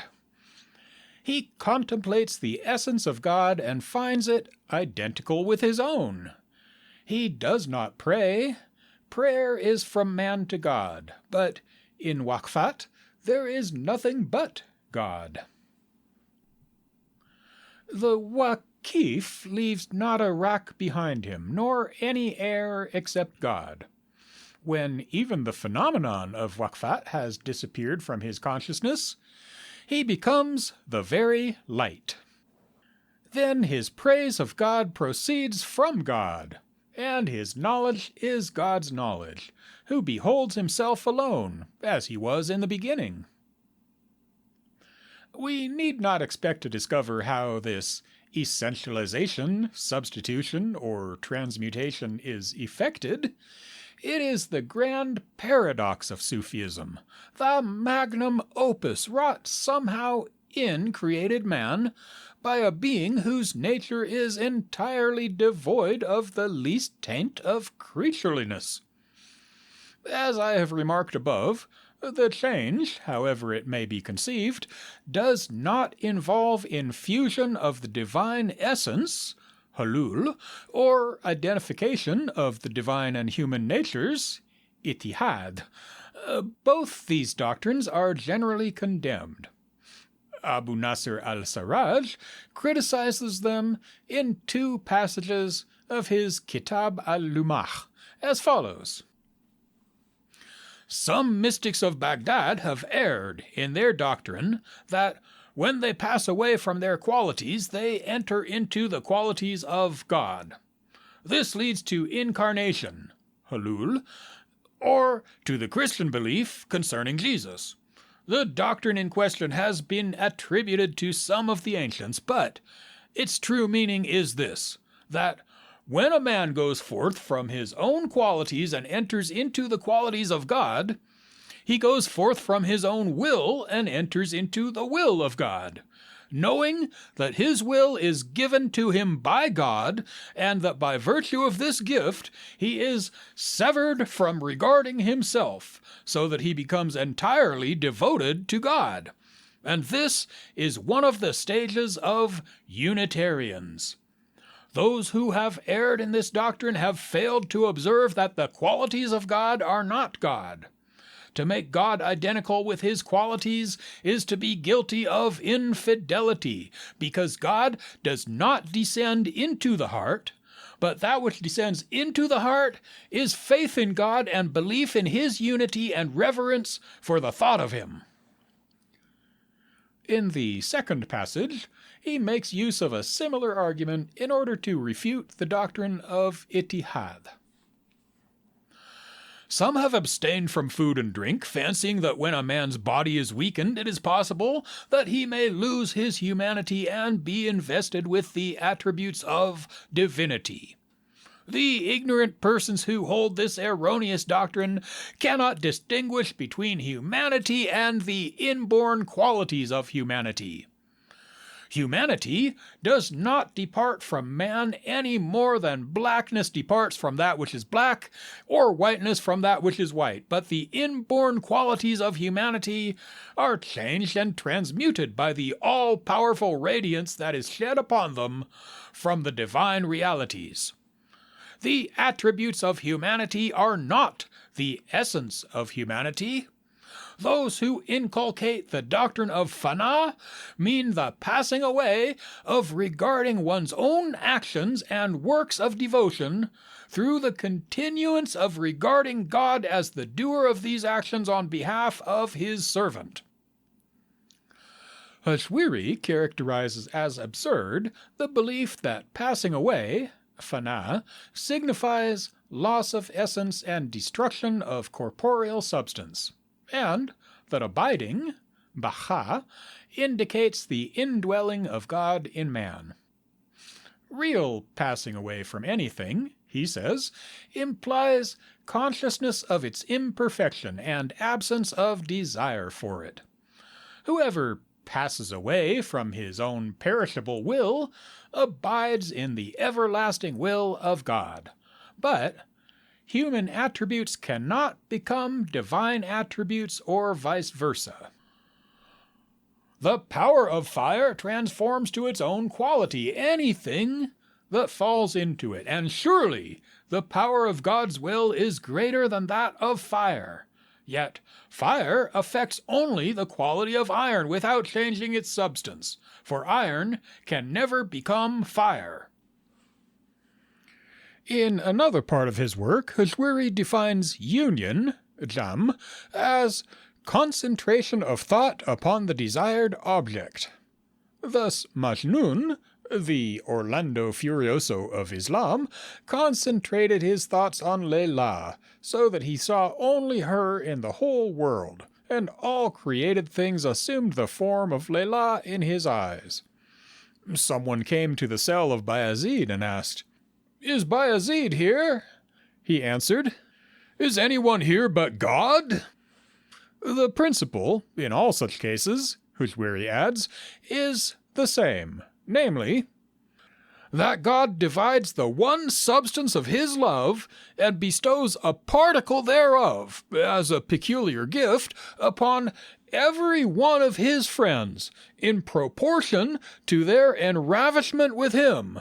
Then he lets down upon that particle the shrouds of fleshliness and human nature and temperament and spirit, in order that by its powerful working it may transmute to its own quality all the particles that are attached to it, until the lover's clay is wholly converted into love, and all his acts and looks become so many properties of love. This state is named union, alike by those who regard the inward sense and the outward expression. Then he quotes these verses of Hallaj. "Thy will be done, O my Lord and Master. Thy will be done, O my purpose and meaning. O essence of my being, O goal of my desire, O my speech and my hints and my gestures, O all of my all, O my hearing and my sight, O my whole and my element and my particles." The enraptured Sufi, who has passed beyond the illusion of subject and object, and broken through to the oneness, can either deny that he is anything or affirm that he is all things. As an example of the negative way, take the opening lines of an ode by Jalaluddin, which I have rendered into verse, imitating the metrical form of the Persian as closely as the genius of our language will permit. Lo, for I to myself am unknown. Now, in God's name, what must I do? I adore not the cross nor the crescent. I am not a Giaour nor a Jew. East nor west, land nor sea is my home. I have kin nor with angel nor gnome. I am wrought not of fire nor of foam. I am shaped not of dust nor of dew. I was born not in China afar, nor in Saksin, nor in Bulgar, not in India where 5 rivers are, nor Iraq, nor Khorasan I grew. Not in this world nor that world I dwell, not in paradise, neither in hell. Not from Eden and Rizwan I fell, not from Adam my lineage I drew. In a place beyond uttermost place, in a tract without shadow of trace, soul and body transcending, I live in the soul of my loved one anew. The following poem, also by Jalaluddin, expresses the positive aspect of the cosmic consciousness. If there be any lover in the world, O Moslems, 'tis I. If there be any believer, infidel, or Christian hermit, 'tis I. The wine-dregs, the cup-bearer, the minstrel, the harp, and the music, the beloved, the candle, the drink, and the joy of the drunken, 'tis I. The 72 creeds and sects in the world do not really exist. I swear by God that every creed and sect, 'tis I. Earth and air and water and fire, knowest thou what they are? Earth and air and water and fire, nay, body and soul too, 'tis I. Truth and falsehood, good and evil, ease and difficulty from first to last, knowledge and learning and asceticism and piety and faith, 'tis I. The fire of hell, be assured, with its flaming limbos, yes, and paradise and Eden and the houris, 'tis I. This earth and heaven with all that they hold, angels, peris, genies, and mankind, 'tis I. What Jalaluddin utters in a moment of ecstatic vision, Henry Moore describes as a past experience. How lovely, he says, how magnificent a state is the soul of man in, when the life of God inactuating her shoots her along with himself through heaven and earth, makes her unite with, and after a sort feel herself animate, the whole world.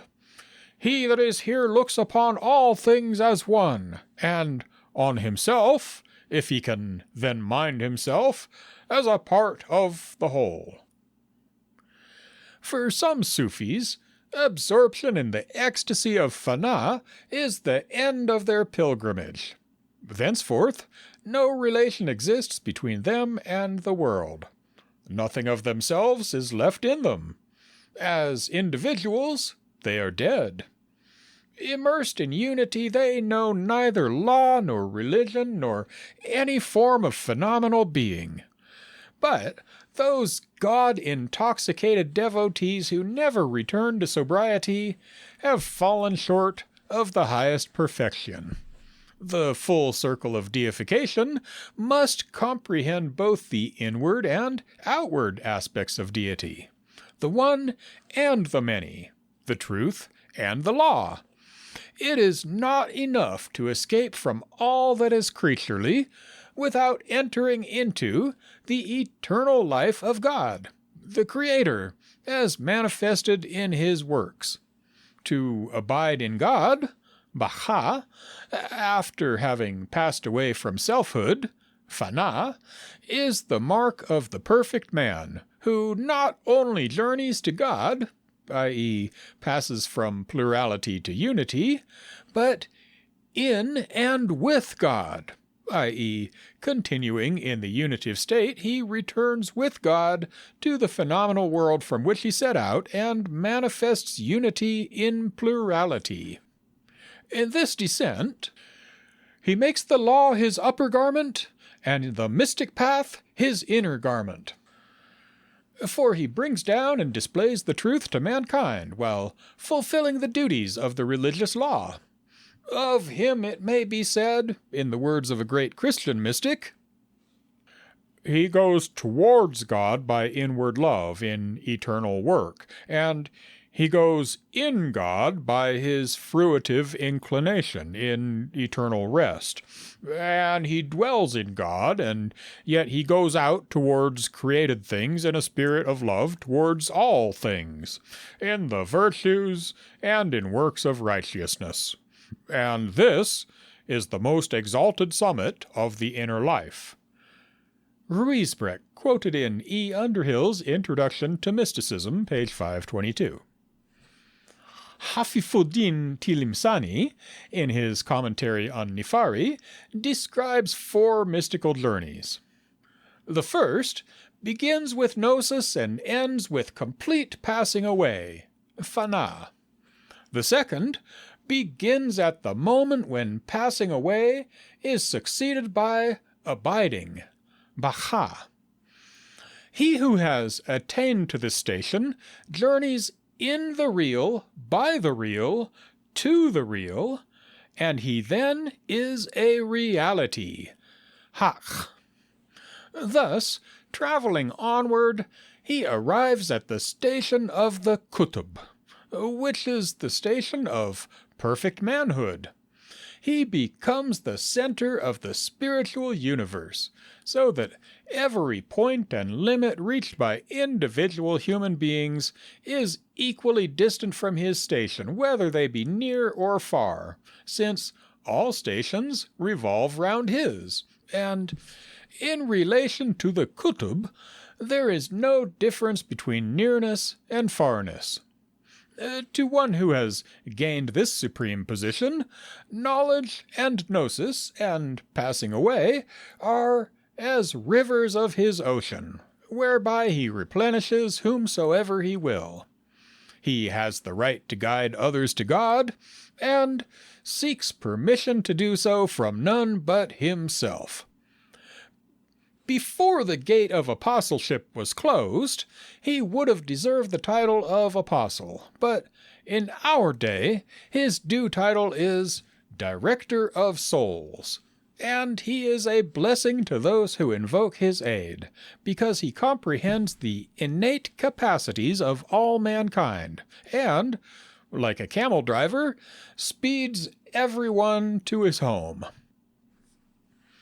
In the third journey, this perfect man turns his attention to God's creatures, either as an apostle or as a spiritual director, a sheikh, and reveals himself to those who would fain be released from their faculties, to each according to his degree, to the adherent of positive religion as a theologian, to the contemplative who has not yet enjoyed full contemplation as a Gnostic, to the Gnostic as one who has entirely passed away from individuality, Waqif, to the Waqif as a Kutub.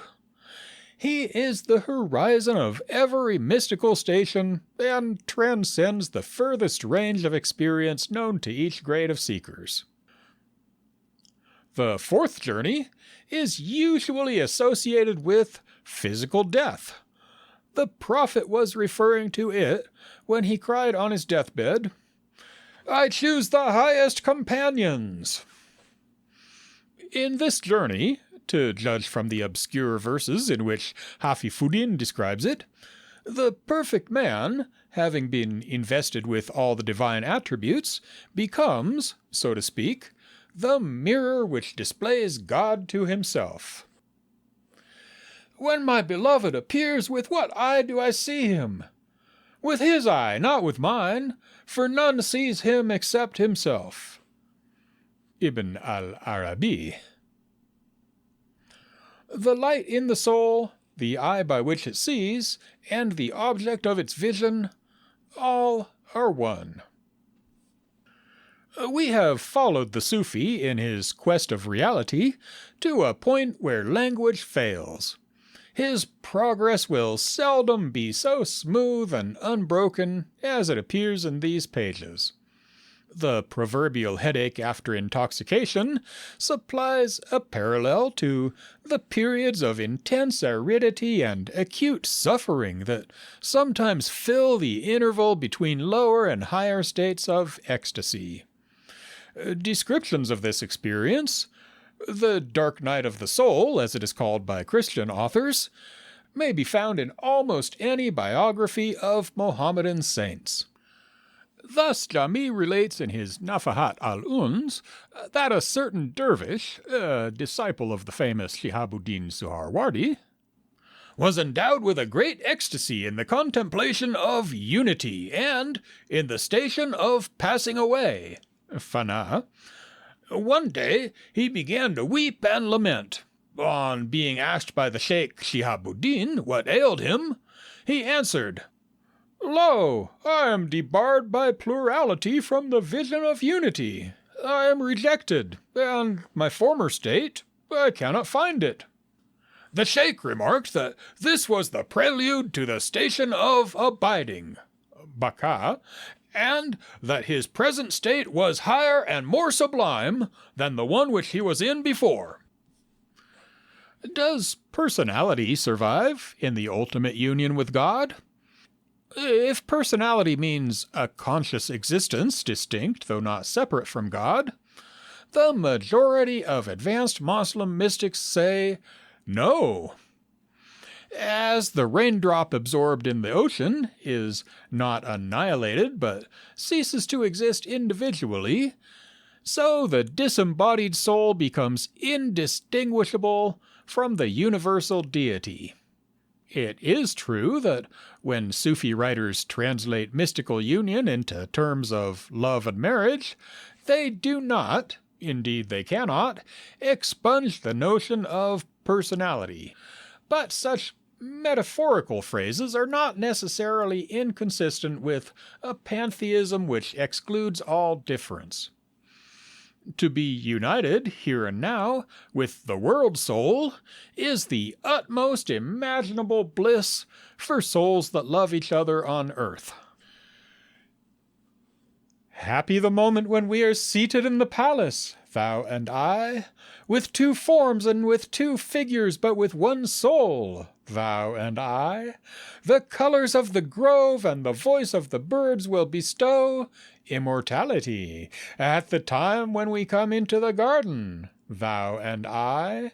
The stars of heaven will come to gaze upon us. We shall show them the moon itself, thou and I. Thou and I, individuals no more, shall be mingled in ecstasy, joyful and secure from foolish babble, thou and I. All the bright-plumed birds of heaven will devour their hearts with envy in the place where we shall laugh in such a fashion, thou and I. This is the greatest wonder, that thou and I, sitting here in the same nook, are at this moment both in Iraq and Khorasan, thou and I. Jalaluddin Rumi. Strange as it may seem to our Western egoism, the prospect of sharing in the general impersonal immortality of the human soul kindles in the Sufi an enthusiasm as deep and triumphant as that of the most ardent believer in a personal life continuing beyond the grave. Jalaluddin, after describing the evolution of man in the material world and anticipating his further growth in the spiritual universe, utters a heartfelt prayer. For what? For self-annihilation in the ocean of the Godhead. I died as mineral and became a plant. I died as plant and rose to animal. I died as animal and I was man. Why should I fear? When was I less by dying? Yet once more I shall die as man to soar with angels blessed. But even from angelhood I must pass on. All except God doth perish. When I have sacrificed my angel soul, I shall become what no mind e'er conceived.